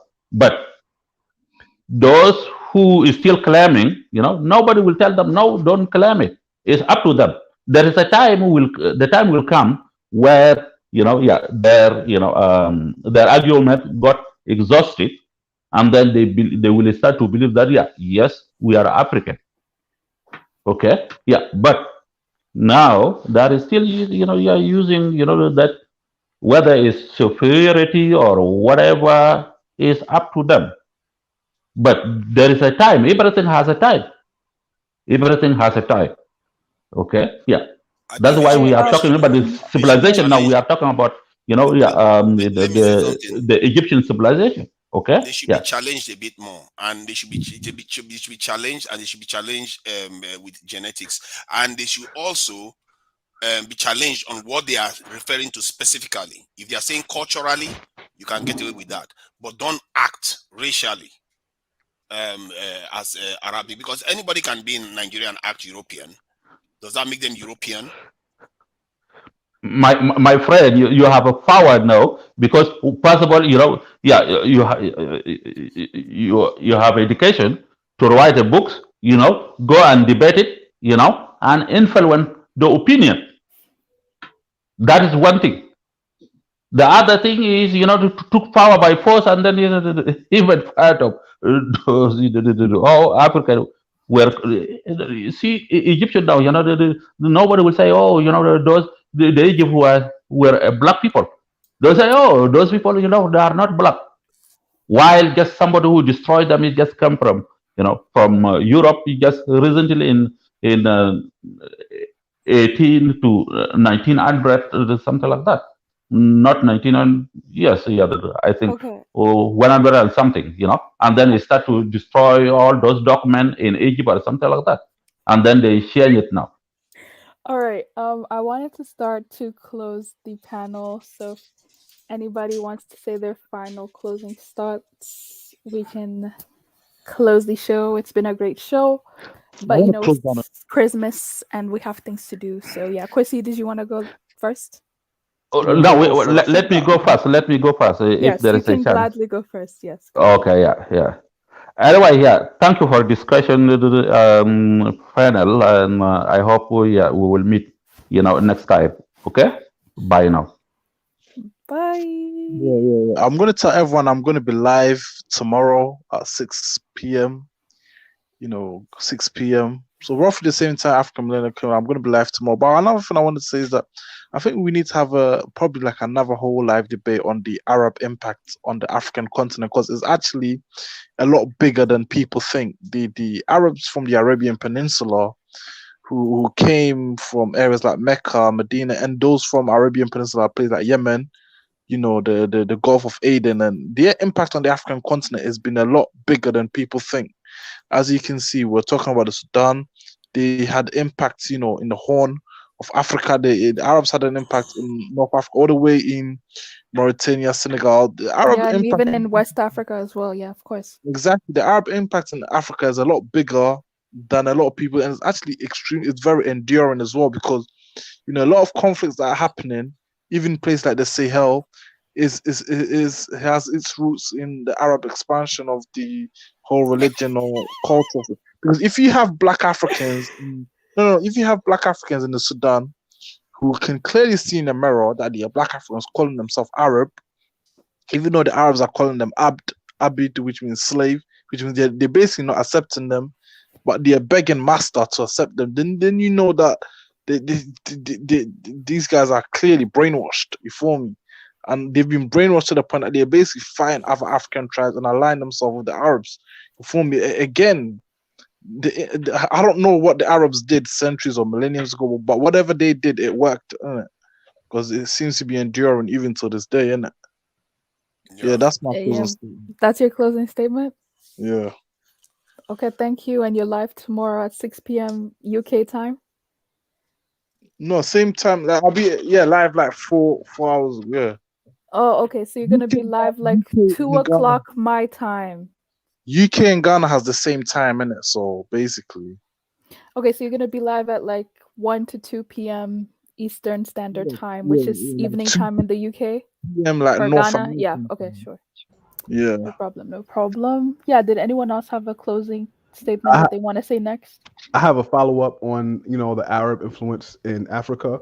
So I Doing think. closing statements. Oh, do you hear me? Hello. Yep. Oh, great. All right. Yeah. So I think it's also something. It's also the Turkish influence. A lot of the Arabs that claim to be Arabs that had control over these countries, especially in North Africa, a lot of them were Turkish or Albanian or from the Balkans and stuff. And the British Empire put a lot of them in power over even Egypt and Sudan. King Farouk, for example, King Farouk of Egypt and Sudan.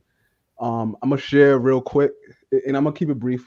I'm gonna share real quick. He was of Turkish, French, Circassian, and Greek descent, but he was ruling over Egypt and Sudan. So it's a lot of confusion in that, like, a lot of colonizers still bring, and his sister was the princess of the Shah of Iran. So what they did was they took a few people who that had close relation to them, some Albanian, some Turkish, especially during that Ottoman Empire time.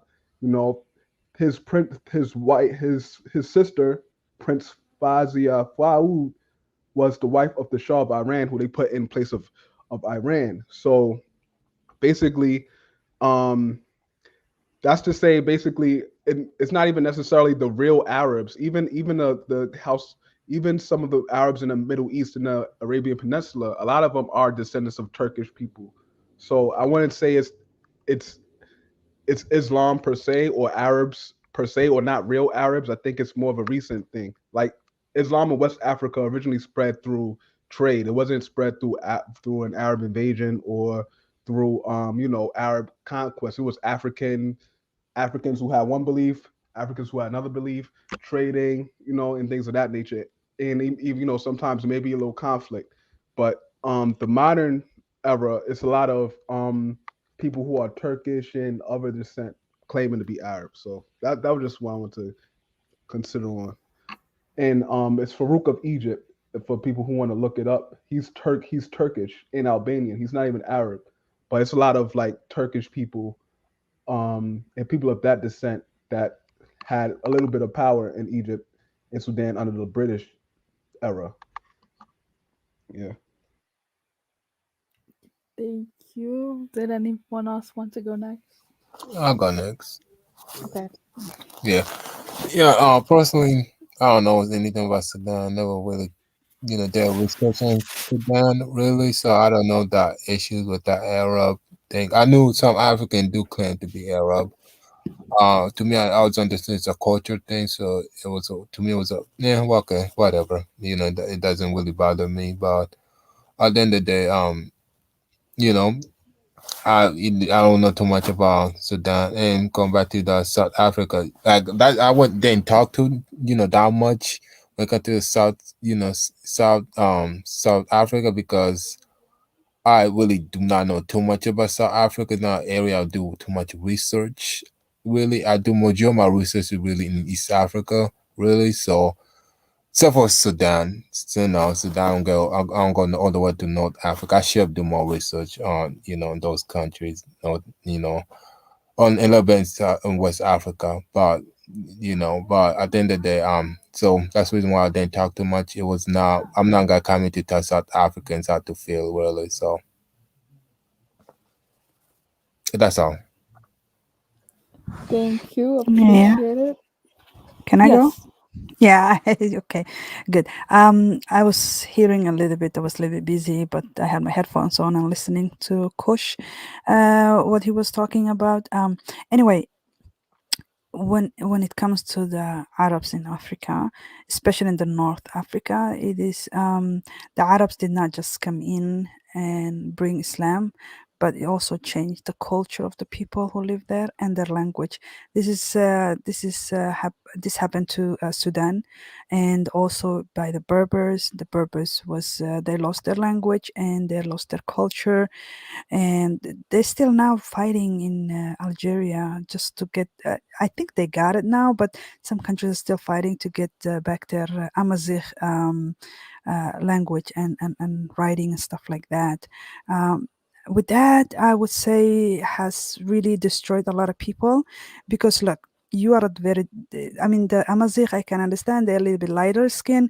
They can blend in with the Arabs, but the Sudanese is more difficult to really call yourself an Arab and blend in there. That's like difficult.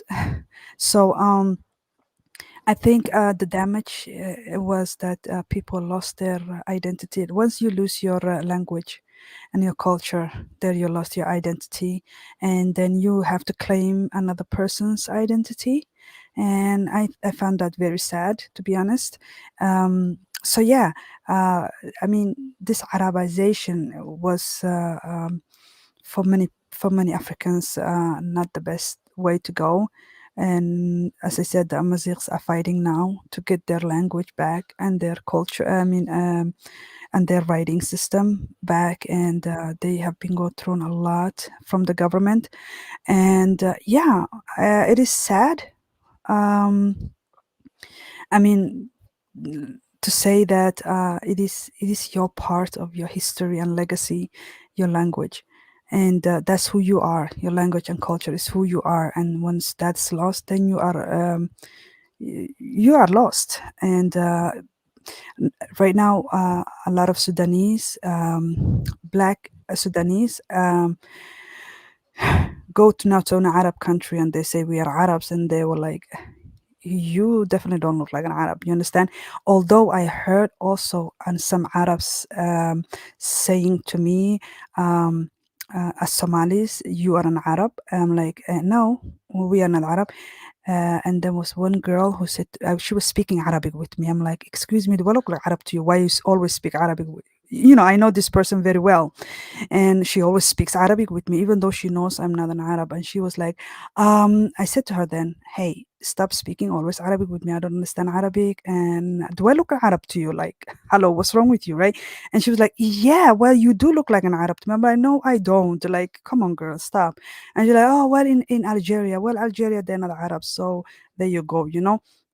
So this I always used to get like of course we are in the Arab League, and many Arabs may think like automatically we're Arab, but we are not Arab. So um, this this thing that if you are dark skinned and then you come to Lebanon or Syria or whatever, and then I call myself an Arab, and then I really do not look like an Arab, and I think that becomes like confusion for the person, right? And so I've seen a lot of Sudanese who are fighting now to get their identity back, which is great. I mean, hello.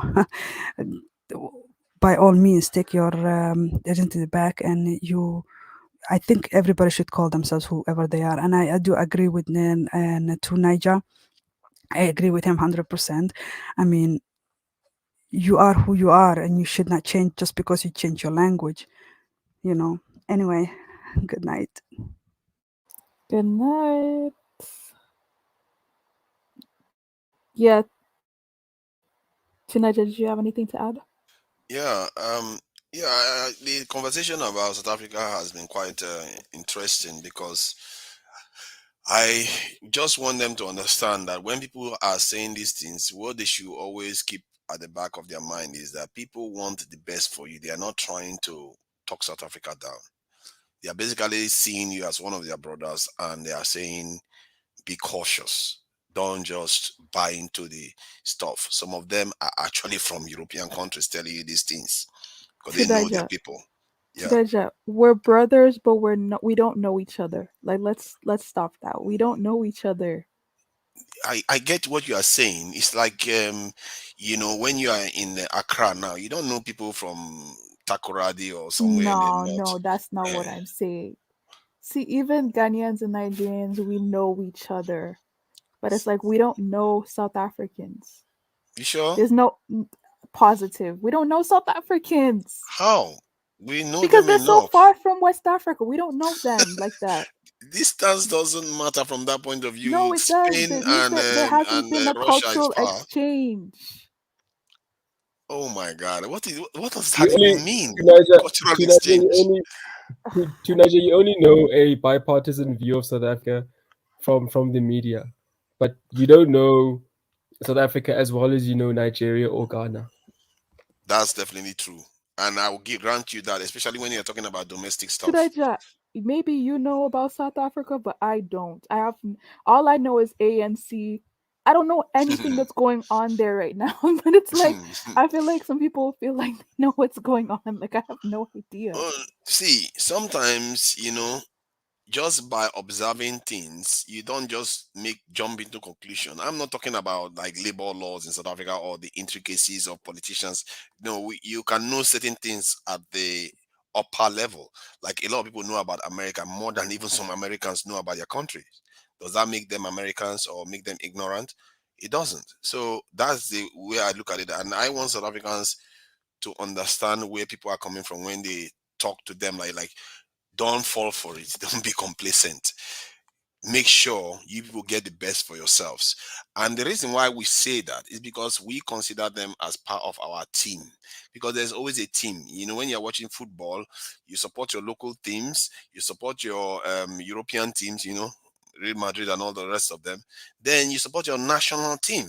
There are different. The national aspect is where when we talk to South Africans, we are talking to them as on that higher level and saying, hey, when it comes to playing at this level, you are one of us. And we are telling you that keep, like maybe you are the skipper or the defender, keep your eyes on the prize. Because this game, this is the level is played at. And if you don't keep your eye on the prize, they're going to keep scoring against us. You see what I mean? That's basically what we are saying. We're not saying they should, they are ignorant and all the rest. We are just saying it from the point of view of that we care about their welfare too, because it affects us too.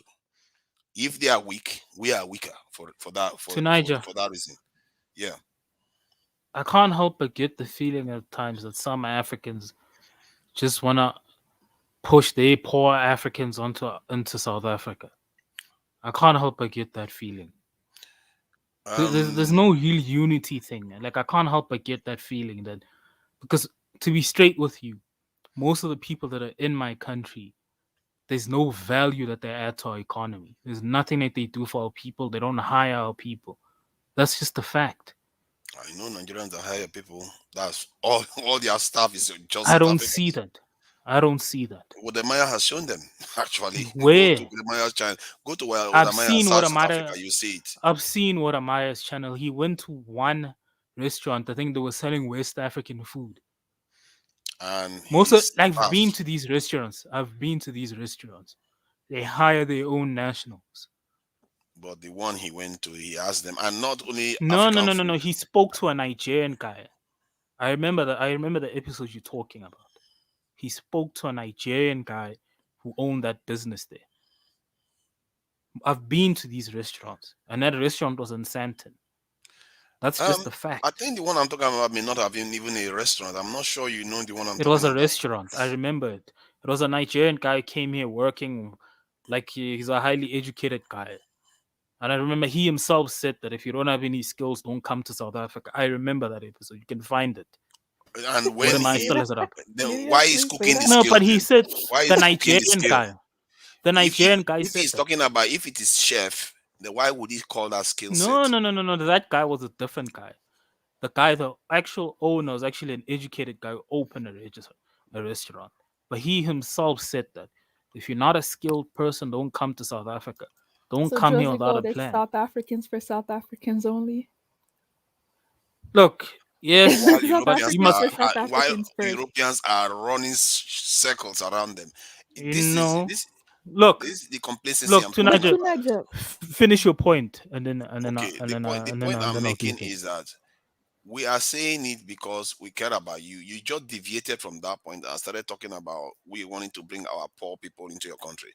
Poor people gravitate towards areas of higher wealth. If Africans start doing well in their country, believe you me, they will be the first out of your country.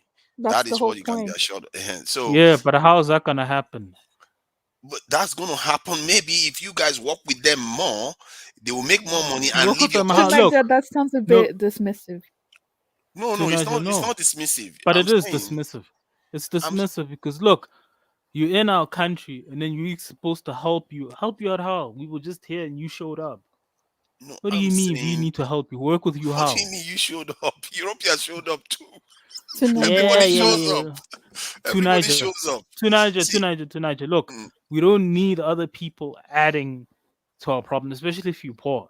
Like you see that Nigerian guy on What Am I his channel? Hey man, he can come. I'd advise him to hire more South Africans, but he can come as long as you have a skill, add more value, something that we don't have. Hey, you can come. But if you broke, you have nothing to add to our society, don't come here. And like encourage people in your Guys, country, telling them that hey, look, they can't come here.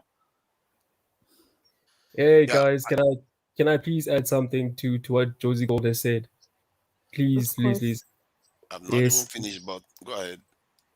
Okay, sorry about that. Josie Gold, I think we should be careful to we as South Africans just to not to be too arrogant, and for us just to get off of our high horses, because we in Africa we may be seen to be an advanced economy, and we may be seen as being that country, but we should guard against not helping other African countries. Let me make an example with Libya before the downfall of the Gaddafi regime. Libya was that country in Africa. They had a high currency. They everything went well for them up until the war happened, and now things aren't that good. Now a situation like that may happen in South Africa whereby things just go astray and South Africa isn't that country anymore. So and by then that's the time that may be the time where we will need the help of the Nigerians and maybe the Somalians, and it's good for us to have relations with them, Dini said, and even with the influx of foreigners and everything, I believe that we Roddy, should I'm gonna have find to respond to you. yeah. So, but all I'm Like, saying, hold on. all I'm saying Look, is, I let's hear not what be you're saying. arrogant. Let's not be arrogant in our approach. At the end of the I day, don't we're think- all Africans. No, At I'm the not end- being arrogant. I'm Yeah, I not don't being think arrogant. Hear Josie me out. was being arrogant. Look, let me be straight with you. Help could mean what we've done for Zimbabwe. The only country that's been there for Zimbabwe is South Africa. Everybody else, no. All these Pan-Africans that big up Zimbabwe, none of them would ever think of living in Zimbabwe, but it's South Africa that helped them out. Help would be like where we can from afar. What I'm saying is that illegal immigration causes problems. And to be honest with you, I don't think South Africans are on a high horse. South Africans just have a lot on their plate. And South Africans themselves are not coping. That's just the reality. Josie Gold, why are you There's no high sleeping on the horse. Pan Africans though, man? Josie Gold, why are Yeah, you but picking no, on but it's the the truth. All of these Pan Africans that big up Forget Zimbabwe will about never live in those Zimbabwe. people. No, We are but not wait, worried no. about them. Let's delve into that topic because you're correct. A lot of the Pan Africans were like, we all need to South be Africa like, does live for Zimbabwe. yeah, Yeah, they were sorry, like, sorry. oh, everyone needs to do what Mugabe did, but then like Zimbabwe hasn't been able to recover from that. I don't know what It's only Zimbabwe South you are Africa that's like that. describing. If you look at Zimbabwe from the point of view of people that have been there and filmed it, they are actually doing, they seem better than Nigeria in terms of well-being. They seem well collected, educated, and articulate people. So I think sometimes we over-egg these things. Go ahead. Look, I speak to Zimbabweans on a daily basis. More and more Zimbabweans come into South Africa. If you can go like on ENCA, SABC News TV, especially right now in December, the Zimbabweans who are struggling to come in and out of South Africa illegally. Zimbabwe, I'll give you this. Zimbabweans are very well educated. Check. Zimbabweans are like, they don't have any slums. Check. But the economy is non existent. It's very little. Yeah, because it's been It's strangulated. been But crushed. that It's been said, crushed. that They said, depend on South Africa heavily. that South said, Africa's the only one that's been can there I for say them. something? Even Can I say something? Swaziland. Can I say something? If Sorry. you look at what Go Radi ahead. said, Radi made a statement that, you know, other countries might be going through difficulties right now. You are doing relatively better, not like spectacular. We're That not doesn't doing mean, better. hold on. That doesn't mean you should look down on the others and say, oh, they should not come over. And because you never know when the rain will be on your own property. Look, Tunaja, hear me out. Tunaja, hear me out. Look, imagine you live in a household, right? You have limited resources. Like I've seen this happen in some communities here in South Africa, like poor communities. You have limited resources. You're struggling already on your own. The economy isn't going down. People are being retrenched. Even though fine, you might have a bit more than other people, but you don't have spectacularly more than them. If more people come in and you have to divide lesser, like in a household, the kids who are from that household, like let's say their cousins come to visit you, or they have to live with you because they have problems with their own parents, like you, their cousins. They're gonna have a problem with you because they have to eat less because of you. We're not doing very, very well. That's just a fact. Sure, we might be doing better than other economies. We don't look down on other Africans. We don't have the resources. That's just a fact. For From you, a state level. you might think that you don't have the resources, but somebody that is coming there, they're not coming there because they just want to look at South Africans. They're coming there to earn a living, and that's something you want to keep in mind. And before I can understand. You see, if you feel uncomfortable with Africans coming over and you even feel slight xenophobia towards them, I can understand that because those are symptoms of a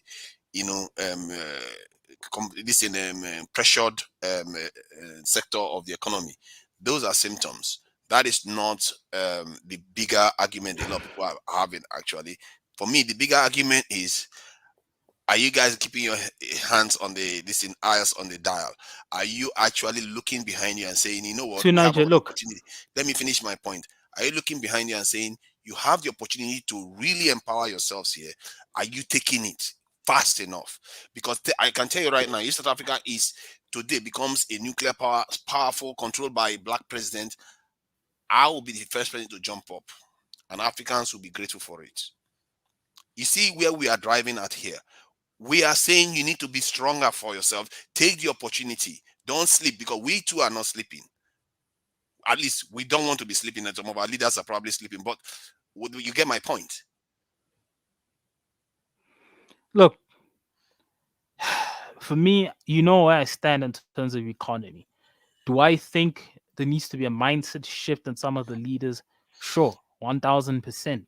Even though you know where I stand, I think it should be more pro-black? Yes, radically.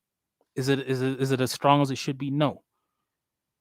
So in that sense, to a certain degree, I agree with you. But still, whenever we raise one point, you guys switch and jump onto those. Like all of those things are there. All of those things are being focused on. Sure, I'll admit the current government, especially after Thabo Mbeki left, they haven't been as focused as they should be to that extent. To that extent, I agree with you. Yeah, they should be more focused on delivering for this is South African. I'm moving. Empowering your people. You should be owning these strategic industries, the key ones. I don't even care about diamond. Let them keep diamonds. Own key things, manufacture things like vaccines, all those things. Get me away from biological this weapons production that they could use to attack To people Niger, again. you know what? Those The type of people's things. problem is not that. The problem comes in when we address our issues. Look, we're not denying that we have our own issues. That's 100%. You always think that someone else will think something else. Even among South Africans, the South Africans will think like me. The South Africans will lean more to what you are like, and then the South Africans like Radi. People are different. Black people are different. Even people from the same country. That's just the reality. The problem comes in when we address a certain issue, and then people talk to us like, "No, that just doesn't exist." Like what you're doing right now. I addressed an issue. Look, as much as South And I Africans didn't look, deny it. okay, look, but you do shift a lot. I Look, didn't shift. I just but acknowledged you it. do like Maybe you you should kind of take like yes for an answer. I said if the okay, maybe it's xenophobia because you're even long occurs, winded. I can understand that. You're Okay, long winded, maybe that's why. But good for you then. you're long winded, so that maybe that's why I didn't hear. Look, tonight, look, that's the only people I have with other Africans. It's like there's a huge influx. We're not saying other Africans are bad, and I'm sure many of you are nice people, and I agree with you. You are, and you're great people. But right now, if you're an unskilled worker or going to be a survival entrepreneur, especially when we have many of our people who are in that position, it's going to cause a problem. I don't think South Africans are better than other people. I don't. I think it was just as any African as other people. But the influx, like whatever's happening in other countries, and many of the bad look, and it goes both ways. The current government, they're the ones who came up with these Pan-African laws, and they deliberately opened the borders and did all these. The ANC is actually more Pan-African. They're the ones who allowed this. They're the ones who allowed South Africa to have open borders, neglected the borders, neglected everything to protect South Africans because they actually believe in Pan Africanism. But they need to create an economy that supports that. Up until they do that, it's going to cause problems. It's not as simple as South Africans just think they're superior to other Africans or they just hate other Africans. That's never the issue. It's at the bottom. Okay, let me address one point that I find we've seen this in Africa happen a few times, and I can't remember for all the wars like Libya had and Palestine and Iraq, Syria, where they go to somewhere and reside and they get expelled, or their citizens move from That's one not true. country. Hold on now. If you're going to be, please, I would like you to Sorry. educate me on that. Let me finish my point. Finish your point. Yeah. Then there is you see people moving from Egypt to another Arabic country. I've never really heard of any riot that attacks one of the other groups in those regions. Can you enlighten me on that if there is something you have to say on it? Look, attacks I've never heard of, but that's Good. because governments. Hold on, that's because governments in those countries reacted when the people were upset. Like right now, was it last year or the Then year hold before? your government Hold on, hold on, hold accountable. on, hold on, hold on, hold on. Stop pointing The fingers and hold your no, no, government no, no. I'm not accountable. pointing fingers. No, no, no, no, no, no, no. To Niger, no. The difference is, look. The ANC is obviously Pan-African. They actually support illegal immigration, and I supported it. No, but it's the truth. I don't. Many African countries, when their citizens were unhappy, like what happened with Ghana last year, was it last year or the year before, where they shut down Nigerian shops. In South Africa, the government has never done that. The South African government sends police against its own citizens when they attack other people from other African countries. They'll even send in the army against their own people. In other countries, that doesn't happen. How did he get Not in that the way far? that. Look, look, look, tonight. You don't see that in the Arab world or even in European countries. How do they get that? Even Tunaja, there are many Indians. examples. The Zimbabweans kicked out the Zambians. It's a well-known thing. Many countries on That's the what I'm continent have saying. Why are externally we kicked them letting out. it get this far? Because other Look, areas don't do it. Tunaja, I'll be straight with you. I'll admit to this. The South African government itself has flopped, but many of these governments themselves have also flopped. That's why these citizens are running to South Africa in large numbers. True. I'm not seeing any accountability from them. It's as if they don't care about their own citizens.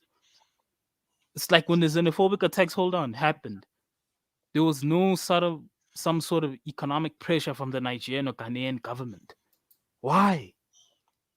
Your people are being attacked. Couldn't you say at least we'll shut down certain South African businesses, big industries? Maybe that would have helped them shift their mindset. Why didn't they do that? Well, Nigerian government The did only that. reason I can think of it is this: they know that many of these citizens are in South Africa, and What? many of them are running away from their countries. That's the only reason I can think of it. Oh, you didn't know that Nigerian government responded? The South African president came to Nigeria to apologize. Yeah, but he didn't do enough. He didn't push him enough. He couldn't. He could have at least tried. He could have tried harder. You are not in. correct. Look, See, you are correct about that. he could have tried Nigerians are harder. beginning to be fed up of this. They are getting more and more sensitive. I think this has been happening to Nigerians quite a bit. And Not I can just tell you right Nigerians, now though. that I'm telling you from the point of view of Nigerians, and Sure. I can hear them. There was a time when all these other things happen. I would say, oh, Nigerians don't even talk about this at all. I think Nigerians are getting fed up about these things that are happening to them, and they are demanding action from the government, that they should be retaliating and demanding serious compensation when this stuff happens, because we don't do it to other people, and they just keep doing it to us over and over again, and Nigerians are getting fed up. The last one that happened in Togo, the way Nigerians responded immediately to it is telling you that the Nigerians are getting sensitive to this now, and they are feeling like enough of this kind of treatment that they keep getting everywhere they go, whether it's outside Africa or inside Africa. Yeah, but like they need to push harder, not just them, even other African countries. Because look, maybe that might help. I'll admit, my own country, they've also have their own problems, and they're the ones that have allowed this. And to be straight with you, they Pan-Africans, but they very disorganized Pan-Africans, and it's not working. It's not working. Organized But at chaos. I this, think South Africans are moving forward. They don't underestimate what they are doing. They are making changes, and you people are look, not observing it enough. There is the not a people that major war between two countries in Africa. Do you know how long ago that has happened? but Tunaja, I live here. And look, Tunaja, look, I live here. Most Africans are not united. Most Africans, that's one of the things that takes South African off. Most of these people that come here and say unity, unity in South Africa, they themselves and their countries are not united. They just come here preaching unity to South Africans, but in their own countries, they're not united. How they treat each other in South Africa shows you they're not united, but they want to be united with us. Nonsense. That's why we can't take it They are seriously. not united with you at the local level. I keep sending you this. What they are talking What about is unity are on you a higher talking about? level. On a higher But you level. can't talk to people about unity when you're not united. See, you have to understand, the people that are telling you about unity are not the ones that are divided. So they're not different. Like me, I cannot come and tell you that, oh, one Africa, then I go and start badmouthing the Igbo man. That is, there will be a kind of dissonance with the way I'm sounding. Basically, I'm talking from both sides of my mouth. The people that are telling you about unity are not the same people that are biting against themselves. So sometimes it's not fair to mix them together. You understand? Look, all I'm saying is this. It just seems wrong. Look, I'll be honest. I think xenophobic attacks are wrong. It's not a matter of if or maybe it's a fact. They're wrong. But at the same time, to have such an influx of people where people even come here and they forget about their countries, they don't even talk about their countries. They even start saying things, look, I'm South African now. You've been here for like 6 months and you're saying you're South African. It makes no sense to me. Look, something in those countries, I don't know what it is, has to be fixed. I'm not saying South Africa also has to get itself in order. They've made terrible economic policies and they've also become very corrupt. But other countries also need to like take some accountability for themselves as much as we should. That's all I'm saying. I agree with that 100%. And let's see. Like as I was saying, I was trying to close out. I want you to hear what we are saying. That we are not like trying to, kind of say South Africans have some issues and all the rest of it. And I sympathize with the way you people see things. You are living with them every day. We don't live with, next door neighbors. You could be friends with many of them and for good reasons too. So I'm not saying all Europeans in your country are bad people. I'm just saying that just as they have the advantage in terms of wealth and power base and everything over you, you need to remember that you too need yours. That's all. It's not. I'm not saying you should disorganize your country or disunite your country. Like when they are sharing the pie, you consciously go for good share of it. Control stuff in your country. I will be happy to see that, because a lot of Africans, that you will find that is what they want you to be able to do. Just like I want that for our own country too, because I know our country right now is not doing even as well as your country in terms of life expectancy or experience. The quality of life is not doing as well. So I'm not trying to say South Africans are not, what they are saying is invalid. It's not invalid. Just please, I wouldn't say please, but do you understand where I'm coming from here?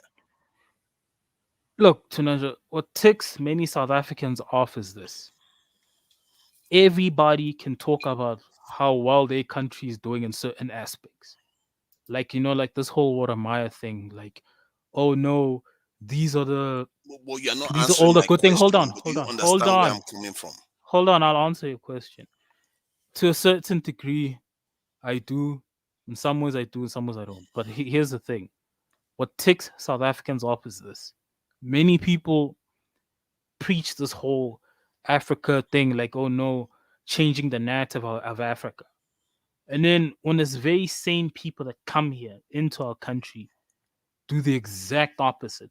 When he knows many large black businesses, it's hard not to miss. It's hard to miss a black business in South Africa, especially in Johannesburg and in Pretoria. Even he could have done that, but he didn't. He deliberately went there, he came into South Africa to sow division and to cause problems. That's what pisses people off. And it's an attitude. I think that's why if you look at the video that AM showed us, that Wode Maya video, the hatred, not the hatred, the anger comes from that place because it's something that we experience with many people from other African countries in South Africa for a long time. That's why there was such a strong reaction to that video. But yeah, I hear you. I appreciate that. Because we all want the best for all of you there, and because it's also in our interest. It's not because we just love you people, we are also selfish people. We're all selfish, let's face it. We want the best for you because we consider you to be on our team too. So that's all it is. Hey, African Manila, can I ask you a question? Does Canada also have the same kinds of problems? Because I know Canada has been, a lot of people have been moved, a lot of professionals have been moving to Canada. Do you maybe experience the same issues, or do you feel that as a black person, do you feel maybe you're not accepted by the Canadian society? What are your experiences in Canada?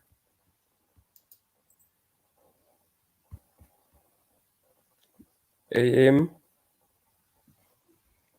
MIA. Yeah, AM has been taken away.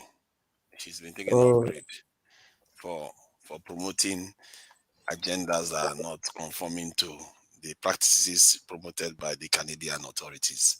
So she'll be back. I think that she does that now and again. So yeah, some other person can take it. I see the Eritrean boy is in the house. The guy was burning the South African flag last night. Hey, where have you been all day long? Where were you hiding? I'm a man. I'm a 24-year-old man. Oh wow, where have Oh, you hiding? I was expecting you 20 tonight, you years. see. Last night you said, "Oh, I cannot wait." So I Oh was my God. expecting you all night. 20 years old man. I like that. An interesting fact about Eritrea is that I think it's the only Italian speaking country in Africa. They were colonized by the Italians. Yeah, Italian's a dead language, and we don't use it as like an official language anymore. Oh. Like there's more Arabic speakers than Italian. Oh, okay. And then why is Eritrea shut? Why is there a civil war happening in Eritrea? What's the situation like in Eritrea? Because I know that not anyone, Eritrea isn't accessible to everyone, even Africans themselves. You can't just say that you're moving to Eritrea for a holiday or for as a tourist. What's the situation like in Eritrea? I mean, like, so how do I say this? So, like, the history of Eritrea was that it was like after World War II, when Italy was like defeated, Eritrea was it went to the British. Then the British gave it to Ethiopia to like for Ethiopia to basically it's supposed to be like a federal. It's supposed to be kind of like a federalism kind of thing where it's like two nations, but like it's like one nation, but Eritrea has like autonomy for itself. This happened around like 1950s, and then when it came to 1960, there was supposed to be a referendum, like a vote, for whether Eritreans want to leave or stay in Ethiopia. Then Haile Selassie decided just to like ignore the vote, he just annexed Eritrea and like forced Eritrea into Ethiopia. And that was kind of like the beginning of the war between Eritrea and Ethiopia. And this was like in this, I want to say like the 60s. Then by the 70s, like the entirety of the Horn of Africa was basically at war, where like Haile Selassie was overthrown by the Derg regime. Then Somalia tried to like annex Ogaden to take it back, and then a bunch of tribes broke up into small militias like the TPLF and the OLA. And then basically by the 90s, like the TPLF and all the militias, they eventually won, and they created a new government. And this new government gave Eritrea the right to vote to whether they want to leave or stay. And basically, after like the 30-year like long war between Eritrea and Ethiopia, most Eritreans were like, "Nah, y'all like want to leave. Y'all killing us for like 30 years." So they just left. Just like in the early 90s, they left, and then by like the mid 90s, there was supposed to be like a democratic like switch, but the leader Isaias Afwerki decided to just like postpone democracy because of issues with like security.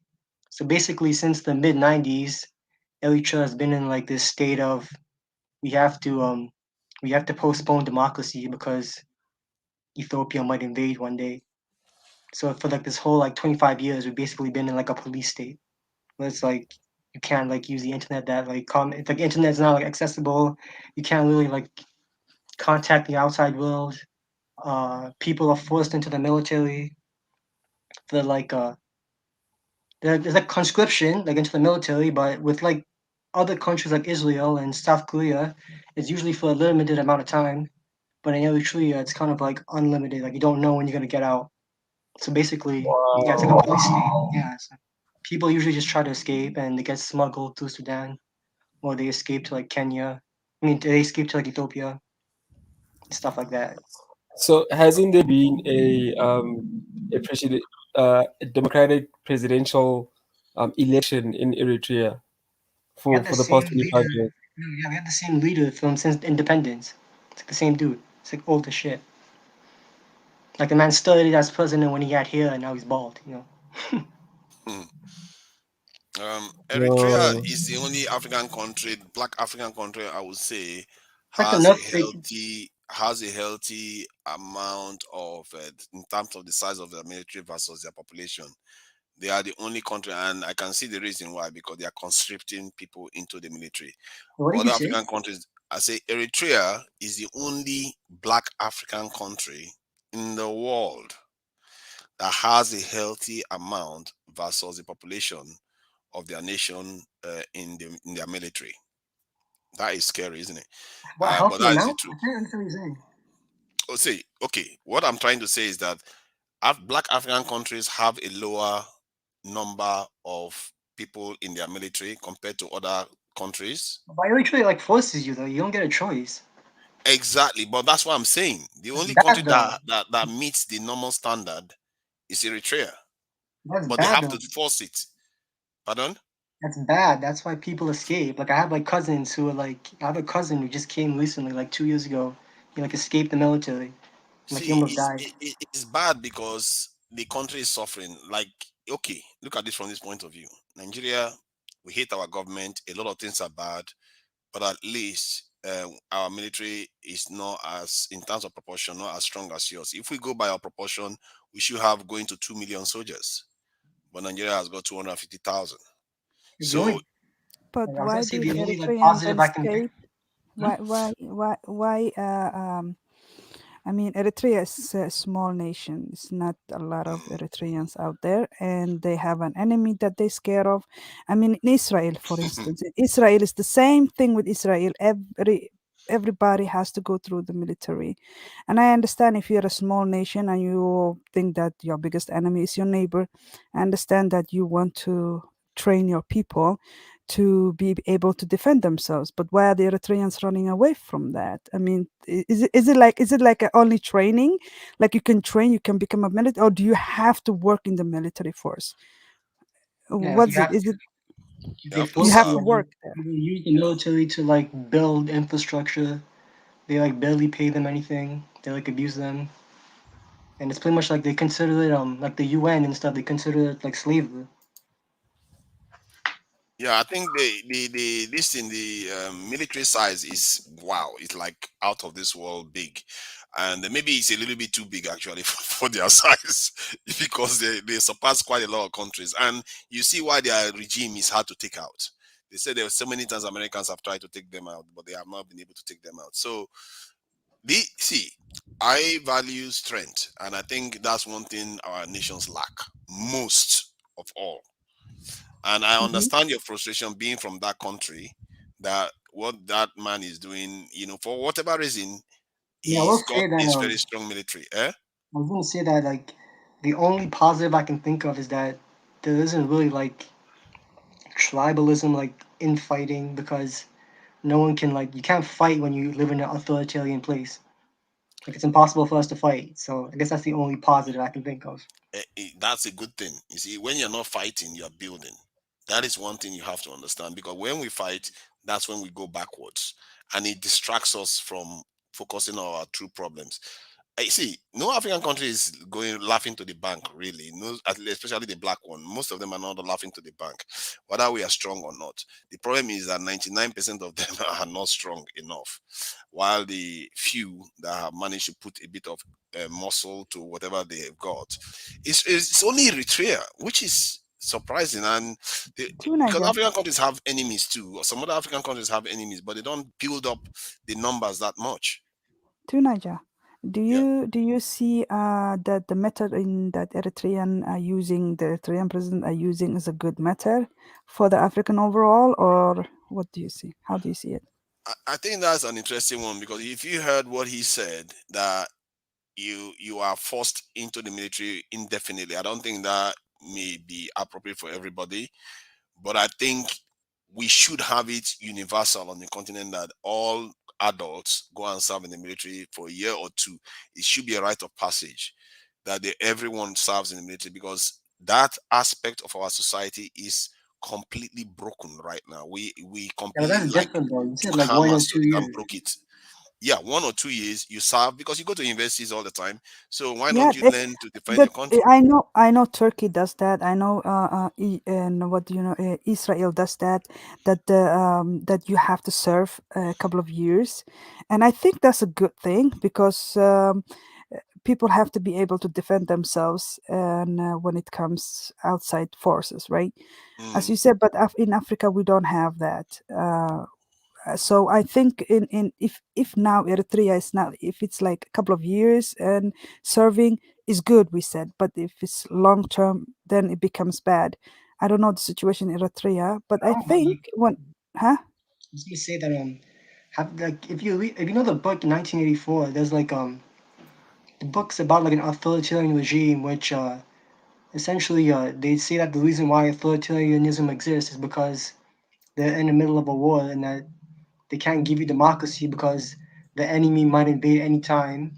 And in the book, when you get to the conclusion, you learn that there was actually no enemy to begin with, and that this was just made up to justify like authoritarianism. And that's I would describe Eritrea the same way because we haven't been in a war with Tigrayans since like the 90s, and I don't think we need to have this like amount of like Ethiopia is not this huge threat about to like consume us. That's what I'm trying to say. Like it's like they use that as a justification for why we don't have democracy.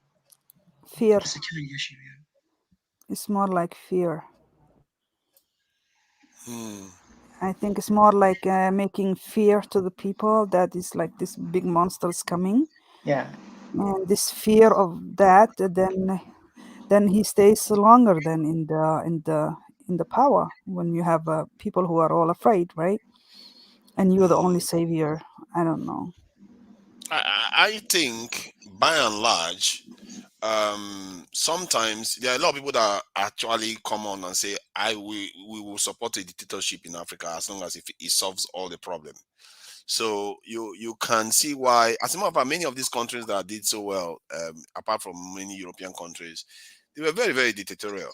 They were really, really tough, like Russian, the Chinese, the Indians. They like to pretend they are doing a democracy there, but they have a massive caste society in that country. So there's always an element of authoritarianism sometimes when it comes to power. And Africa, if you look at the state of Africa right now, you would think we were enjoying the way we like decided that, you know what, we don't need weapons, we should disarm ourselves and live peacefully. No, that we are going through devastating poverty and suffering on and on, government change, corruption, and we are not going into a different footing in terms of military posture.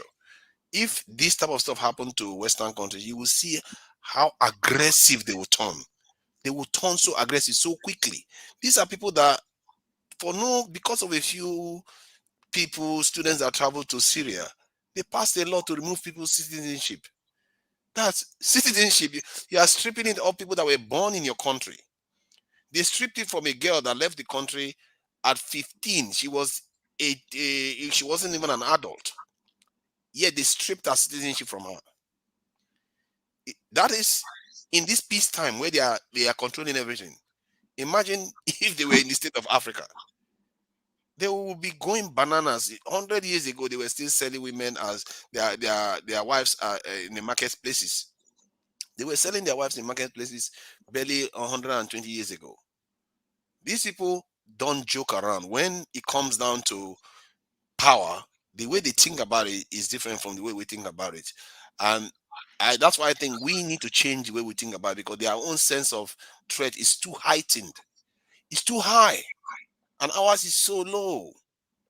This is why the whole world has a certain number of military, while the black countries are the least defended. We spent 0.5% on defense, while the rest of the world is spending 2% or more. Why? They are the ones that have peace. Why are they the ones spending more still? Yeah, but like America, they spend like the most on the military, but they have like the infrastructure is said to be like bad. They don't have like healthcare, education makes you bankrupt, healthcare makes you bankrupt. Because Americans are corrupt. That's the reason why. It's not because they don't have the money. They are just corrupt. I'm saying they They like spend the a lot of inequality. money on the military, like way more than all other countries. True. I think a little bit dictatorship in Africa would not be all that bad. You see what I mean? But he A doesn't like little it. bit hard. No, for real. Listen, in my country in the 80s, when we were doing the best, the 70s and 80s, per capita, Somali military was the strongest military in Africa in the 80s. You can look it up. We were doing very well, you guys. We were doing very well. Somalia was building their own. We were manufacturing everything from clothing to tomato paste, matches, clothing, everything. We were back in that day. We were so strong, right? But I think then we were under a dictatorship, of course, like he was dictator, but he did very good for Somali, the Wasn't that people, the yes. 70s though, or no? Sorry? Wasn't that the 70s or no?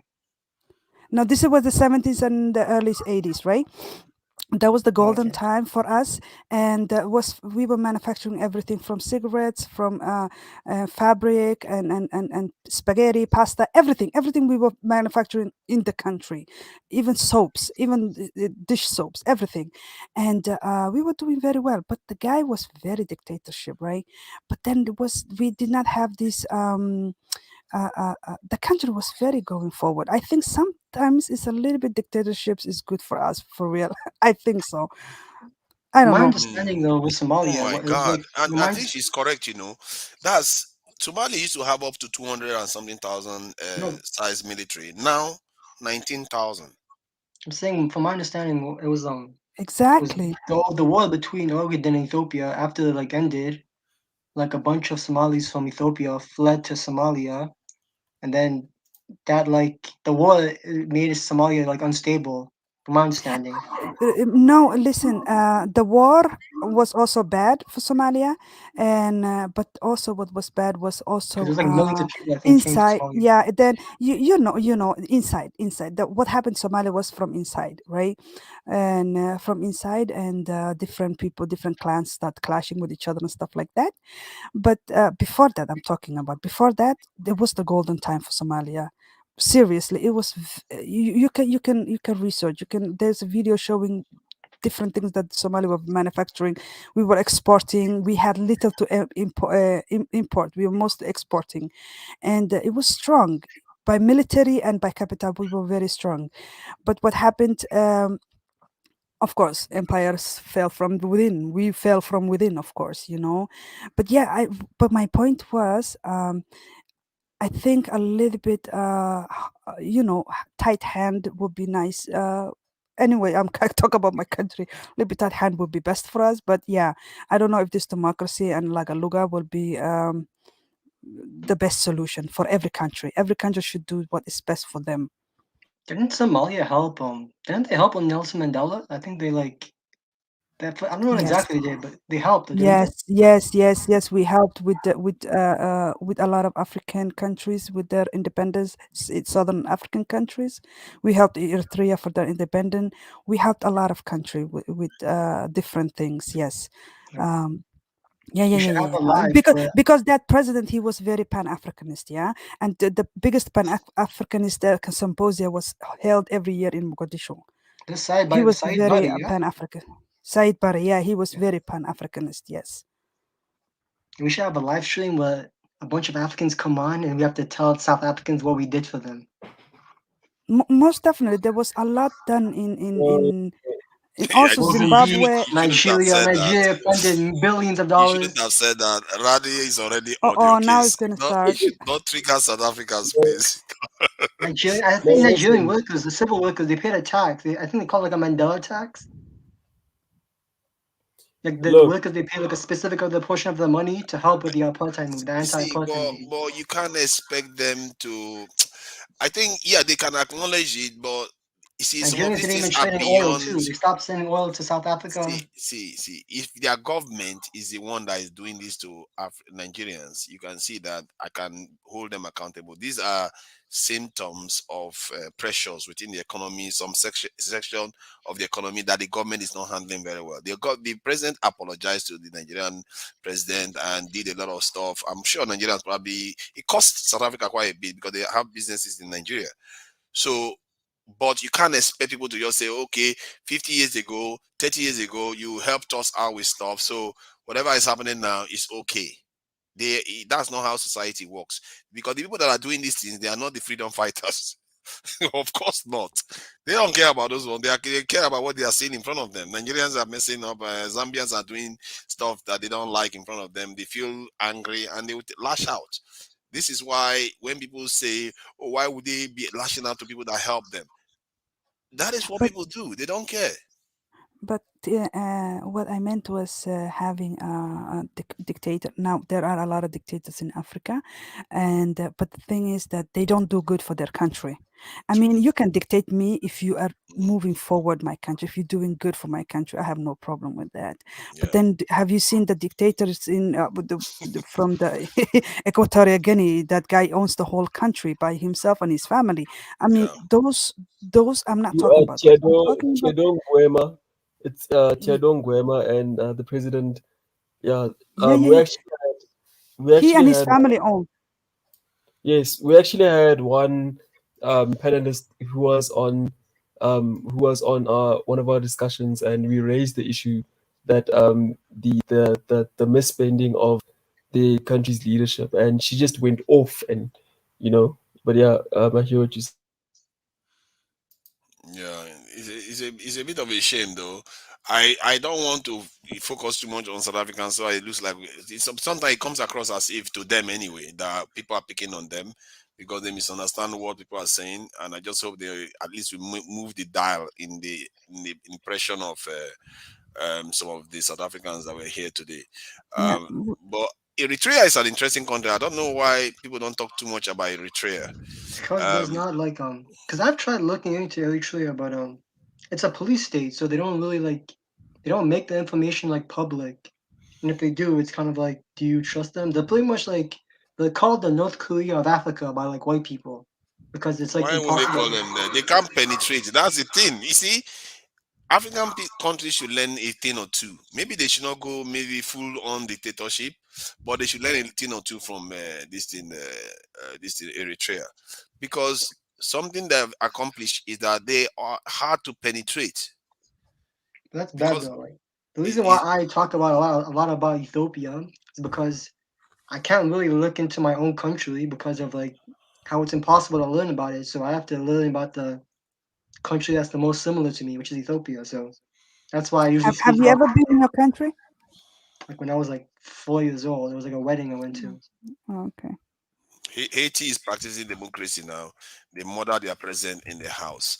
All the ones practicing democracy, all the government that has fallen from office recently in black countries, where they were all practicing democracy and falling like flies and causing problems in the country.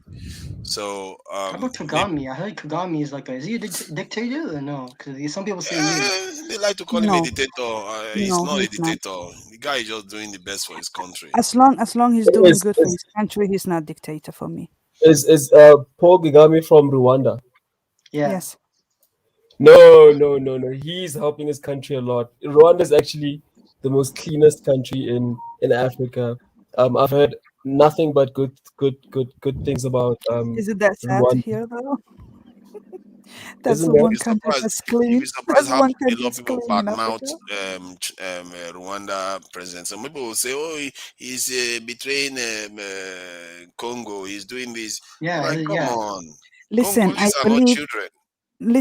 I believe anybody who the West bashes is good for their country. I believe, really Right. believe. If you see the West running after you, bashing you, running after you, I believe that person is doing good for his country. And I see Paul Kagame doing great things for his country. And I wish my country would take some example from that. That's true, actually. I think If you, Kagame had helped And end that another African country. genocide too. He helped um he helped fight to end that conflict where they had the Rwandan genocide. He was part of ending that too. So he Yeah, yeah, yeah. got a lot of deep history there too. Yeah, Who but killed that imagine Hutu he president united though? the people too. They say it was Paul Kagame. Sorry? There's like no one knows who killed the president before Paul Kagame. There was like a Hutu leader, I believe. He was killed in a plane. I think that was somewhat on the front end. It was an African group that did it, but on the back end, there's like people saying that it was orchestrated by the Belgians and the French who organized that. So I don't know for too the deep purpose about of that, causing but a conflict. I told African Millennial to do a stream on the East African Federation. She said she's gonna do it in like January, like the mid-January. And I think Somalia, didn't they apply for that one time? Yeah, but The we East were not African community, I think. we got kicked out from Kenya. Kenya did not like us to help there. You know what I'm talking about? Like the East African community. That's like I think You it's like know, 6 countries. yes, Somalia applied for it, and Kenya did not allow it. Kenya did not like to have Somalis there. Anyways, because of the marine and dispute that we have, probably. Yeah, didn't you guys win that maritime dispute? But Kenya decided Yes, to like we ignore did. it. Yeah, they can decide to ignore it, but we won because the ocean belonged to us.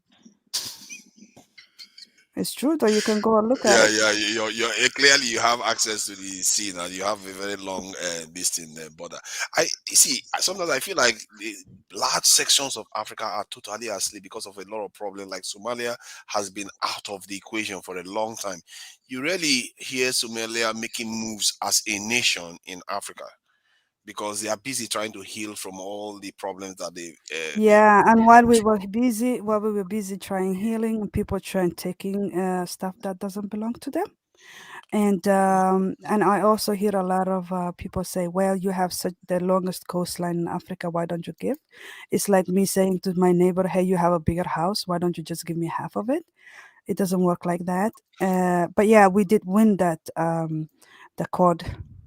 Okay, so that argument was about giving Kenya access to the sea, was it? Yeah, Does yeah. does Kenya Kenya, not have Kenya. access? Kenya does have a sea. It's not like Kenya is landlocked. Yeah. Kenya's not landlocked, but Okay. Kenya just drew their borderline all the way to in the middle of the Somalia, and that was not what we were. Yeah, that looked. You can go and look at it. It looks crazy. They just drew all the way to Somalia in the middle of Somalia. They said that's what we own, and that's crazy. Yeah, because like around the world, there's usually because the way that like ocean laws kind of work, it's kind of like countries own like a part of the ocean. Like I don't know the exact number, but they own like a part of the ocean that's closest to their country. And so like Kenyans, I think they claimed a part of Somalia as like ocean territory. Yeah, This yeah, is an yeah. issue that exists with like South. This is something that exists with China as well, where they have issues about. I consider this very, very important. This access to the sea for nations, and I really feel bad for Ethiopia when you look at the map of Ethiopia for such a promising You know, country to be cut out from the sea completely. You know It why? just doesn't You seem know fair. how Yeah. that happened? You know how that happened? Because Somalia did support Eritrea's freedom a lot. And that was one of the reasons Somalia supported. Somalia wanted to have an Ethiopia landlocked. And to get Ethiopia landlocked was to free Eritrea from Ethiopia. And be Oh honest, my God, I think Eritrea independence was a big I know mistake. because that This is is not a a popular dirty that opinion. was yeah, a dirty Most game though. Eritreans don't agree with me, so don't take me as no. like the speaker for them. But for me, I was like, I think we would be a lot better if we were part of Ethiopia. We never left. Yes, No, I I don't actually think believe so. that they will be better off if Eritrea was part of Ethiopia. They will be, my God, that nation will be very, very strong. Wait, And wait. I don't think so because Ethiopia is right now fighting within. And Eritrea will be just like that too. It would be like another conflict right there. Because Ethiopia were given a lot of land from Ogadenia, which belonged to Somalia, and that was the war. It started anyways because we want our land back, and the Somali government, they just helped Eritrea to be free so that they could become landlocked, which they became in the end landlocked Ethiopia. We need a Horn of Africa Federation. I told this to Dr. Ara, and he was like, no way. What do you think about that? Sorry, A Horn of Africa Federation. I mean, I don't know. I think That would Horn of be African nice. That would be Federation nice. I mean, that would be very nice will be hard for what to I think. do. But they are not one people now. It's Eritrea and Somalis. Are they one people? Eritrea and Somalia have always support each other. Yes, it's just Eritrea boy is a little bit different, but Eritrea majority of Eritreans and Somalis has always been buddies. She's To calling be me honest, weird. She said you different, but weird. that's a You nice way you're of the saying weirdest weird. person. You're the weirdest Eritrean I have ever seen, bro. Mm. Come on, and you know it too. I know, I know. You If you want look to unite across with the Ethiopia? ocean, Eritrea will die. We will die. Eritrea will die before they say that they want to unite with Ethiopia. if you That's why look I say he's across a weird guy. if you look across the Red Sea, you see that Saudi Arabia is opposite and Yemen is opposite these nations. And for me, I'm just looking at it from a strategic point of view that how would it benefit this Eritrea on its own is not very strong standing there on its own. It's not. up against this thing. But if they were with Ethiopia, they will be stronger, or with Sudan, they will be stronger there. And we need strong nations on the edges of the continent, really, really strong Eritrea, ones. And Eritrea to me is Eritrea very is quite small, strong, I must say. They're quite. I forgot. They have to but they're almost not. 300,000 soldiers actually. They are quite strong militarily. They are quite strong, But and look, Eritrea is now is Eritrea actually not alone standing. Eritrea has a lot of friends all around. Also, I think Eritrea is the Arab League observers. Yeah. And and also Eritrea. Yes, of course, Eritrea is Djibouti is friend, Somalia is friend, Sudan is friend. Eritrea has a lot of neighbors that are friend. I don't think Eritrea is standing alone. And yeah, I mean they fought a lot for their freedom. They fought a lot for their freedom. I don't think any Eritrean would like to hear to say now go back, because you have no idea how many million Yeah, I know. That's what I'm Eritrean saying. lost It's their they're life for that, Yeah. men It's my and parents women. though. see, that president of that country is a remarkable person. I have to give him credit for what he's done, because it's just 3.something million people. This is video on YouTube on Al Jazeera Wait, where they that's how small interview. Eritrea is? There's a video where they Yeah, interview the it's that leaders. small. There's another. 3.something million, and they have 300k soldiers, and this is like crazy. The proportion is massive. It's like Nigeria is 200 million. They have 250,000. Like, how is that even possible? I don't That's think. I'm crazy. telling you, we Did you need say the to talk population is to 3 million? President Buhari. That means you should not mess with Eritreans. No, that's what I'm saying. They really, that guy has done something remarkable that I've not seen any African country being able to pull off. Algeria, that's the only sub-Saharan So African country that is doing that. Algeria comes close with 700,000 soldiers for 43 million people. But the other black African countries are just terrible. They are just horrible. So Eritrea Yeah, didn't get so according to independence. you, you're saying that, according to you, you're saying that the numbers in the military is what makes a strong military. Is that what you're saying? At some point, yes, it matters a great deal. But doesn't your military equipment, doesn't that also play a part into the strength of your army? Okay, to show you how bad our situation is, the countries that have more advanced military have more people too. That's how bad the situation is. We are not even that advanced, where you have to use a number to make up for the lack of advancement in technology. But the countries with more advanced technology have more people in their military. That is how terrible it is. So what tribe are you? I'm Nigerian. I'm Nigerian. No, tribe, like your tribe. Oh, so the South. If you want to preach them, is like the Jaws and this in the Delta, and Nigeria is complicated. Don't I start. only know Igbo, Hausa, and Yeah, but Yoruba. we are Those are we the are bigger ones. many. We are many. There's so We are many, many. yeah. You know, So there's a large But it's group. all, The fourth largest ethnic group where the oil come from. that's like Half north, of isn't that? half That's like of my north. side in the south. In the south side where all the oil is coming in the from. Delta.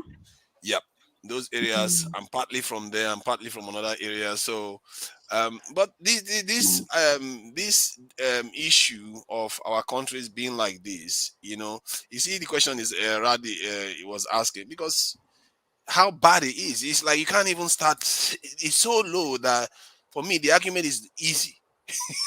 If you argue about technology, it's still that bad. The countries with higher technology still have more people than us. And this in Korea. That's if you use the proportion of the number of soldiers they've got, Nigeria should have over 3 million. And yet, this country, South Korea, has very, very advanced. They even have American soldiers there to help them against North Korea. Is it, what's the other country? Singapore. All of them. If you look at the whole world, these countries, some of them have not even fought any war. I don't know what war Singapore has been involved in, but their military posture is very, very strong. But why is it that our own people are the ones that feel like, yeah, no worry, we are good, we don't need it? I don't get that. I really don't. And this is why I think the Eritrean president has accomplished something that all the sub-Saharan African countries have not been able to do, and I don't know why. Okay, guys, thank you for being here. I do have to go. Wait, let me see one more thing. Last thing I was gonna tell Olimi, have you done My Heritage before or no? Are you asking AM? I'm not, it's not a joke. I'm No, asking he's her that she's asking done like only me if she's done heritage before. my heritage, like DNA thing. DNA testing. Who is She's really still here? asking? Oh, she's not hearing you. She's Can she hear basically me? doing some of the chores she talked about. Oh. Clean your whole. Hey, why did you Yeah, remove only me. that? Only me. Every boy wants to know your genetic disposition.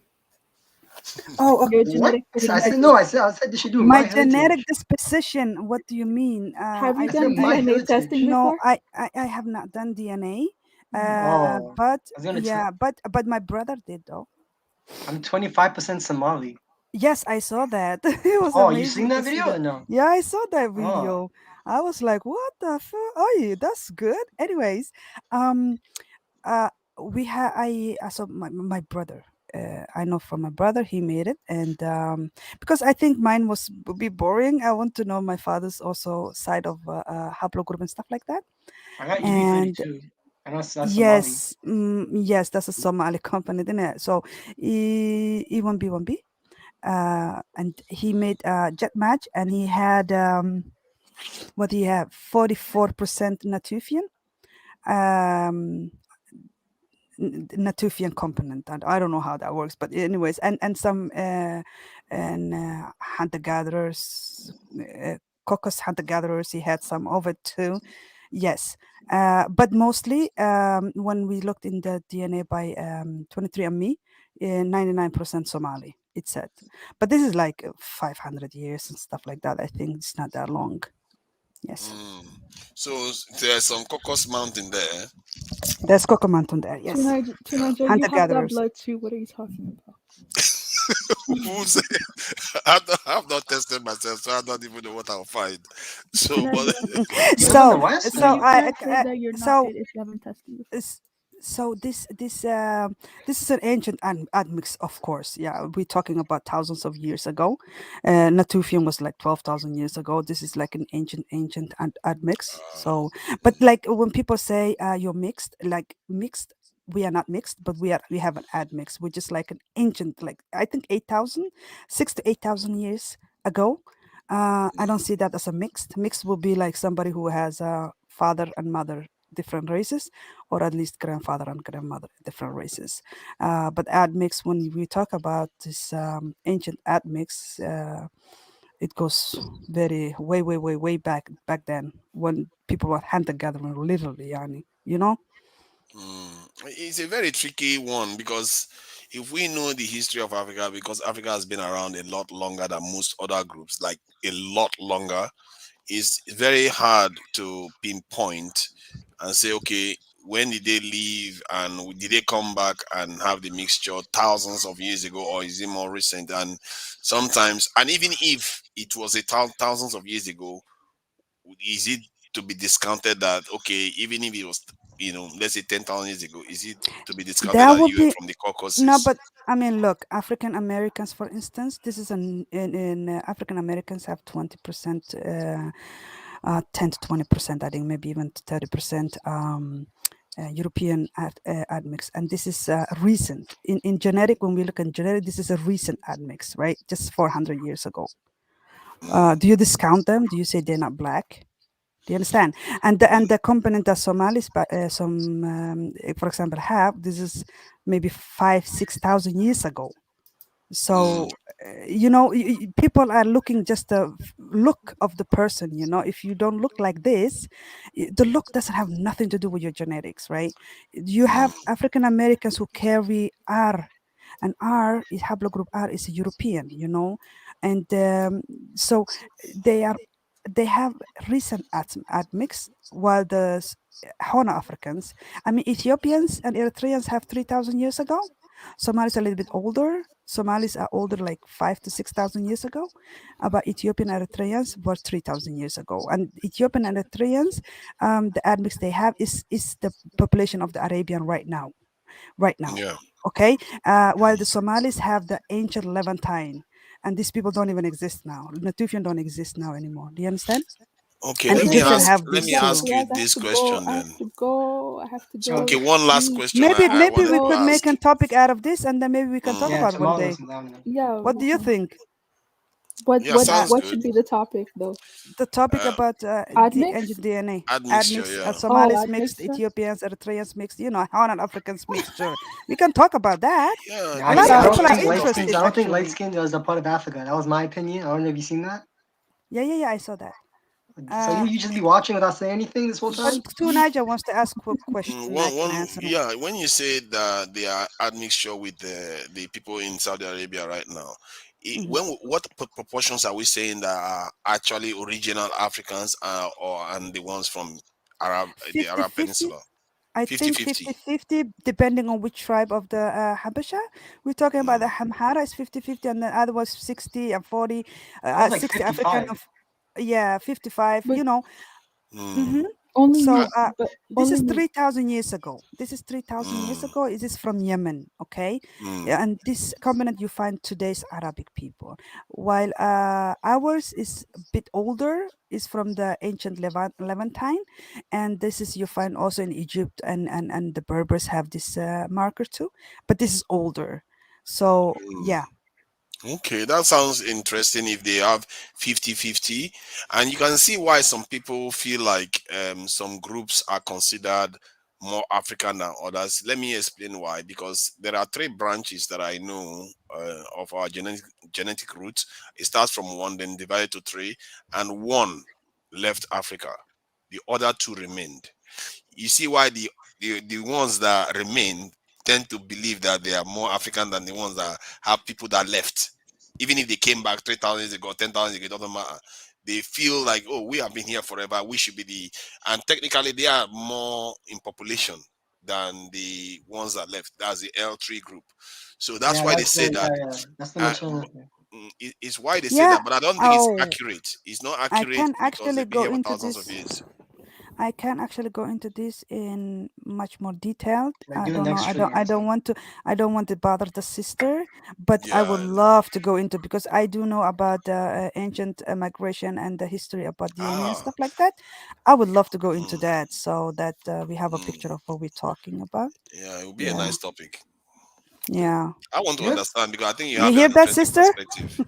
Yeah, no, we can set that up in Do you know the advance and YouTube then channel? have some information. Do you know the YouTube channel? There's this African dude. His name's like Gamal Nasser. Have you seen that channel or no? Yeah, I've seen that guy. See, yeah, like he said it's from Tanzania. Yeah. He's Tanzanian. Yeah. Yeah, his videos are really good. Like, Mm-hmm. Yeah, he does show the migration pattern of the ancient people in the northeastern Africa. Yes, and the Somalis are a mixture of these ancient Levantines and the proto-Nilotes. These Nilotes don't exist anymore. that's what I was saying. Proto-Nilotes, so they don't exist anymore. I've Yes. been saying that. I told you that African million. I told you that Cushitic's a mix between like Nilotic and like Levantine Yeah. who came into Yeah. Egypt and traveled down. Wow, proto-Nilos. I've never had that before. Man. Proto-Nilotes. Yeah, they don't exist anymore. So this is look the Nilote today. The Nilote today have also admixture with West African and Bantu, right? Yeah. But before, because look, Somalis don't carry sickle cells, but the Nilote today they carry also sickle cells, right? Oh, that's interesting. Because of the admixture with the Niger Congo and people. So the Somalis are the only one, and the Khoisan are the only tribes that don't carry sickle cells in Africa. So the proto-Nilote, these are the ancestors of the Nilotes of today.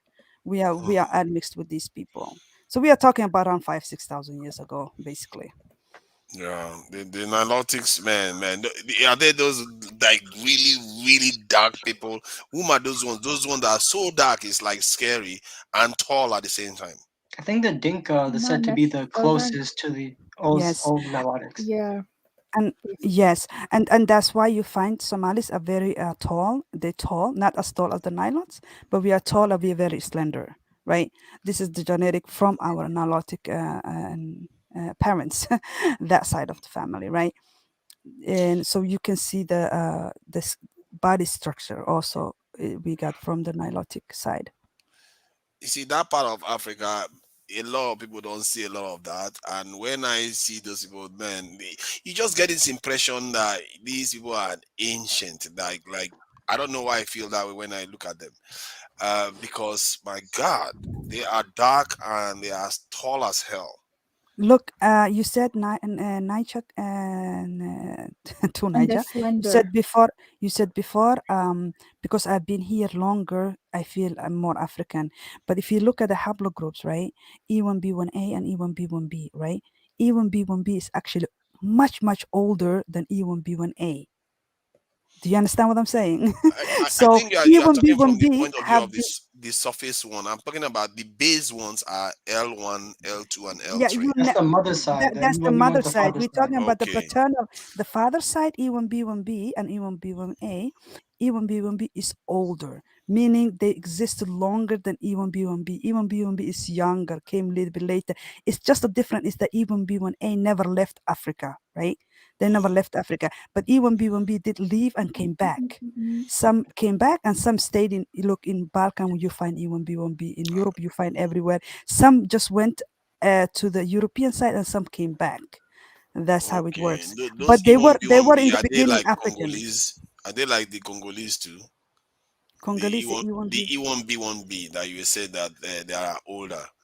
No, Congolese are A. E1B1B are the Niger Congo speakers and the Bantu speakers carry E1B1B E1B1A. They carry that, okay? E1B1B are carried by the Koshirik and by the Berbers, and then all the way to Europe you find.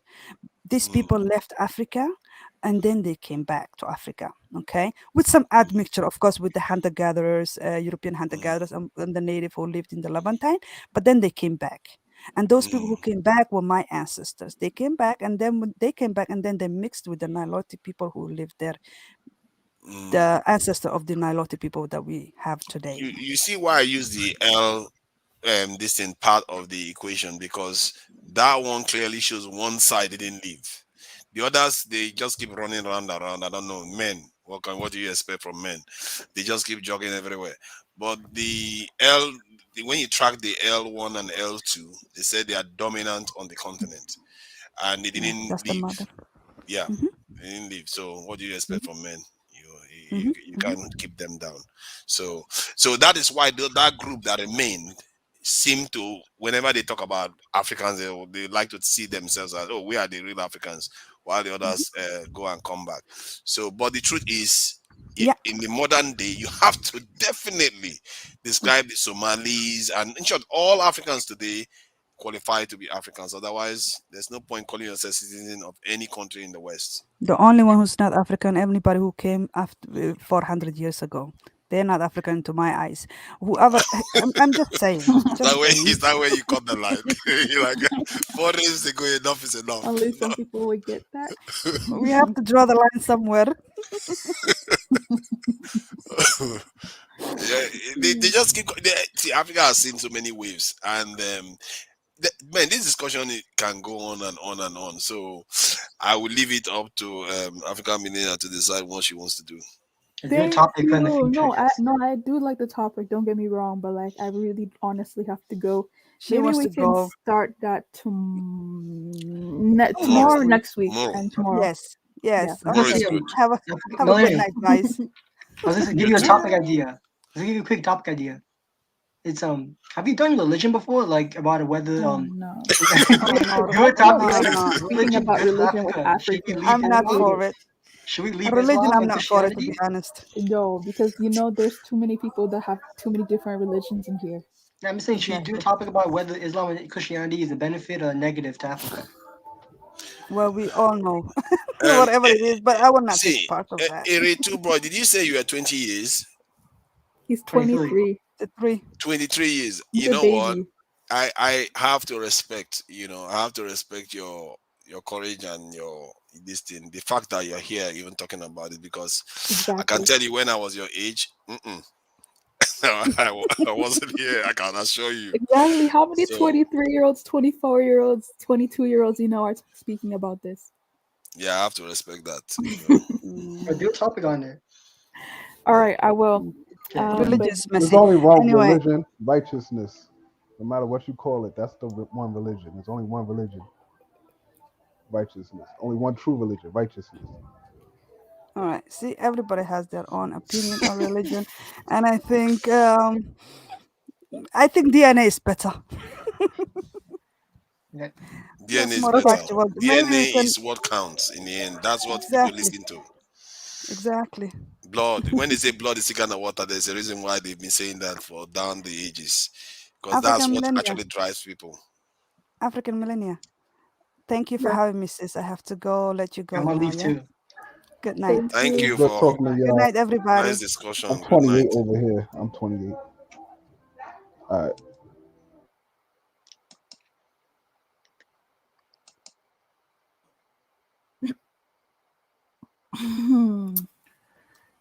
Yeah. Do you have something to add? Yeah, not on the religion thing. Like, Thank goodness. okay, look, for me personally, if there's anything I picked up about many Africans, other people from other African countries, that they have so much to say about my own country. I felt so bad.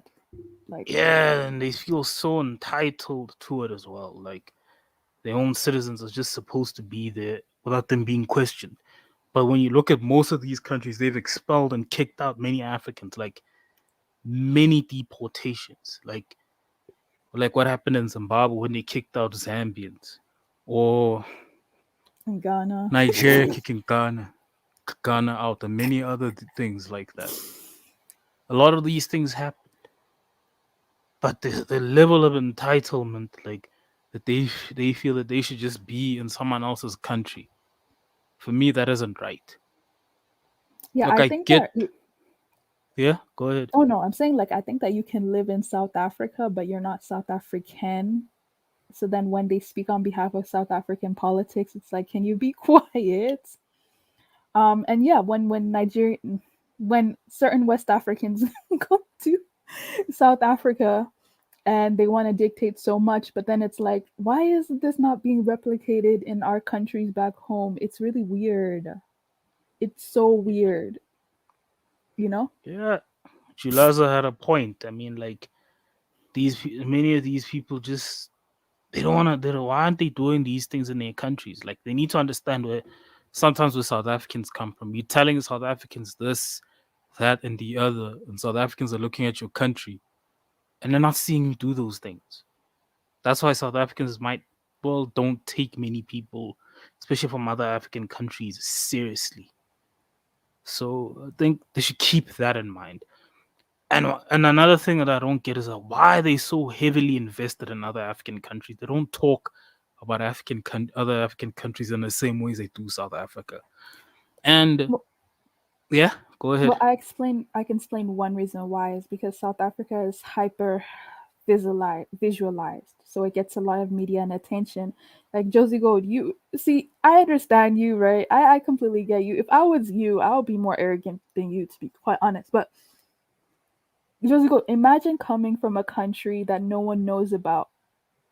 You can't speak on it. You know what I mean? Like nobody cares. But if they speak about South Africa, like everyone knows what they're talking about. Do you understand?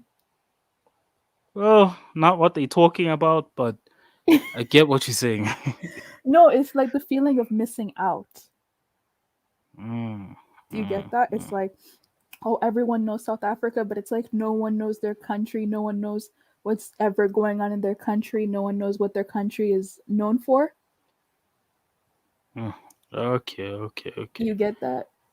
Yeah, but it's Yeah. just too heavy. It's just so heavy. It's like these guys, even though many of them are just spewing misinformation. I think a lot of the stuff that they speak of, especially stuff that they see in the media, is misinformation. It's not true, which is Yeah, unfortunate. sometimes Yeah, some of the facts and the quotes that people like put on here, I'm just thinking like, where did this person get this from? Because I'm assuming it's just Google. Like you just the first thing you Google and you click on it and you run with it. How credible are these sources, you know? yeah, yeah, yeah, yeah. And another thing, the whole Wode Maya thing again.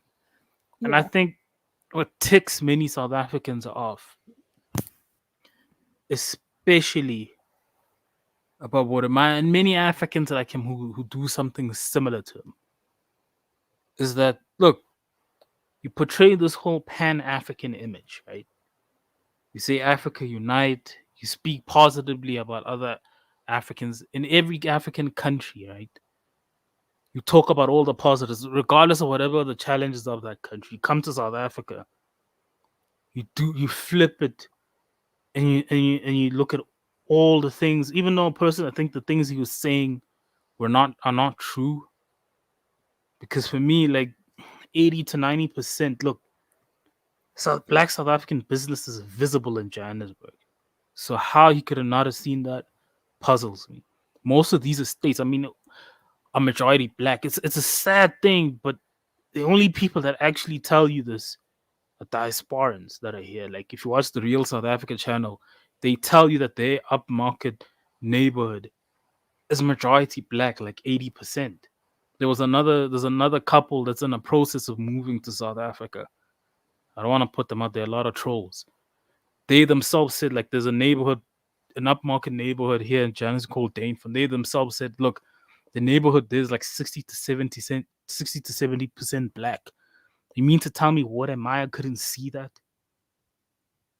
So for me, he was just looking for trouble. I think he's just trying to stir things up or trying to be spicy over whatever happened. So yeah. Yeah, it's just very disappointing. It's to me, it's very comical because if we're saying one Africa, we're all getting along, we're all getting together, and you do something that's maybe tone deaf, why is there no there's no like understanding? You know what I mean? I don't really like that because and again I said this before in the beginning of the stream, I'll say it again. A lot of these Pan-African, one Africa, let's get along movements are only certain Africans. It's only a certain Africans from certain African countries that are heavily pushing that, but then they don't want to actually get along with the whole continent and like other people from other areas of the continent. It's very interesting. Yeah. Very, One very last interesting. thing. I'm gonna go back a bit. I don't understand how someone, right, anybody, can speak about someone's country with like conviction and absolute certainty, like they actually know what they're talking about. I've read some things about other people's countries, so on and so forth, watched the news on it, but I could never speak so confidently about situations in their countries. I can only go by what they tell me and stuff I've seen on the news, but to actually speak as if you know what you're talking about when you don't, I don't get how people do that. It's shocking. There's a comment for you over here. Just respond to it. Just respond to Yeah. it. I don't think it has No, anything to do with women. there's nothing to do with women. We don't need to go there. That's a weak argument. What is it, Prince Yeshua, a born 91? No, that's not it. I think it's just arrogance. From? All I'll say is if you go to someone else's country and you're arrogant, that's not great. To be fair, it's And not just the you're like Nigerians. entitled. No, Yeah, I know. it's not just Nigerians. And yeah, like, don't go into someone's country and just feel entitled. I mean, some of these people have never set foot in South Africa. They're entitled from the UK, entitled from America. Hey, it's just so shocking. I'm like I can't believe this. So yeah, I hear what you're saying. It's not Christmas over here, so I'll just say happy holidays. Bye. Happy holidays. And thank you for calling in. Definitely appreciate your opinion as a South African because I will definitely say there's a disconnect between Southern Africans and other Africans because Southern African cultures is just very different than other parts of Africa. And you know when we're speaking about this African unity, like I don't know if you were here on the panel, but I was literally telling Tunaja, I was like, Tunaja, we don't know them like that. Like we don't actually have a relationship with them like that. I was here I on the know to panel. Niger. I know Nigerians. I know West Africans. I don't even know East Africans. I don't know South Africans. So we're starting from the beginning. We don't know each other. So we can't Yeah, just be speaking on behalf of each other, thinking that we all think the same. We don't. Like, we're just starting to have a relationship now. that's 100% true. Like, and I was on the panel when you were telling him that, and he started like shifting again, like he does that a lot to Niger. Interesting guy. Look, I think accepting that we don't know each other like that is not a bad thing. We Yeah. don't. We all have different cultures, different lived experiences that don't correlate. Like many of these people, like are talking like, why do South Africans see white South Africans as South Africans? South Africans see white South Africans as South Africans. It's just the reality. They part of the social fabric of South Africa. You know, this isn't Ghana. This isn't Nigeria or any other country where it's like, let's say maybe over 90% where like other racial minorities are not really as visible, even though they're not really as visible. It isn't. There were just no settlers there, and that's just reality. So, and I think many people just need to, when they speak to people, come to the table knowing that we don't know each other like that. We have different lived experiences. Don't expect your own country somewhere else. Don't expect to have the same rights as your own country. This isn't your country. I'll never go anywhere else like Nigeria or far away in the UK or America and just demanding stuff. That's why I'm shocked by like Radi saying he wants to immigrate and Me too. and then I'm some of the like, stuff he's saying. I Some trade of the stuff. places with you. Yeah? I'm like, like Ratty doesn't understand how many people want to trade places with him right now. Yeah, it's a very sad thing because and he's literally running to the white man. So like, but God bless my fellow South African brother. Look, if he wants to tap out, hey, it's not a bad thing. Even though some people want his position. But hey, AM, another great live. Thank you. Bye. See ya. No problem.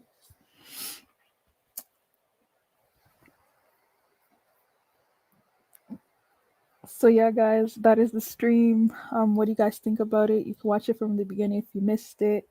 Again, it was talking about Wode Maya going to South Africa and basically disrespecting South Africans. Basically, even the title that he had was, "Is South Africa the most divided country in Africa?" I don't think that's funny. If someone else said that about a different country, that would definitely bother me. And yeah, just speaking about the relationship that some Africans have with South Africa. We don't need to mention any names, but we could tell on the panel that there were some people that had personal issues with South Africans, and that's completely fine, right? But is your personal issue with the South African, is it like an issue that you have with an individual, or is it an issue that you have on behalf of somebody else? Because I noticed that some people that have issues with South Africans, they'll have issues with South Africans on the strength of what they heard about certain South Africans, but not an actual personal encounter, right?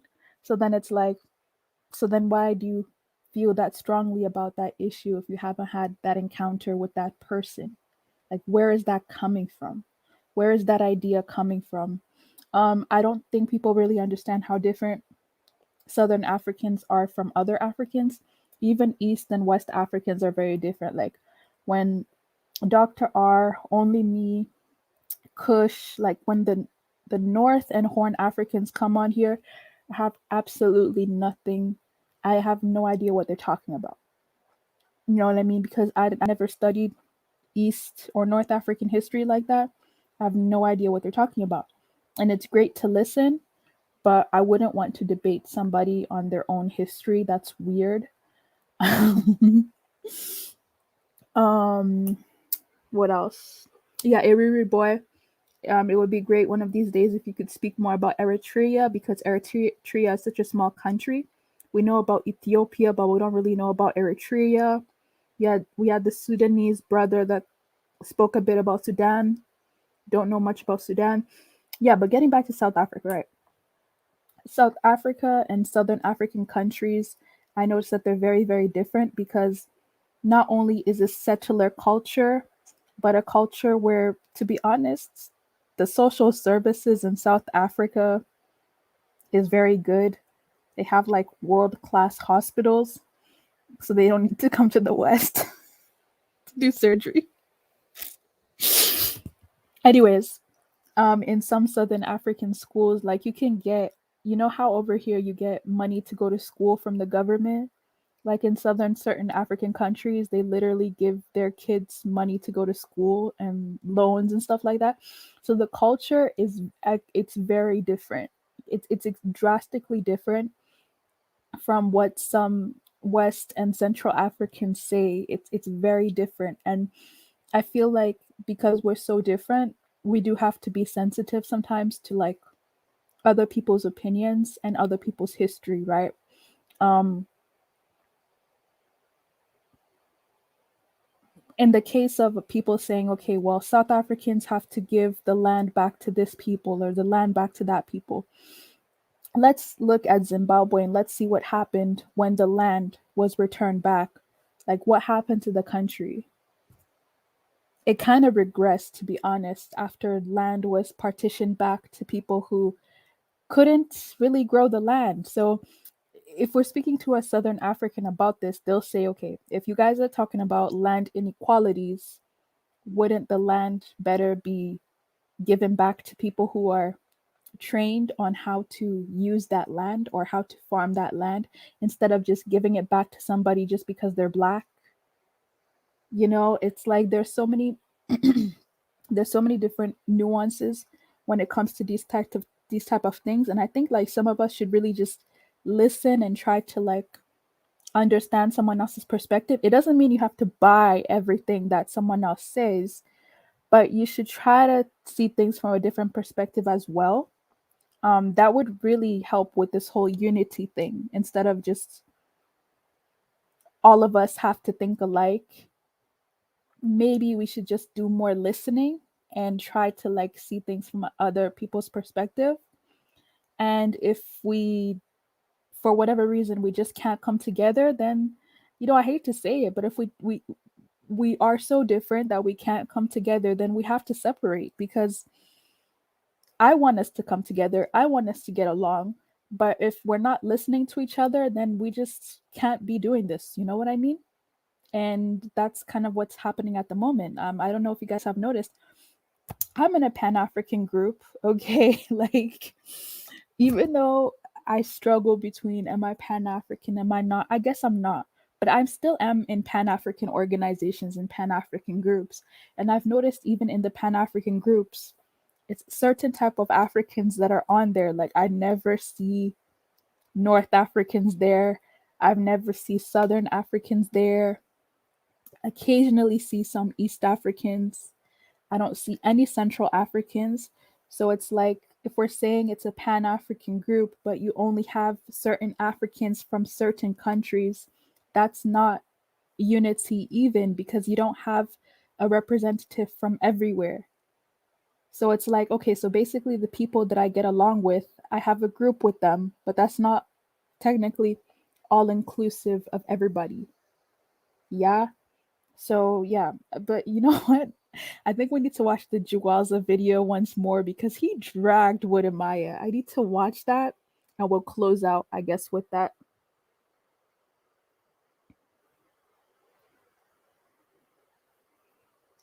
I think you're sometimes harsh on other people's opinions, even though you might seem to be impartial. Oh, really? Okay. Was I harsh on someone's opinion today?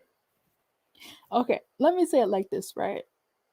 I did find it kind of weird how some people were arguing with South Africans on the panel. You know what I mean? Like, people were saying, okay, South Africans don't do this, South Africans don't own this, South Africans don't own that. But how do you know that they don't? When two South Africans were on the panel and they were like, no, that's not true. But you had people literally argue with them and say, no, you're wrong. So it's like, how can you argue with somebody if you're literally telling somebody, right? Hey, I saw this on the news about your country, right? And the person is literally telling you that's not true, but you're telling that person that they're wrong. That's weird. That is so weird, okay? That's weird, okay? That's kind of nuts. That's crazy. Because these are the same people, right? Let's say if I was to argue with a Nigerian, right, about Nigeria, if they tell me that I'm in Nigeria right now and what you're telling me is wrong, that's the end of the conversation. Like, there doesn't need to be a back and forth, but I heard this and I saw that and this and this and this. Where did you get these sources? Where did you get these? Because even articles online can lie, right? A lot of things that we consume is actually propaganda. So how can you literally tell somebody that they're lying about the situation that's going on in their country? And in the basis of, I remember when the South Africans were saying that white South Africans are South Africans. I mean, if a South African is saying that a white South African is a South African, where's like, what does that have to do with us, in which we have to argue with them and be like, no, well, how do you know where their loyalty goes to? The person just said that they're South African. Like, where is the debate in that? You know what I mean? It's like, where's the debate in that? If Why would I be online arguing with an American about whether they're an American or not? Like, it's weird. It's listen. Some Africans will not admit this online because we're trying to do this African unity thing, so they won't admit it. But I know that some Africans just don't like South Africans, and that's completely fine. But like I'm saying, like if you can't oh gosh, if you can't put aside the fact that you just don't like South Africans aside from other things, they just don't speak about South Africans because you're already biased against them, right? I said this before. Before I actually spoke to a South African, I had certain views, certain viewpoints about South Africans. But then when I actually spoke to one in person, I was like, oh, okay, well, I was wrong. I thought I knew it all, but I didn't. I don't think some people are there yet.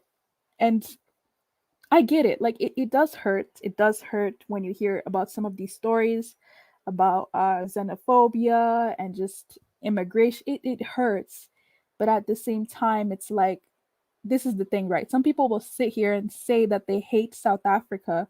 Some Africans will sit here and say that they hate South Africa, but they're going to South Africa.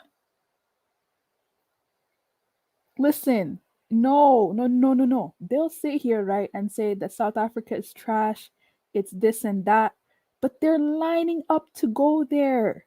They're trying to get their visas to go there. So I'm literally sitting here thinking like, bro, stop. Stop, okay?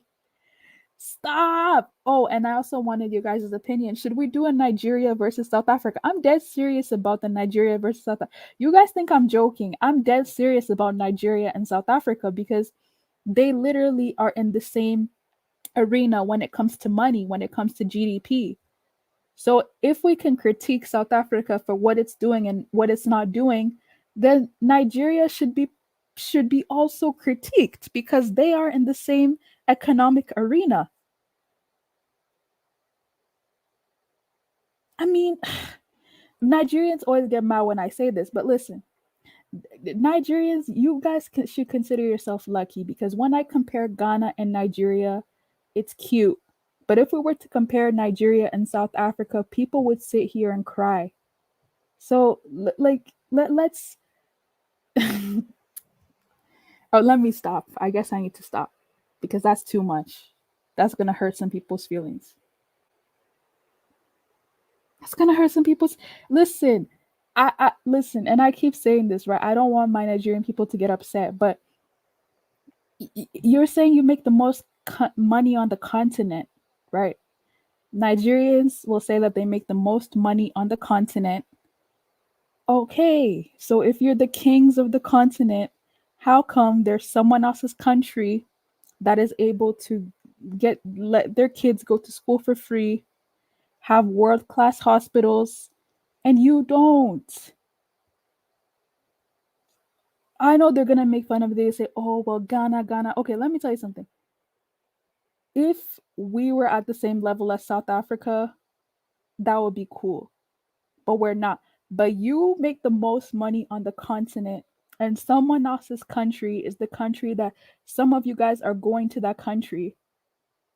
What is going on here? No, guys, I'm dead serious. When sometimes I do some of these Ghana versus Nigeria videos, you'll have Nigerians come and tell me, "Well, we make the most money on the continent," and I'm sitting there like, "Congratulations! How come you guys are going to South Africa then?" It's like, it's. But when you say that, you're being mean. But I'm literally asking the question. I'm just asking. I'm just I'm just wondering.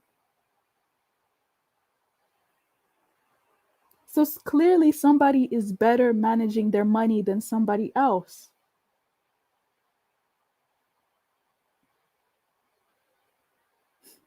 But then you know what? Some of them they'll say, "Oh, the only reason why South Africa is developed is because of white people." It's like you can never win these arguments, right? You can never win these.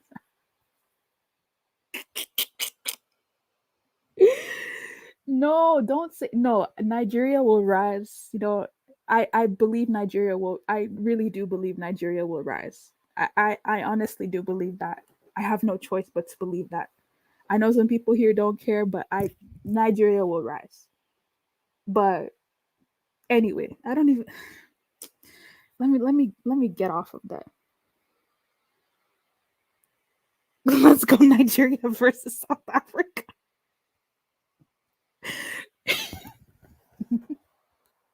No, because okay, I don't know if anyone here, right, is Kenyan, right? We were even checking some of the stats, right? We were looking at top performing African countries. And we were like, wait, how come Kenya is doing so good, but Nigeria isn't? Oh, guys, did you guys know that in Kenya, I think they have one world class hospital? South Africa has two world class hospitals, and I think Libya or Morocco has the other world class hospital. So I'm sitting here thinking, wait, Kenya has a world class hospital, but South Africa doesn't? I mean, no, no. I mean, sorry. Kenya has a world class hospital, but Nigeria doesn't? I'm just like, how does this make sense? Where's the money going? But you know it's funny, you'll never hear Kenyans brag about that. Kenyans are not boastful people. You'll never hear them brag about how they have such good hospitals. It's I know this is gonna hurt some people's feelings. I don't mean to hurt anyone's feelings, right? My country doesn't even come close, so I don't have anything to lose. But right here, the richest country in Africa is Nigeria. But how come everybody's going to South Africa? This is why I wanted to do that topic. But I know if I do that topic, people are gonna get mad and say that I'm hating, and it always goes back to that, right? So I've been very reluctant to do it, but I wanted to talk about it one of these days without being biased, which is gonna be very difficult for me not to be biased. I think somebody else should host that. Maybe Mr. Uganda. We need to change our mentality, especially West Africans. Agreed. We do need to change our mentality. We do. Some West Africans are too arrogant. Some are too arrogant. I won't say who, but you know who I'm talking about. Um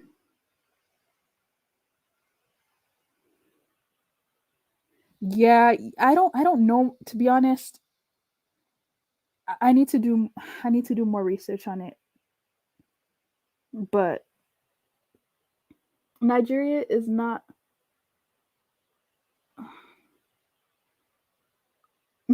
Stop it. Same thing with my president. It's sad, man. You think Kenya has more than 10 world-class hospital? I need to double check on that. Egypt, Somalia, and Nigeria got the biggest population though.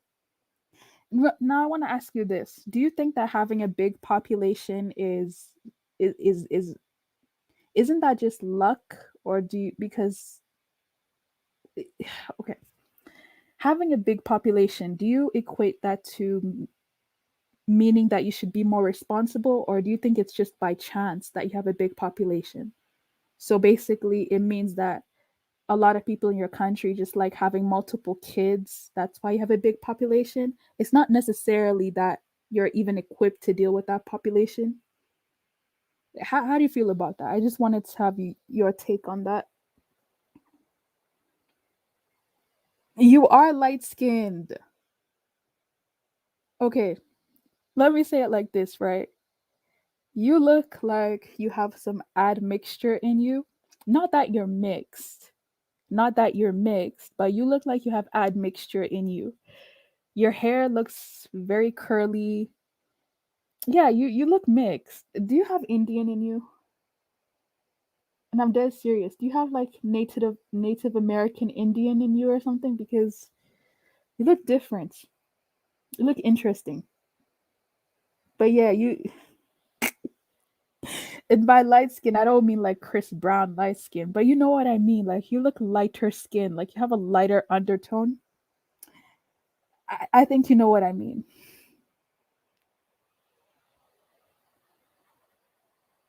Um, Whoa, nobody was dragging that. Whoa, okay. No. Let me put it like this. Nobody's dragging Nigeria. By all means, I'm not dragging Nigeria.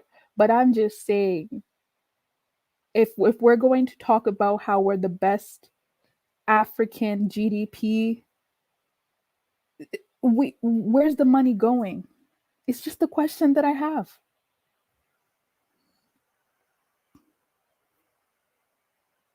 That's all. And I'm not dragging Nigeria by any means, but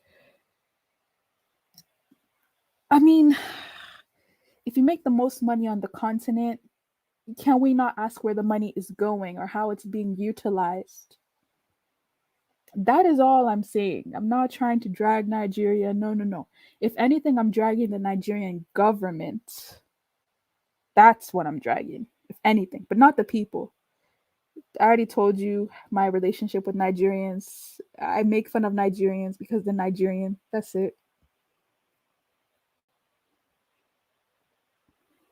And if you know anything about Ghana, we actually kicked Nigerians out first. So we in Nigeria, Nigerians are our brothers. We go way back. Okay. They kicked us out second and then we kicked them out again. It's like a back and forth Nigeria thing. Like it's the Nigerians know what I mean.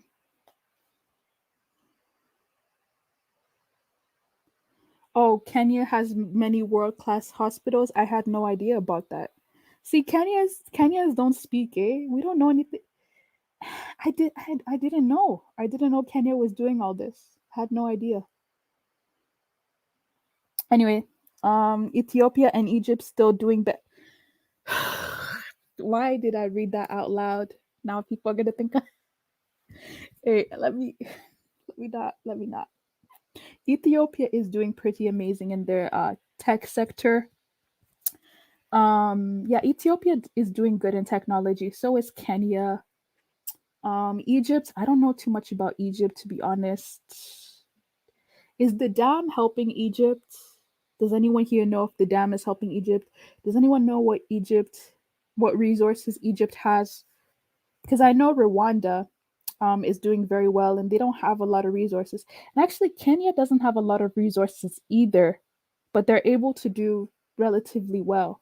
So just asking. There's too many countries to keep track of. Um, yeah, no, Nigeria is alive, man. Nigeria is alive. Nigeria is alive. Nigeria is alive. Nigeria is the giant of Africa.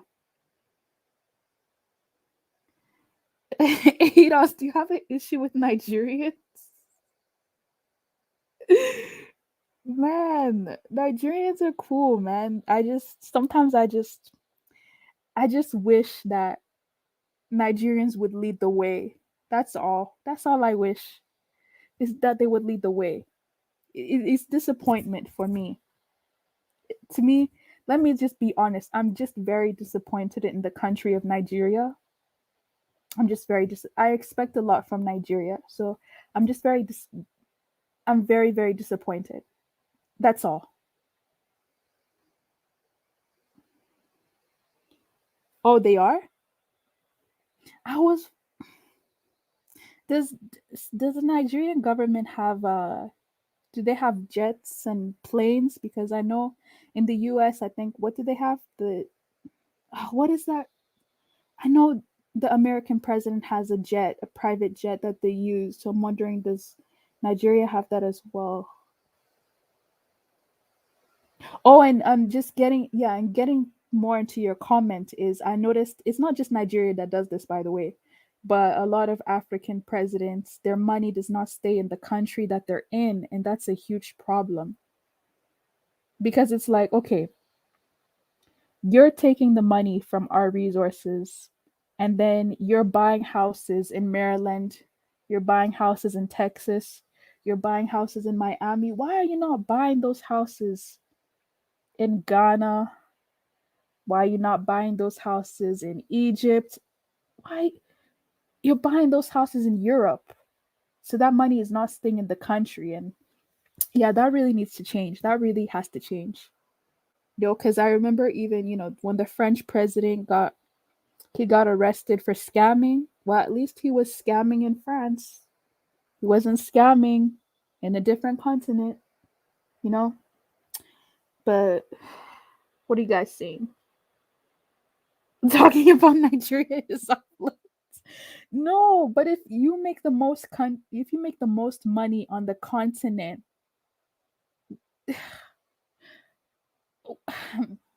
anyway,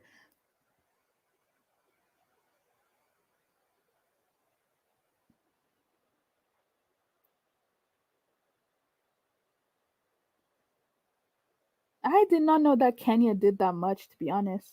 That's interesting. Is it almost 8 Egypt is doing good. Aztec as well. It has okay. Yeah, Egyptians are pretty nice people. I don't have anything to say about them. The only Egyptian I've ever met in my life, I'll be honest with you, if he didn't say that he was Egyptian, I would have no idea. I would have just thought that he was like Jordanian or Iranian. I wouldn't really know that he was Egyptian, but anyway. They're nice people. They're cool, I guess. I don't know. Whatever.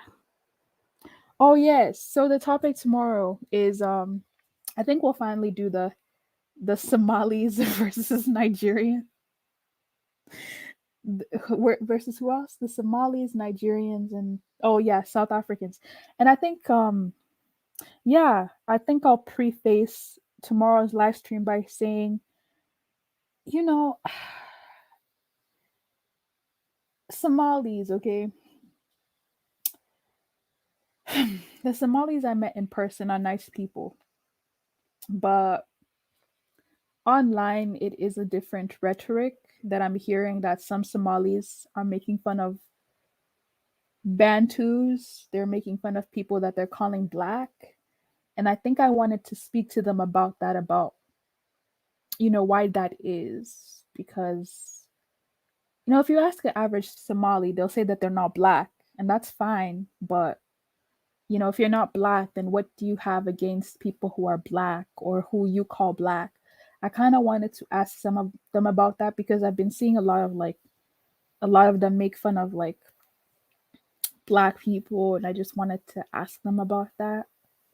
And yeah, I don't know if it's only online banter or if deep down inside they see being Black as being a problem. So I wanted to ask them about that. I know it's kind of a risky thing to talk about, but I really just wanted to know.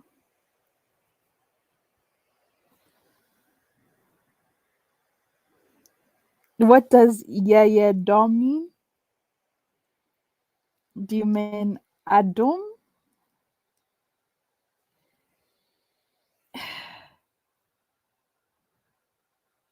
Because yeah means we are. Not sure what DOM means.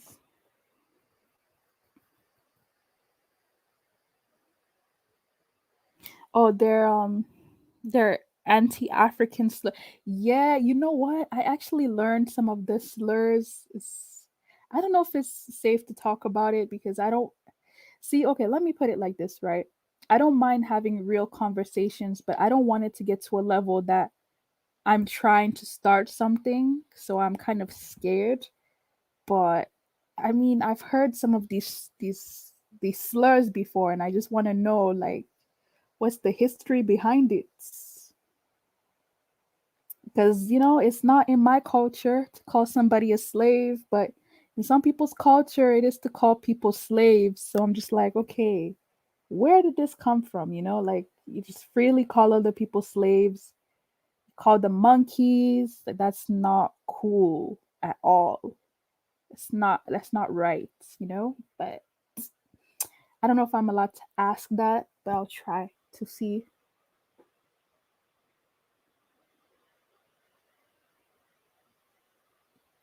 That is horrible. We really need to change that. Like the young Nigerians, we really have to go back home and change this. I don't know what we have to do, but we need to really change this. This can't continue to happen, you know what I mean? You should do a live on population in Africa. I heard Nigeria population growth is out of control. Yeah, in northern Nigeria is where a lot of the Muslim Nigerians are. And in their culture, it's very common to have like lots of kids. It's common to have like 5 to 10 kids. And historically, it was good to have like 5 to 10 kids because they could work on the farm, like they could help you. But nowadays, is it really feasible to have 5 to 10 kids if we're not really able to take care of them? So I don't really have a full answer on that yet. I think, Africans having a lot of kids is a great thing. But yeah, like what happens when we have so many children and then we can't really give them the best quality of life? Like, is that then being ignorant? Is that something that we should still be doing? So I would like to talk about that. Yeah, because even if we're talking about just Nigeria, I know I keep bringing Nigeria up. I just listen, I'm West African. I keep up with Nigeria, okay? If we're speaking about Nigeria, Nigeria's population is set to get to 400 million. Was it in like 40 or 50 years, something like that? So, yeah, it's going to increase even more. So, what are we going to do about that? I'm not for, by the way, family planning and all that. I'm not saying that anyone has to perform, medical duties to not having kids, but I'm also saying that maybe the traditional way of having many kids needs to not be a priority right now. That's what I'm saying, because it's like, if our populations are growing, do we have the infrastructure to support these populations? Because currently in some countries, there aren't enough resources to send kids to school. So it's like, if we can't handle the education of the children we have right now, would it be responsible for us to just continuously like keep shooting babies? Probably not. Like the infrastructure should at least gradually catch up with, the population. So yeah, that's another thing that we can look into, and not just Nigeria, like we can look into other countries as well. that have very high populations and see how they're handling it. I mean, that's fact. That is fact. Somali versus Africans. Yeah, there's some people in here that, yeah, Somalis, I'm not gonna lie, like some of the Somalis I met have been very radical.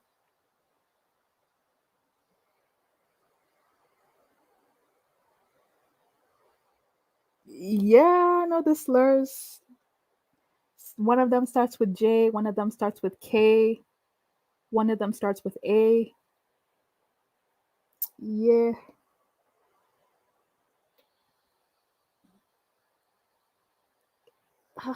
Is that like a church song? Okay, he just said it. He just said it. Oh, interest. This is very interesting. Okay.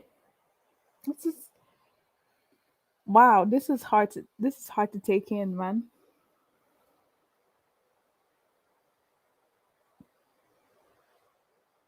Um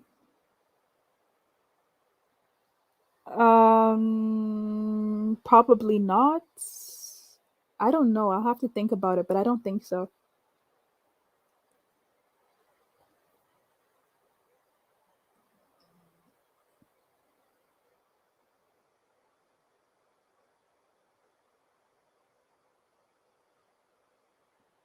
That is really sad. Bijou Noir already did a live stream talking about that. Yeah, I don't really know too much about that, but yeah. I mean, all I can say is I've heard people calling each other slaves, and it's like, wow. I mean, that's going really far. I just did not know people called each other slaves like that. It's really disrespectful, but I guess I just don't understand it.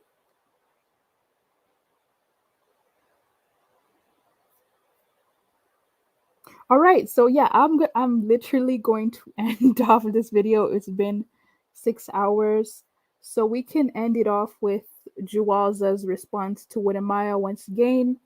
It has been real. It has been fun talking to you guys. I think I'll be back tomorrow because I literally have nothing better to do. So I think I'll be back tomorrow, and yeah, we Okay, can just talk guys, about. what's going on? So I've just woken up, and okay, guys, give me a second, okay? Just give me a second, please.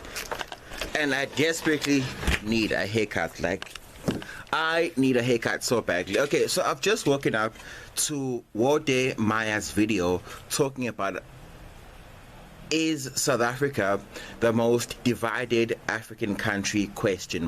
Now, so he and his girlfriend were in a neighborhood in Pretoria, and in that neighborhood, he and his girlfriend were the only black people in the neighborhood. Now, okay, so I don't understand this thing of other African people trying to make it seem as if the situation of poor black South Africans is so different than other poor people on the African continent. Okay, poor black South Africans are just as poor as Ghanaians, are just as poor as Kenyans, are just as poor as Nigerians. So I don't understand why is it that when other African people come to South Africa, they are so shocked about how poor black South Africans are, as if in their own countries in Africa, whether it's Ghana, Uganda, Tanzania, whichever country in Africa they come from, as if in their respective countries in Africa it's not the same thing. Okay, it's just so. Listen, if you analyze the situation in South Africa, have a bit of depth in your analysis, have a bit of nuance in your analysis, because the situation of poor black people in South Africa is no different than other poor people on the African continent. In fact, it's not even different from other poor black people around the world. So I don't understand this obsession of other African people trying to make it seem as if the situation of poor black South Africans is so unique and so different when it's not. You know, in Africa, as poor as black South Africans are, as poor as we are as black South Africans, at least we've got running water, at least we have electricity, at least the roads are not bad, okay? We only got independence in 1994.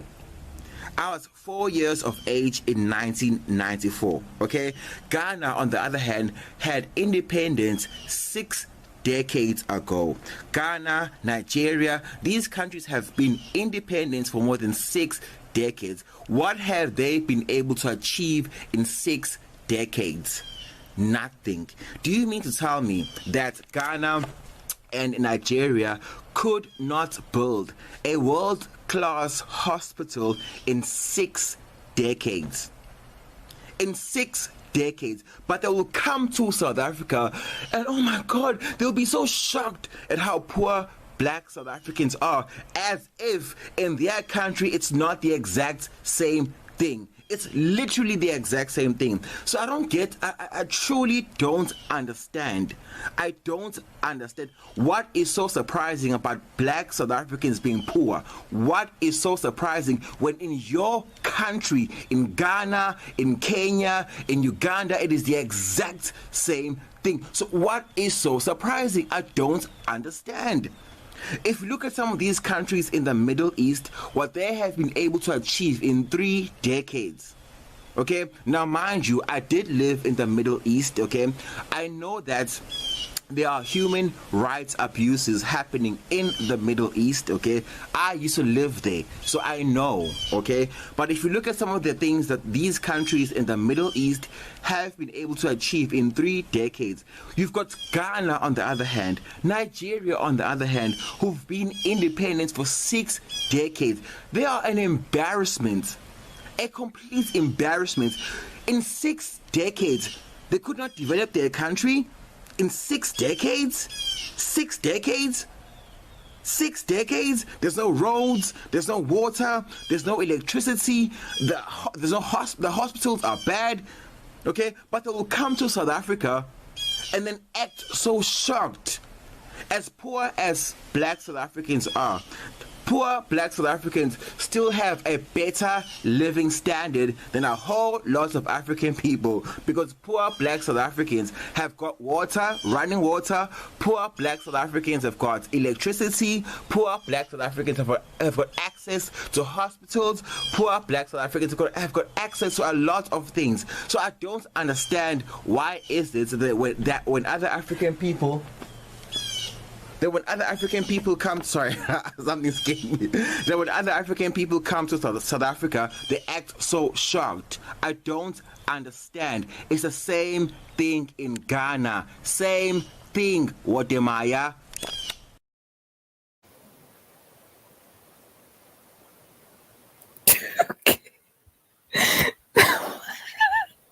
I don't know why, but that video is still taking me out.